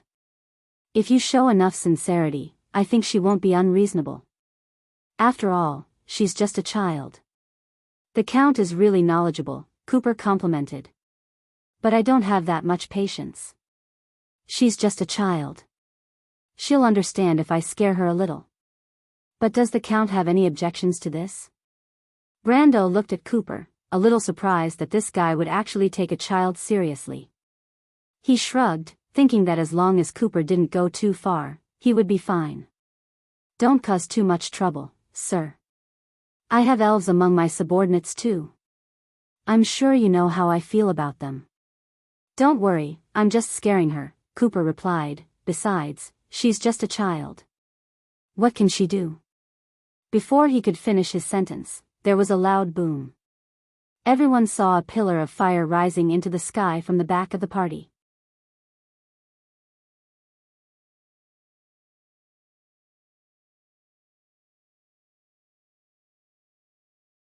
Chapter 942.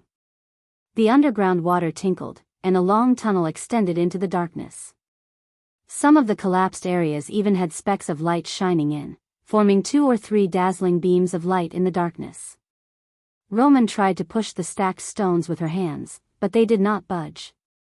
She could only sigh in a different tone and said to Chiara, "It seems that this place won't work either. That's why I said, just follow this secret passage and meet up with that guy downstream of the surging Milky Way," Chiara replied. "Didn't your familiar already send a message to that guy? If you ask me, it's much safer underground now than on the surface." She had lost her scholar's hat and glasses. Without the thick glasses blocking her, a delicate face was revealed under her curly hair. She was unexpectedly cute. But it's dark and cold down here. It reminds me of when I was young and hid in those caves in Bucci with Freya. I don't like those places at all, Roman replied. Besides, I've never seen such a big dragon before. I've never seen one either, Chiara replied in annoyance. Both of them were a little dejected for a moment. They had fallen into the ground with the collapsed building during the previous impact. By the time they reacted, they were already in this dark tunnel. According to Chiara's analysis, the building they had been hiding in was probably above the secret passage built by the Knight of the Inner Court. In other words, they should have fallen into that secret passage. This analysis seemed to be the only reasonable possibility, so Roman first turned the white fog into a hamster and found the way to the surface through the cracks of the collapsed stones. She went to inform Brando alone. Then, the two of them advanced along the dark tunnel, trying to find the exit that Brando had mentioned that led to the downstream of the surging Milky Way. It was not an easy journey. The secret passage was buried very shallowly under Greystone Town. It was unknown how many years ago it had been built, but it had not been repaired for a long time. Under the impact of the battle between the two dragons on the surface, many places had collapsed. There were a few times when they were almost buried under the soil. Moreover, because many places were blocked by sand and stone, they had to spend a lot of time looking for underground passages that could still be used. Fortunately, the secret passages extended in all directions, and they were not completely blocked in one place. There were a few times when Romaine had a sudden idea and tried to use magic to move the stones, but it almost caused a larger area to collapse. Chiara was so scared that she did not allow her to use any magic again. At this moment, they were stopped in a tunnel that had just collapsed. After the last tremor on the surface, the walls and ceiling here broke and collapsed from the ground, stacking together to form a dead end. Let's change directions, Chiara finally said.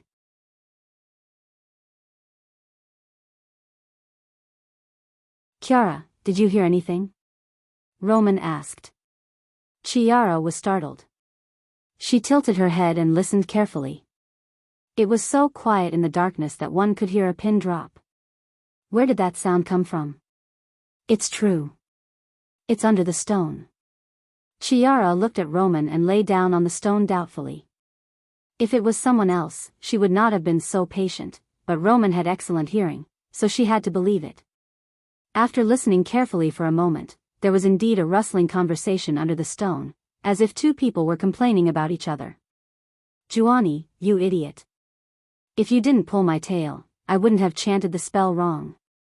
But if I didn't remind you, you would have been discovered by that guard. Shut up. That's just an ordinary human soldier. He might not even know the noble false dragons, so how could he see that I was casting a spell? Little elf, you're a complete idiot.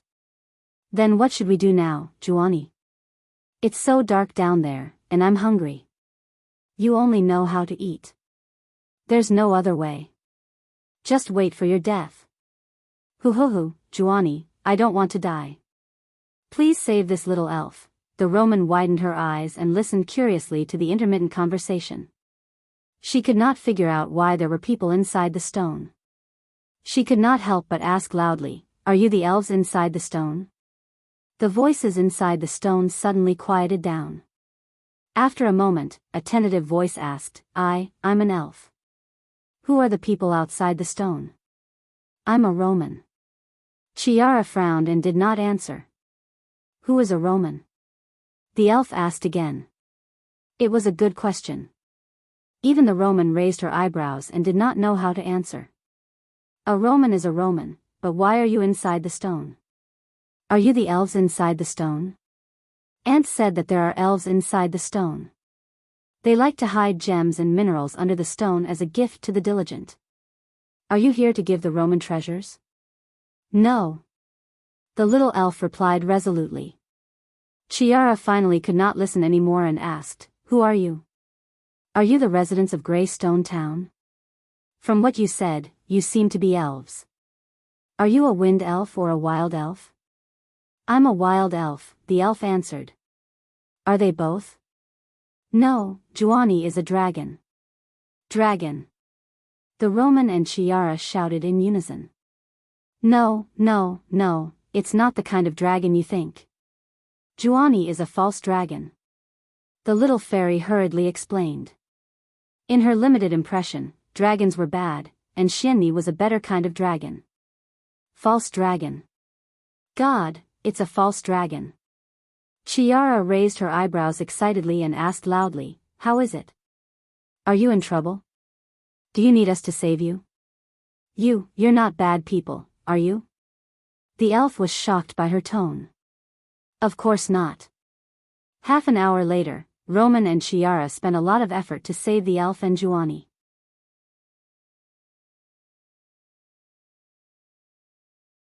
At first, they wanted to dig away the sand and stones, but just as they moved the stones below, the stones above rolled down and scared the 4 people inside and outside the stone. After the shock, the 2 of them had to find another way. In short, they put their hope in the power of magic, but they tried several spells. In the end, Chiara caught a few rats and Roman used the witch's king's chariot transposition to swap the elf and Jianghu out. The elf, who was buried under the sand and stones, suddenly felt that the space in front of her was empty, and then she appeared in a dark tunnel. When she was in the secret tunnel under Rove's compass, she thought that the human's secret tunnel was long, dark, small, and not fun at all. But now, she felt that the dark underground was very spacious. Then, with a bang, Jianghu was swapped out and fell heavily on the elf's head. "Ah!" the elf cried. When she opened her eyes again, she found a few squeaking rats in front of her, looking at her with their sparkling little eyes. She immediately made a fuss and shouted, You're rats. You're the rat." Roman was still sizing up the little elf with interest, but Chiara stepped forward without mercy, grabbed the elf's pointy ears, and lifted her up from the ground. "Short-sighted fellow. Ouch, ouch, ouch," let go of the elf cried out in pain. "You're really bad people. Shut up, or I'll kill you," Chiara threatened fiercely. The elf was shocked and shut up. She looked at the little human girl, who was about the same height as her, with red eyes. "Where's your pseudo-dragon?" Chiara asked. Her eyes suddenly lit up in the dark. She had already seen the pseudo-dragon on the elf's head. She subconsciously reached out to hug it, but she immediately retracted her hand. Although pseudo-dragons often accompany humans, they have very strong self-esteem. "This won't do. I heard that they are all creatures with very high intelligence. You have to be polite, Chiara." Chiara cleared her throat and ignored the elf. She asked Jianghu, who was on her head, "Dear pseudo-dragon, may I know your name? Can we be friends?" "No, Jianghu is my friend." The elf pulled Jianghu down and held her tightly in her arms. She stared at Chiara vigilantly, as if she was afraid that she would be snatched away. "Didn't you hear what she said, stupid little elf? I have my pride. If you keep hugging me like I'm a can of candy, I'll never talk to you again," Xianxia said in an annoyed tone as she struggled to get out of his embrace. Then what should I do?" The elf panicked. "Put me in your bag," Jianghu said proudly. She waited for the little elf to do as she was told, and then she calmly laid down in the little elf's pouch. She stuck her head out and said to Chiara, "Hello, human. My name is Xianxia. What are you doing here?" "We're looking for a way out, Miss Jianghu." Before Chiara could speak, the Roman answered first. "Out? Do you mean back to the surface?"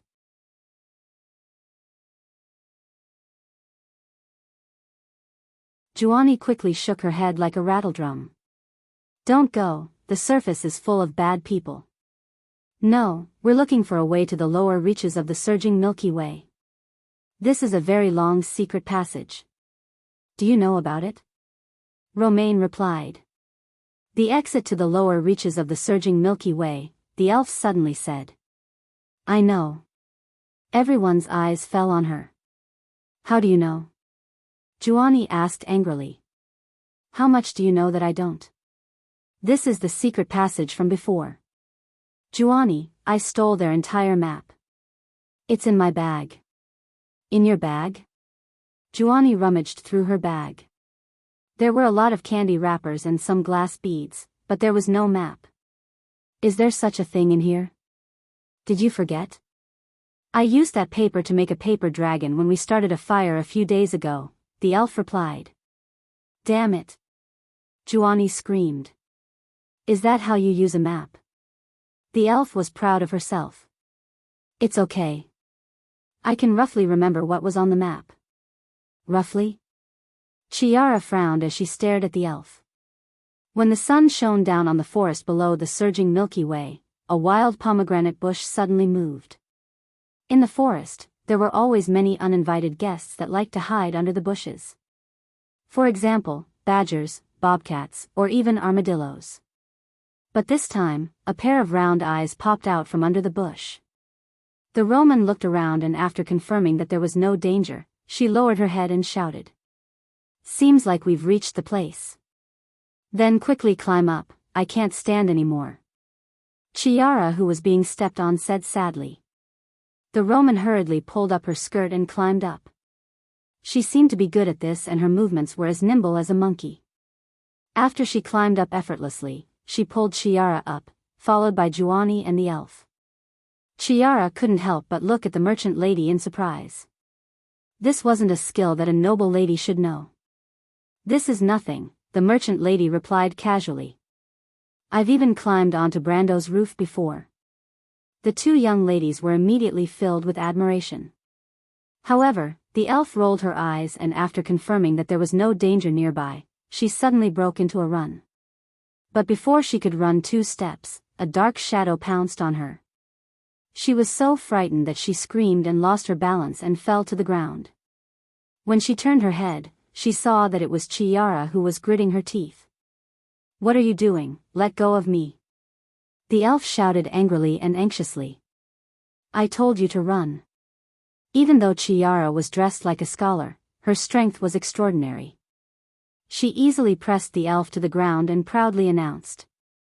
As my captive, without my permission, you are not allowed to leave even half a step. The elf was naturally unconvinced. She shouted for Jianghu while she wrestled with Xianxia.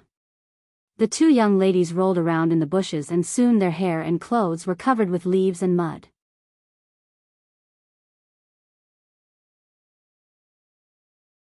They completely lost their previous image and looked like refugees and beggars from the north. Jianghu had already flown out of the elf's bag to avoid being caught in the crossfire. She landed on the Roman's shoulder and looked at the two as if they were idiots. Romaine, on the other hand, was quite interested in watching the two fight. She didn't get tired of it even after watching for a while. If she didn't suddenly realize something, she was afraid that this nonsensical fight would have continued. The Roman's ears suddenly twitched. She raised her head and looked at the other side of the forest.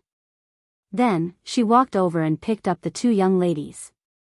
She patted the leaves and dirt off their bodies and said, Stop fooling around, I think there are people coming from that side. Xianxia spat out 2 mouthfuls of mud. Her gentle and quiet face had long turned into a dirty little kitten. She glared at the elf and asked, Who are they? Is it the diplomatic party? The elf's hair was messy like a bird's nest. Her eyes were red and swollen as if she had just cried. She looked at Xianxia fearfully and then said to the Roman, It must be those bad guys. Let's run, they are bad. There are only a few people. Their footsteps are very light. The Roman shook her head. It doesn't sound like them. It sounds more like short people like you. Those are subterranean dwellers. Xianxia thought of the subterranean dwellers that she had missed. Great, when they come, we will think of a way to catch them. Why do you want to catch them? The elf asked in confusion. Xianxia was too lazy to explain to her. She only threatened her fiercely. It's none of your business. Hide well with me. If you are discovered, you are done for. The elf was not afraid of anything, but she could not beat Xianxia in a fight. As the saying goes, a wise man knows better than to fight when the odds are against him. She could only keep quiet. The 3 of them quickly found a place to hide. Sure enough, not long after, there was a rustling sound of footsteps in the forest. The 3 ladies hiding in the wild pomegranate bushes saw a few bushes of incense in front of them suddenly split open, and then a few green-faced, fanged faces came out from behind. When the elf saw these faces, she was so frightened that she almost screamed. If Chiara had not hugged her and covered her mouth tightly, she would have screamed. Those were goblins. Roman and Chiara recognized them immediately. The elf's nose was covered by Chiara, and her face turned red. She kept winking at Chiara, but Chiara did not seem to see it. It took her a long time to break free. She could not help but gasp for air. Before she could protest, she could not help but ask curiously, "Aren't we going to catch them?" "It's me, not you," Chiara replied in a bad mood. "Besides, who wants to catch these smelly guys? They are just a bunch of goblins. So boring." "Huh." She suddenly let out a soft cry of surprise.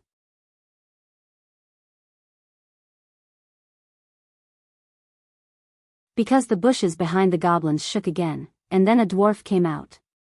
This made her very confused. Everyone knew that the dwarves and the goblins were enemies. However, this dwarf was wearing a wet alchemist's robe. He did not look like a captive of the former. Although he looked miserable, it seemed that his personal freedom was not restricted. The goblins around him looked more like his bodyguards. "Little elf, it's that dwarf," Xianxia whispered. The dwarf who fell asleep after falling down. The elf clearly recognized the dwarf. Chiara almost wanted to kill the two of them. She hurriedly pulled them back. Sure enough, a few spears came flying. Roman lowered her head, and a simple wooden spear flew past her hair and nailed into an unknown tree behind her. The goblins had obviously discovered that there were people behind the bushes. They screamed and threw the spears in their hands. They even pulled out their rusty scimitars and rushed over. Behind these goblins, two tall figures quickly appeared from the bushes. Ogres. Chiara bitterly grabbed the elf's pointed ears. "It's all your fault. We're going to become the ogre's lunch, you idiot." "Ouch, it hurts." Before the goblins rushed into the forest, the two little Lolas were already fighting.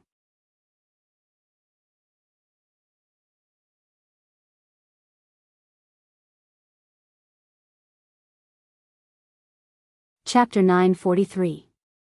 2 or 3 goblins at the front of the group screamed and rushed forward.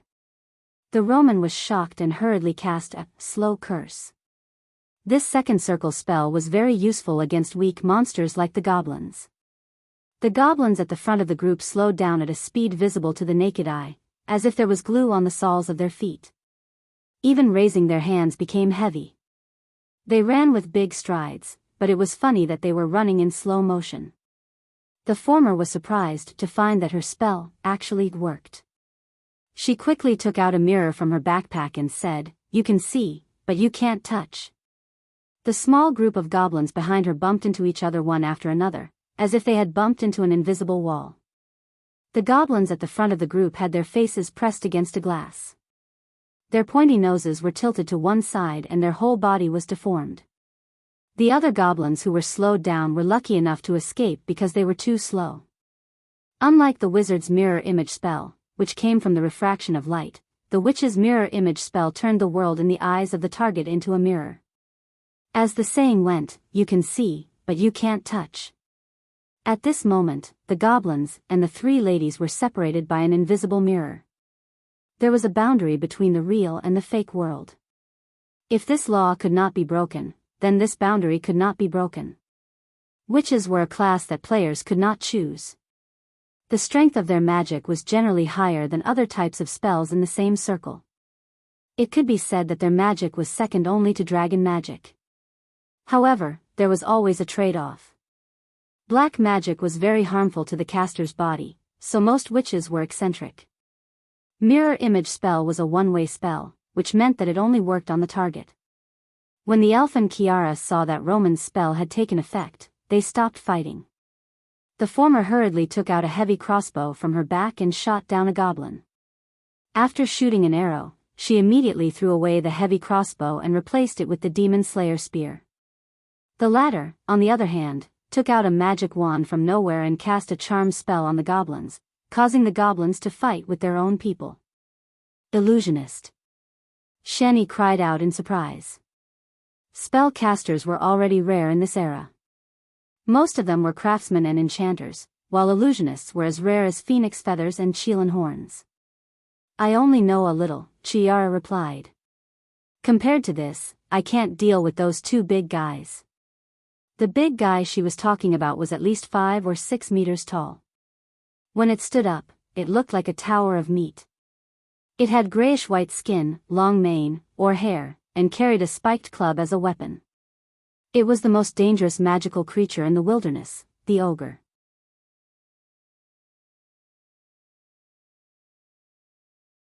The two ogres with fierce faces strode forward, crossing the dense bushes as if they were crossing a meadow.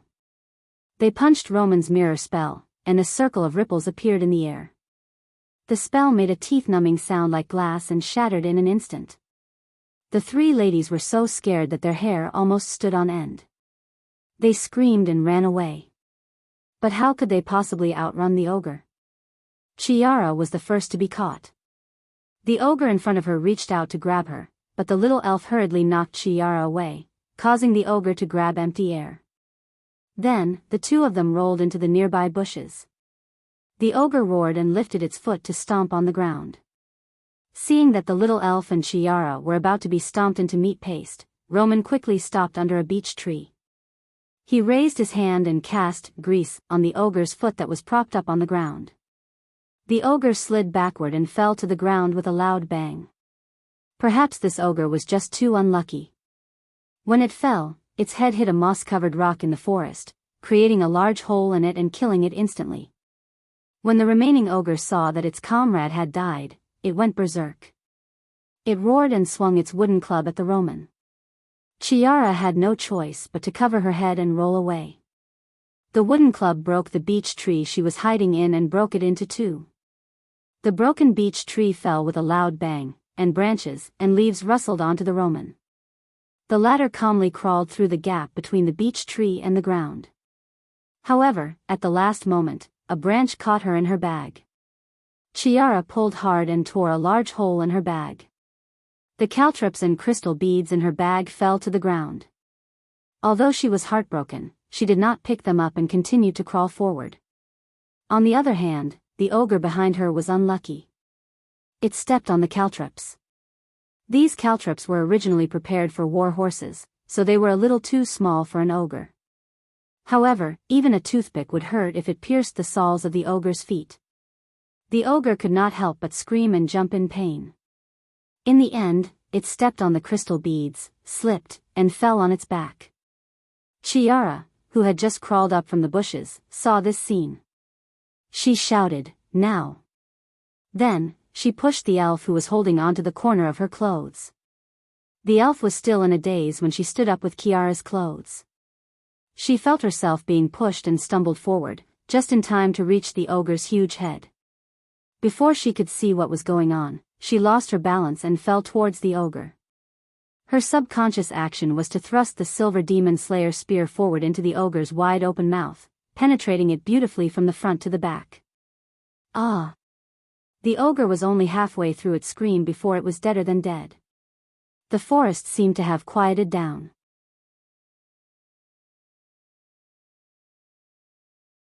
The goblins who were chasing after the ogre were dumbfounded when they saw this scene. As the saying goes, the fox uses the tiger's might to intimidate others. Even the tiger is dead, how could the fox use the tiger's might to intimidate others? For a moment, they stood there, not knowing whether to advance or retreat. If they advanced, they might not be able to defeat the three ladies. This was proven in the previous battle. However, behind them, Miss Chiara was waving her magic wand and pointing it at them. Yes, it's you. Now it was Chiara's turn to intimidate others. She loudly gave an ultimatum, "Hurry up and capture that shorty for me, and I'll spare your lives. If you want to run away." Humph. With the last word, Chiara waved the magic wand in her hand. A bolt of lightning struck a small sapling nearby, turning it into ashes. This spell was an elementalist spell. Obviously, it was a spell that came with the wand. The goblins immediately ran back the way they came, wailing like ghosts and howling like wolves. Not long after, they carried a short, fat dwarf who was tied up into a ball and appeared in front of Roman, Chiara, and Wisp. They threw poor Mr. Boris Anvil to the ground and stood in a row, trembling with fear. "It's you again." When Boris Fire Anvil saw the little elf, he couldn't help but flare up and struggle. Boris Anvil felt that he was really unlucky. Although he knew that this job was a little ridiculous, he felt that the risk was worth it for the sake of the money. He was just a small character. He was already favored by Gaia to be chosen by the big shot of the Empire to participate in such a huge plan. Besides, he was only responsible for a small part of the plan. There shouldn't be any big problems. He thought so too, but the nightmare started last night. To be exact, it started from the moment he saw these two seemingly harmless faces. First, he was sprayed with his proud alchemy work. Then, he was inexplicably thrown into the river. Poor old Boris. He had not touched water many times in his life, let alone swim. He hugged a piece of driftwood that flew out of nowhere and floated in the water all night, shivering. He finally met a group of goblins under Lady Shagos and fished himself out of the cold river. The precious alchemy potions and materials in his robe were almost all gone. He had not even set foot on dry and comfortable land for a few minutes before he was inexplicably beaten up by his own people and tied up like a dumpling. The Anvil family's dignity was completely gone. Before he could react, he saw the two little demons' faces again. "You damned demons, why did you make fun of me?" he shouted angrily. Before he could finish his sentence, Chiara kicked him hard, causing him to suck in a breath of cold air from the pain. "You know this short and fat guy?" Chiara pointed her magic wand at the dwarf's head and asked the elf. The elf glared fiercely at the dwarf.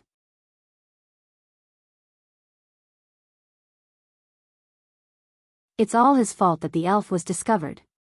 He even wanted to use that green powder to stun the elf.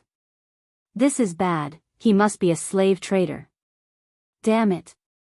How could you do that to such a cute little girl? Chiara whipped the latter's face. I hate slave traders the most. I'm not. Boris Anvil replied angrily. I'm a law-abiding citizen. You still dare to lie. Chiara whipped his big nose again, causing the latter to wail in pain. Let me ask you, do law-abiding citizens mix with goblins? Boris Anvil was slightly stunned and hurriedly denied it. I was caught by them. Humph. Chiara smiled triumphantly. Let me ask you, were you with him before? Faced with the little girl's knife-like gaze, the goblins hurriedly nodded their heads. Then was he caught by you? The goblins shook their heads in unison. Ouch! Said poor Mr. Polly Anvil, who was struck in the ear again, and wept with pain. I hate people who lie through their teeth the most, and with such little skill. Chiara poked the dwarf's forehead with her magic wand and said fiercely. This time, the dwarf was like a deflated balloon, deflated. This guy is mixing with the goblins at this time, he must be up to something. Chiara excitedly reported to the Roman beside her. The latter was looking at his torn leather bag with heartache and said absent-mindedly, oh. However, Chiara did not seem to mind at all. She continued, I think we can interrogate him properly. Maybe we can get some important information. Boris Anvil was shocked. Of course, he knew some secrets, but it would cost him his life if he revealed them. He hurriedly shouted, No, no. I am a noble, you have to treat the captive well. Before he could finish, he was whipped in the nose, causing him to cry out in pain and roll on the ground. Shut up, I didn't ask you to speak. Chiara obviously did not have the words, treat the captive well, in her dictionary. Then, she stepped on the dwarf and asked, let me ask you, whose subordinates are these goblins? Boris Anvil kept his mouth shut and stared at Chiara, not saying a word. Humph, I know even if you don't say it. Chiara rolled her eyes and thought of something. Goblins usually don't mix with ogres, it's not like there's a magical wave. If there's something similar to a magical wave nearby, there should be goblins and ogres in the army of Jorgendy Ridge. Boris Anvil stared at her in fear. Got it right? Ouch! Another red mark appeared on the dwarf's face. He could not help but cry out in grief and indignation, "Why did you hit me again? You should be the one to answer this question, but you didn't. I answered for you, so of course I have to pay, right?" Kiera smiled proudly, showing her sharp, snow-white teeth.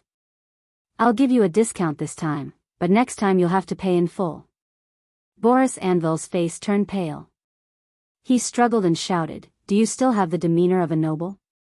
But before he could finish his words, he received a solid blow.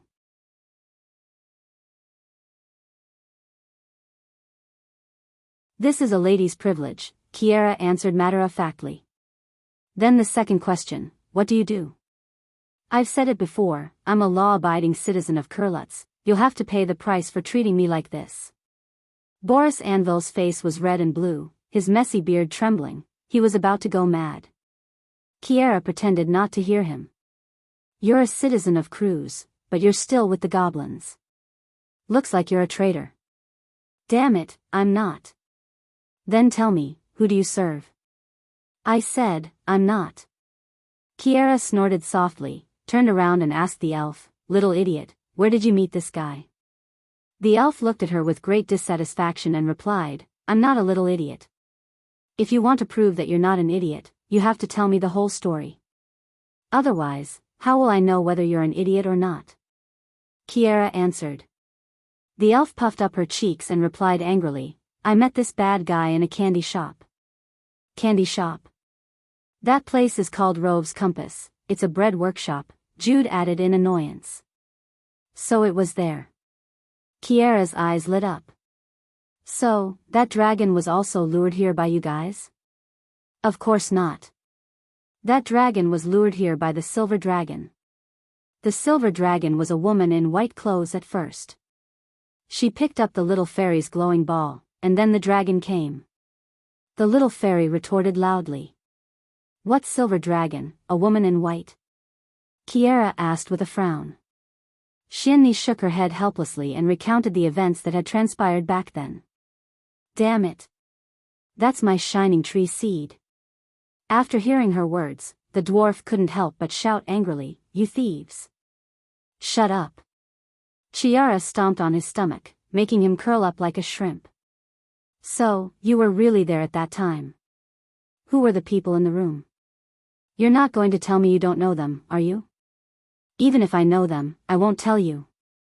Although Boris Anvil was sweating from the pain, he still answered firmly.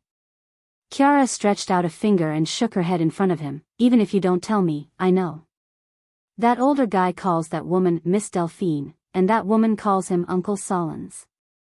That woman is the daughter of the Prime Minister of Kurlutz, and Solons is the captain of the guards of the Nidevan family. That young man is called Effie, and he is Solons' deputy. And you, it seems that you should also be the alchemist of the Nidevan family, Boris Anvil, right?" Boris Anvil looked at Kiera with fear, as if he was looking at a scourge. "You, who are you? How do you know so much?" Kiera patted the dwarf's chubby cheeks with her magic wand. "Don't pretend to be surprised. You haven't answered my question. How did you get together with the goblins?" Strange, Kiera muttered to herself. Could it be that even the Prime Minister has joined Georgiandy Ridge? Boris Anvil's face turned red and white. He was about to say something when Kiera interrupted him.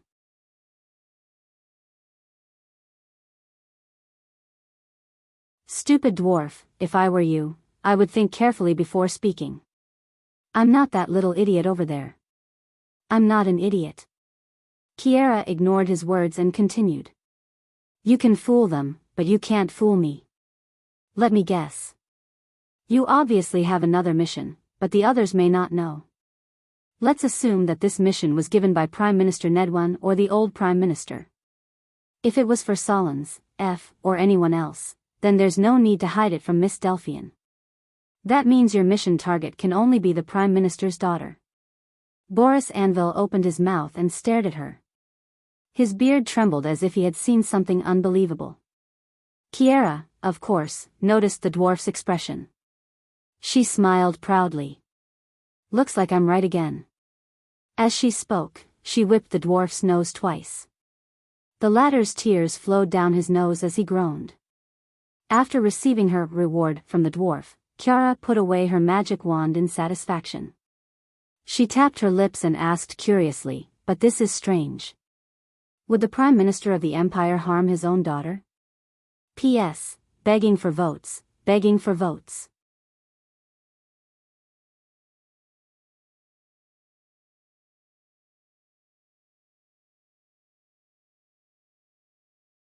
Chapter 944. Chiara muttered to herself. The Roman seemed to have regained her composure. She turned around and asked, "What are you talking about, Chiara?" "I know that woman. She's a bad woman. That's for you and that fellow." Chiara chuckled. "Although I can't rule out the possibility that the Prime Minister and his daughter don't get along, the possibility of that is very small. You can see that from the woman's arrogance and stubbornness. A daughter who isn't loved by her father wouldn't be able to do that, humph." Chiara snorted softly, obviously not having a good impression of the Prime Minister's daughter. However, the Roman did not ask her where she had seen the Prime Minister's daughter. Chiara quickly skipped the topic and stared at Boris Anvil. "In my opinion, it's more likely that this fellow is a traitor." Chiara stared at the pitiful Boris like a cat teasing its prey. Her beautiful sapphire-like eyes were filled with danger. In other words, Prime Minister Naidevan might not be the traitor, but this traitor is at least not far from the upper echelons of the empire. Burly Fire Anvil trembled. He had thought that the other party was just a capricious noble lady who was throwing a tantrum. As long as she vented her anger on him, she would let him go. As for the matter of the Prime Minister's daughter, he didn't dare to say a single word. He thought that he could get away with it, but he didn't expect that he was only half right.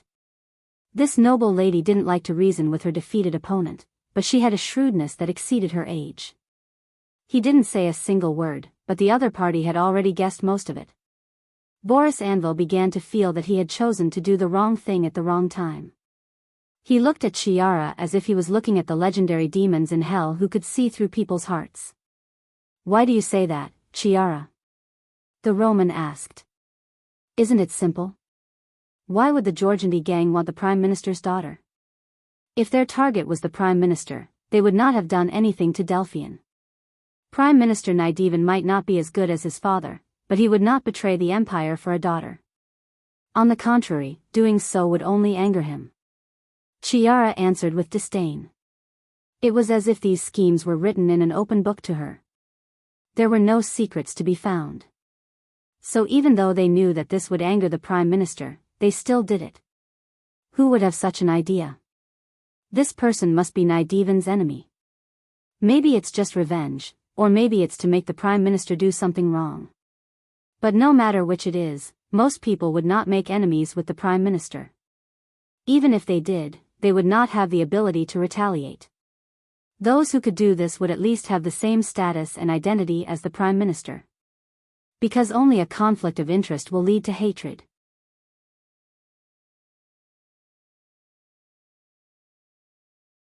A mediocre lower-class noble or a small workshop owner who works hard to make a living would never have anything to do with the Prime Minister of the Empire. Is that what you mean? The Roman answered with his unique businessman's logic. That's a good analogy. In fact, there are only a few people like that in the empire. There are only a few dukes, the commanders of a few large legions, the leaders of local nobles, or the higher-ups of the Holy Cathedral of Fire. Chiara nodded. The little elf was confused. She looked at the demon slayer spear in the mouth of the ogre, thought for a moment, and pulled it out in disgust. Then, she rubbed the spear on the nearby grass, trying to clean up the dirty blood. Chiara raised her eyebrows as if she had found a new point of suspicion. There's something more interesting. This guy is with the goblins, and he's related to Georgiandy Ridge. She poked the dwarf's big nose again with her magic wand. It's more likely that the person who is related to Georgiandy Ridge isn't him, but the big shot behind him. That's interesting. Someone in the Empire's high-ranking officials has betrayed the Empire. No wonder Georgiandy Ridge's invasion was so timely, and the situation on the surface was so clear. Stop talking, you demon. Boris's face turned ashen. How dare you tell me to shut up? It seems that you still don't understand your situation, Chiara said fiercely. But when she saw the dwarf's pleading expression, she changed her mind. All right, since you're so pitiful, I won't say anything. But in exchange, you have to tell me what you plan to do to that woman, Delphian. She has a grudge against that guy, but she appeared at this place at this time. You're not going to tell me that it's a coincidence, are you? It's Count Delphian, the dwarf said, trembling. His son, Elman, died because of that heroine, but he believes that Miss Delphian was the one who instigated his son to avenge Vahina. That's why she should be responsible for it. He deliberately lent the Demon Slayer spear to Miss Delphian in the hope that she would perish together with that heroine. What's the Demon Slayer spear? Roman asked. It's a weapon that's been passed down in the family for generations. I heard that it's almost as powerful as a subdivine artifact. Ah, then will Brando be fine? The merchant girl was shocked. Don't worry. That guy is so lucky that even a demon can't kill him. A mere Demon Slayer spear won't be able to do anything to him, Chiara said disdainfully. She stepped on the dwarf with the tip of her foot. Count Floyd hopes that the Prime Minister's daughter will perish together with that guy. What, does the Demon Slayer spear have the ability to self-destruct? I don't read much, so don't lie to me. Boris shuddered. Miss Delphian wanted to wait for that heroine to arrive at the imperial capital before making her move.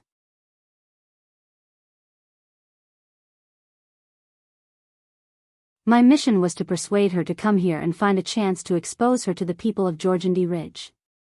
How did you persuade her? Tell her that the guy won't go to the imperial capital because he's leading the subterranean dwellers to cause trouble for the empire. He'll fight his way to Rushta, and even if he can't, he'll retreat to Erewhon. Tell her that the people of Erewhon and Georgandy Ridge have formed an alliance with Tokunin, right? Let me think, that guy has a team of subterranean dwellers as his bodyguards. This way, this scam doesn't make sense. Chiara analyzed word by word while tapping her wand. Boris seemed to have heard something unbelievable. He couldn't help but open his mouth wide. Chiara's analysis was exactly the same as their original plan. But there's still a question. How did Count Floyd know that the people of Georgandy Ridge would appear here? Because he's a traitor? The elf interrupted in a daze. Poor Boris seemed to have just thought of this question. He looked at Chiara with pleading eyes, hoping that she would be just a little bit stupid or just confused for a moment. Unfortunately, Chiara disappointed his hopes. She shook her head confidently. If Count Floyd is a traitor, why would he offend the Chancellor over such a small matter? Wouldn't that be exposing himself? This guy's mouth isn't honest. The way I see it, Count Floyd is most likely kept in the dark. He's just being used. She looked at Boris mockingly. I didn't know that you were a multi-faced spy. This person wants to deal with the Chancellor of the Empire and has Count Floyd take the blame for him. He seems to be a big shot. Can you tell your employer who he is?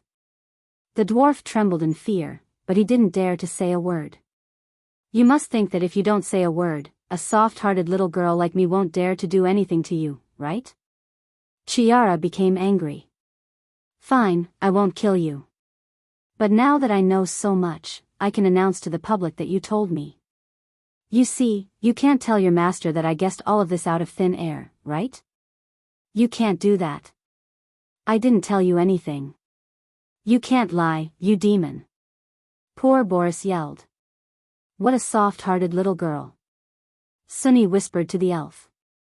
Both of them shuddered. You can't stop me from saying this, just like I can't force you to speak, Chiara said to the dwarf. But if you tell me the cause and effect, I can let you go. No one in this war knows that you're still alive, right? The dwarf breathed heavily, but he still didn't dare to speak. It seems that the person behind the scenes has made you very afraid. You are so afraid that even if you hide your identity, he will still be able to find you. This person must have unimaginable power. In this way, although you did not say anything, the number of people we suspect has decreased further. There are only 2 or 3 people.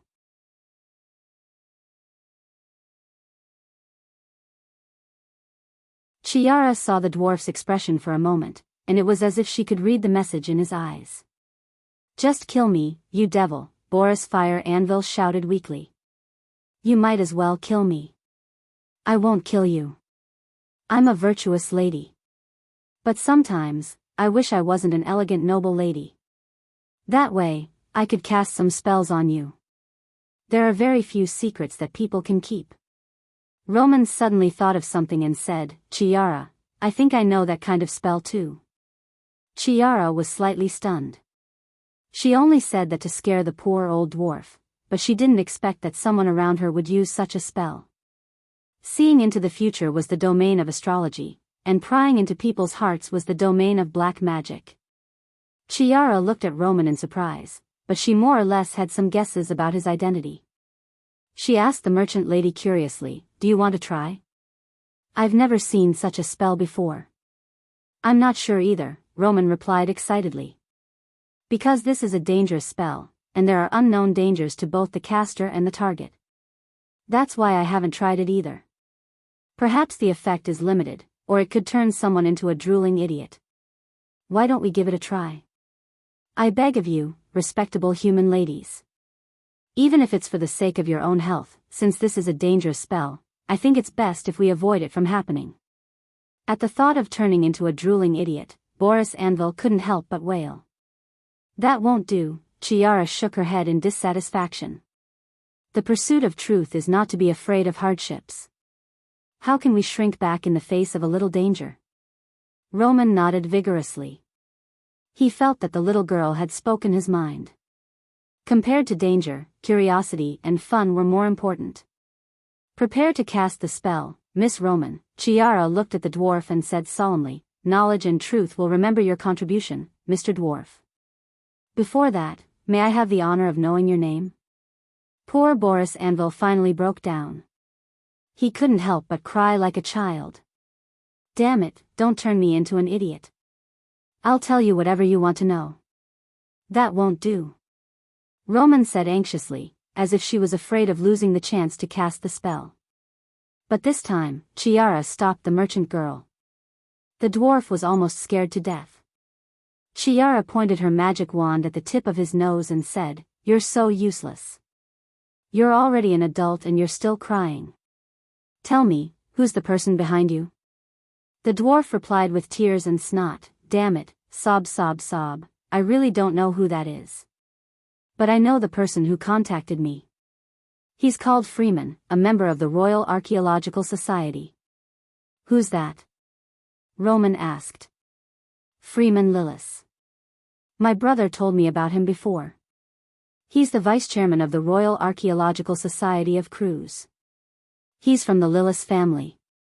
Have you heard of this family? They're part of the Cecil faction.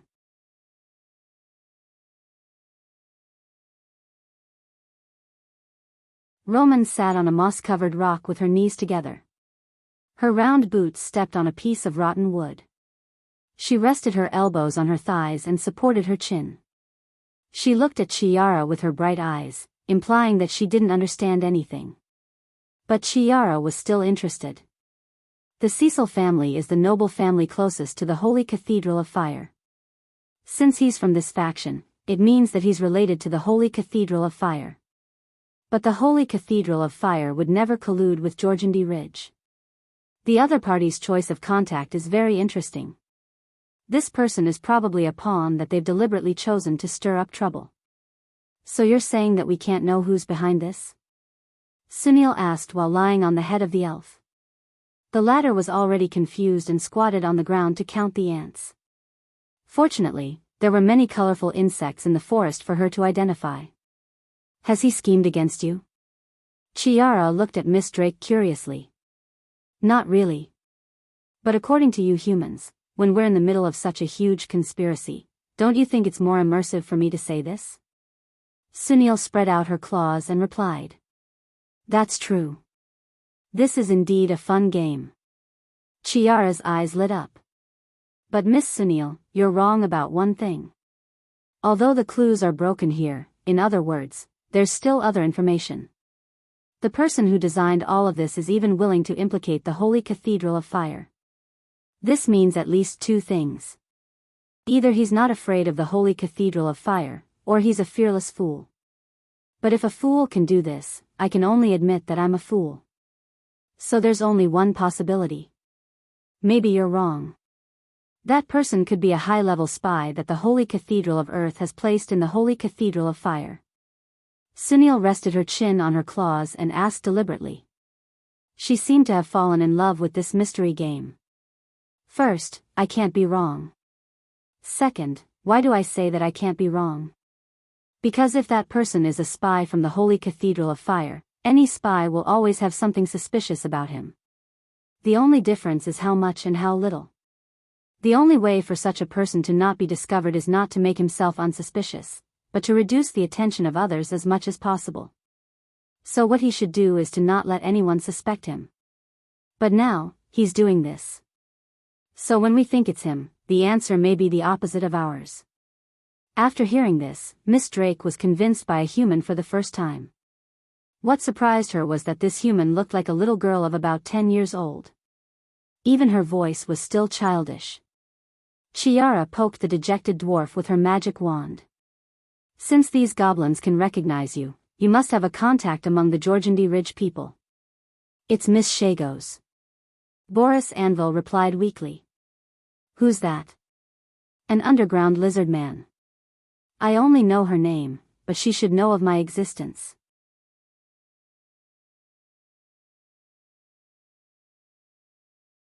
That means she knows about your mission, or at least knows that you're here for some reason.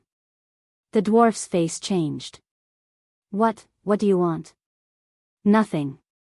You can rest first. Chiara smiled proudly. She turned around and raised her hand to give Roman a high five. Don't you need to cast that spell? Roman asked curiously as he hugged his bag. Not for now. Chiara shook her head. But do you really know how to cast that spell? I know a little, but the so-called mind-reading spell can only tell a person's current emotions. For example, whether you are angry or happy, this spell can reveal your true emotions and let the caster feel it.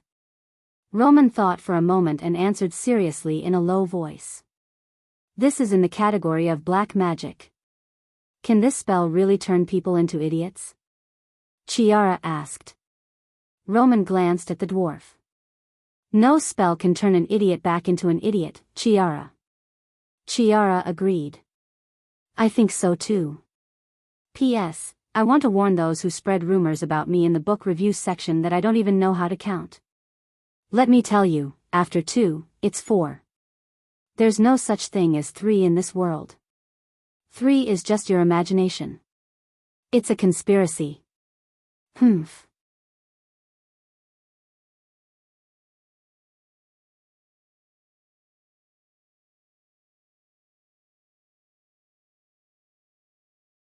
Chapter 945. The Shire. Here we are. Hippamra. I'm here, my lord. Lady Maynard. The female knight hid behind a dragon blood tree and nodded to Brando from afar. Translator, Nyoibo Studio Editor, Nyoibo Studio. The afternoon sun filled the entire valley, but the valley was silent. Looking down from the dense branches, the first thing that came into view was a slender and beautiful back. Dark and shiny scales were arranged closely in order, followed by a pair of huge bat wings and a curled neck. At the top of the neck was a skull. It was a dragon. She lay quietly in the valley, and her huge body almost filled the whole valley. Some small creatures were busy around her. On the light screen where Charles was using the peeping spell, goblins, earth goblins, and some kobolds were shown. The giant dragon seemed to be resting. Its rubbery eyelids were lowered, and it was motionless. Only its long tail was wagging occasionally. Earl Alcorn looked at the elegant and huge creature with some fear. This dragon was slightly smaller than the one they saw last night. It should be the black dragon that left alone. At his signal, Sir Cooper asked, "What should we do, Mr. Captain?" Mr. Captain. Since last night's battle, this title had become the official title of the surviving nobles of Cruz to Brando. Brando understood that this subconsciously represented the rise of his status in the hearts of these people, but it was hard to say how much this rise would do. He also glanced at the valley, then shook his head gently. This dragon happened to cut off their path, which was really unfortunate. It's lying here basking in the sun, which means it hasn't found us. Maybe it's resting, or maybe it's waiting for Malthus. We'll wait until evening. If it doesn't move by evening, we'll have to find a way to take a detour. He turned back to Yuta and said, "Be careful of its servants. Don't let the goblins and kobolds find us. Gather everyone, hide in a valley, and set up a perimeter. Don't be afraid to kill. The dragon is unlikely to remember its humble servants. As long as there are some left, it won't be suspicious." Yuta carefully remembered every word, and her sexy figure disappeared into the dense forest. Cooper couldn't help but look in that direction greedily. A squirrel crawled on Brando's shoulder all the way to the ground, then it turned its head, raised its little head, and stared at the Roman with its black eyes. This was White Mist.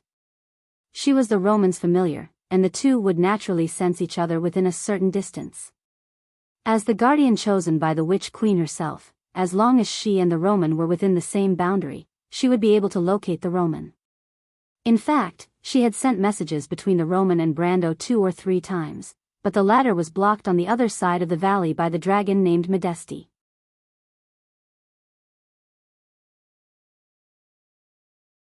The Roman first asked her to deliver the message, including the dwarf's confession and Chiara's speculation.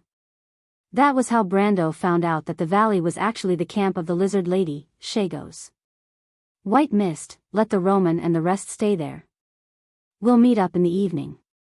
Tell them to be careful, don't run around, and don't cause any trouble. Okay. White Mist was silent in front of anyone, as if she only had the patience to answer with an okay, in front of Brando or the Roman. The little prince, who was squatting beside Brando, was itching to stroke the squirrel's furry head with his fingers.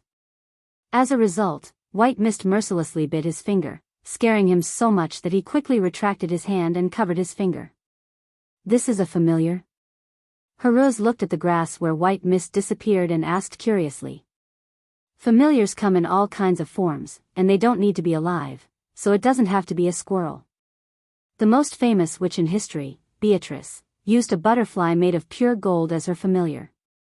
Brando replied. He touched the latter's head and replied somewhat dotingly, "You will also have a familiar. Although not every wizard has a familiar, I will definitely find you the best one." "Thank you, teacher." Haruz's eyes widened. "But teacher, can I have a squirrel as my familiar? Why do you like squirrels so much? They look cute, don't they?" The little prince replied with a red face. Brando held his forehead, almost defeated by this prince. He thought to himself, do you dare to have some normal hobbies, such as a mighty shadow cheetah or something, or a cool colorful salamander that can make its owner invisible, or a dragon as your familiar like Tumen? Isn't that what a boy should aspire to? He patted Haruz on the shoulder. "I'm afraid not." "Oh," Haruz looked very disappointed. Brando smiled slightly. As a teacher, the proudest thing was to meet a good student.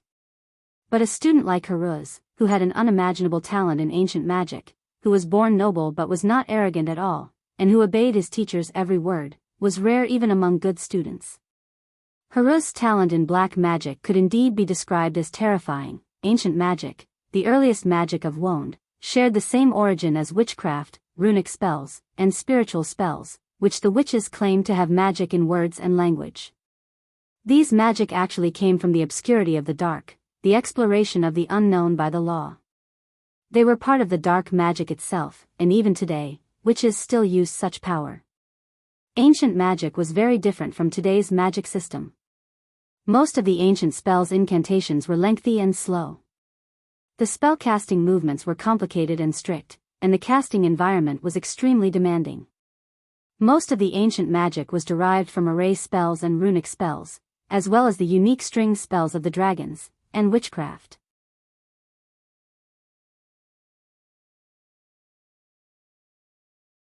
The most important part of casting ancient magic was to display runes and formations, which were only used in array spells in today's magic system. In fact, There were simplified ways to shorten the casting time by drawing a magic circle in advance, but this method did not work in the ancient magic system. Ancient magic required the spellcaster to be able to instantly form a magic circle and display the correct runes at the same time. This required a wizard's innate talent to reach a terrifying level. It required extraordinary magic sensitivity, namely the bloodline attribute, as well as terrifying elemental sensitivity, to accommodate countless runes under the 4 major elemental laws, as well as an almost limitless capacity for the spirit, namely the mana pool. Otherwise, one would not be able to activate those astronomical spells. As early as the Age of Silver, there were very few people who could master ancient magic, but all this was easily solved for Haruz. Brando suspected that the young prince's talent was the Twin Pact, or something like the Blue Calamity. He had never seen Haruz overly tired from casting spells, which meant that he could practice spells from morning to night without the help of the Wizard Tower's mana pool, and he could still be as energetic the next day. Similarly, an apprentice could master 7 to 9 runes, depending on their talent. Most players could learn elemental magic or rune magic at a fixed rate of 10, which was already considered an extraordinary talent in the eyes of the NPCs. When Romain learned witchcraft, he mastered 15 runes during his apprenticeship, which made Brendel extremely jealous. As for the young prince, he had mastered 14 runes so far. The reason why he was one less than the Roman was that Brando and the Wind Empress could only teach him that much in the past 3 months. That was to say, the young prince had mastered as much as they taught him. Haruz could only perform some small tricks now, and he was not even an apprentice. He could only be considered a beginner. Who was the protagonist here? For a moment, Brando could not help but doubt his own life. He suspected that he might have transmigrated to this world to open the door to the young prince's future. And in all kinds of stories and legends, people like him usually didn't have a good ending. If this story was evil, then he would definitely be pierced through the heart by the little prince in the future, and then the latter would say something very cool, for example, "Teacher, now I don't need you anymore," or something like that. If this story was night-oriented, then he would most likely die in front of Haruz because of something, and then the latter would finally wake up and embark on the path of the strong. Brando glanced at the young prince's delicate face and thought that it was most likely the second development.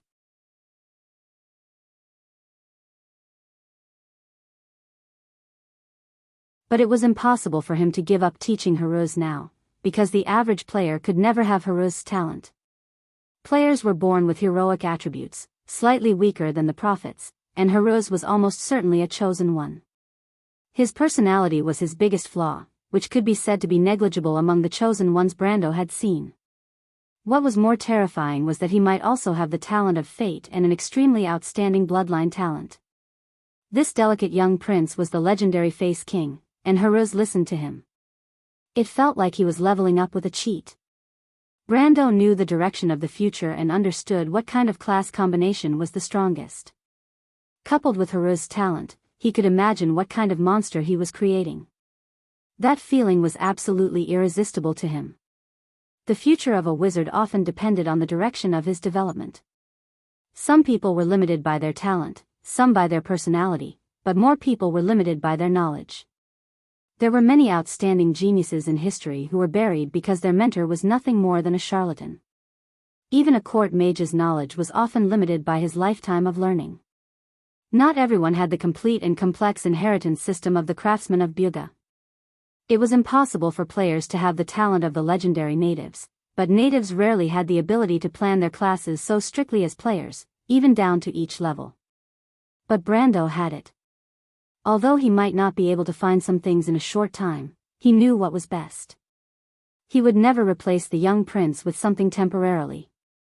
Some things, once missed when laying the foundation, were likely to become a lifelong regret. Brando wanted to see how far his student could go in the future when the two were combined. As far as he knew, there were several body-level wizards among the players, but their talent was not as abnormal as Haruz's. Of course, Haruz and even his sister did not know what kind of path his teacher had prepared for him. For him, what he was worried about now was how to become a qualified king. The throne was an annoying burden for him, far less interesting than following his teacher to other countries. Although the journey was full of danger and fear, it was very exciting. After answering Haru's question, Brando glanced at the valley again, as if to confirm the terrain or the distribution of the lizardmen's camp. This was like a natural habit for him, a subconscious behavior. After memorizing the nearby terrain, he waved to the others and motioned everyone to retreat into the dense forest. After the group quietly retreated into the bushes, the Shire stopped peeping. Brando asked the others, "How was it?" "I smell a conspiracy, my lord," the Shire replied. "Nonsense," Brando reprimanded angrily. "Two of the three dragons, plus Queen Medusa, have already appeared in the surface world."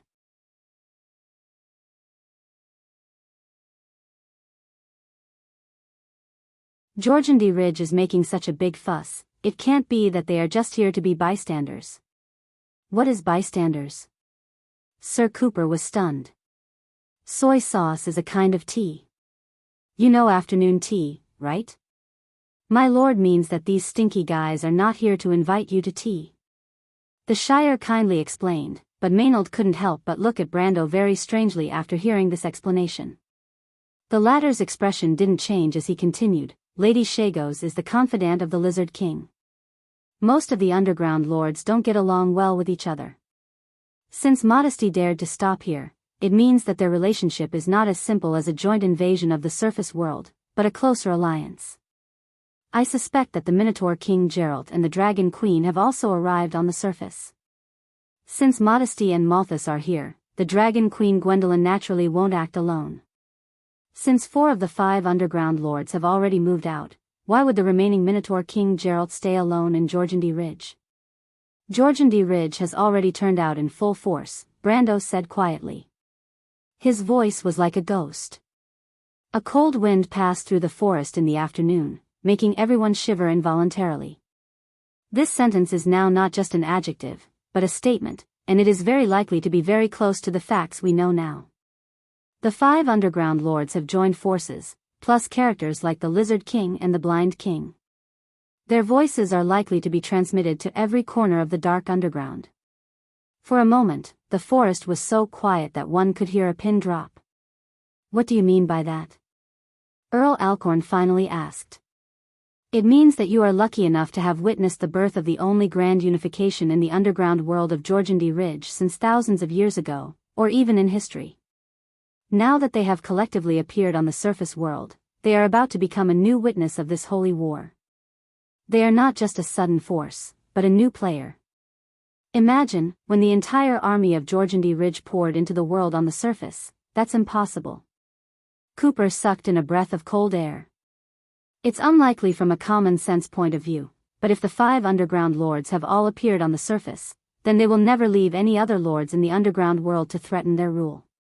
These underground lords are all cunning and astute. I don't think they are inferior to all of you here," Brando replied. Earl Alcorn chose to remain silent. "But what's their reason for doing so?" Cooper asked. "They have been in the underground world for thousands of years." "I'm not sure about that," Brando shook his head. "But there may be someone in the Empire who knows." "You mean the person who attacked little Nydiven's daughter?" Earl Alcorn asked. Brando nodded. For a moment, no one chose to answer.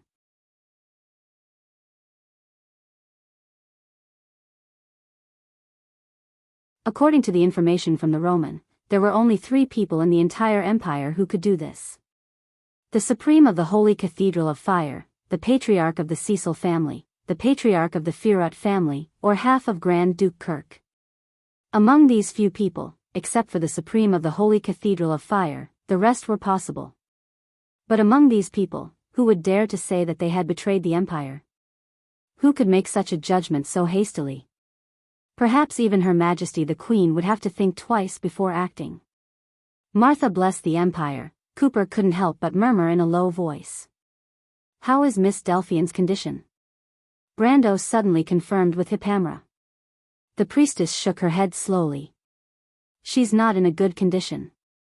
Her wounds are suppurating, her lungs are infected, her fever is very high, and all her organs are beginning to fail. I've performed a dispelling spell on her, but the effect is not obvious." What did the people of Georgiandy Ridge want from Delphian? Brando couldn't help but feel a little strange for a moment. The sooner the crew's people found the traitor, the sooner they could reverse the situation of the battlefield. But this cold dagger was hidden so deep that the fate of the entire empire was tied to a dying, paranoid woman. It was hard not to think that this was a punishment for the arrogance of the crew's people, just like the Myrna people in the past. P.S. Begging for monthly votes. You're tuning into the Carefree Valley YouTube channel. Don't forget to subscribe and join us on this journey to catch the most captivating stories.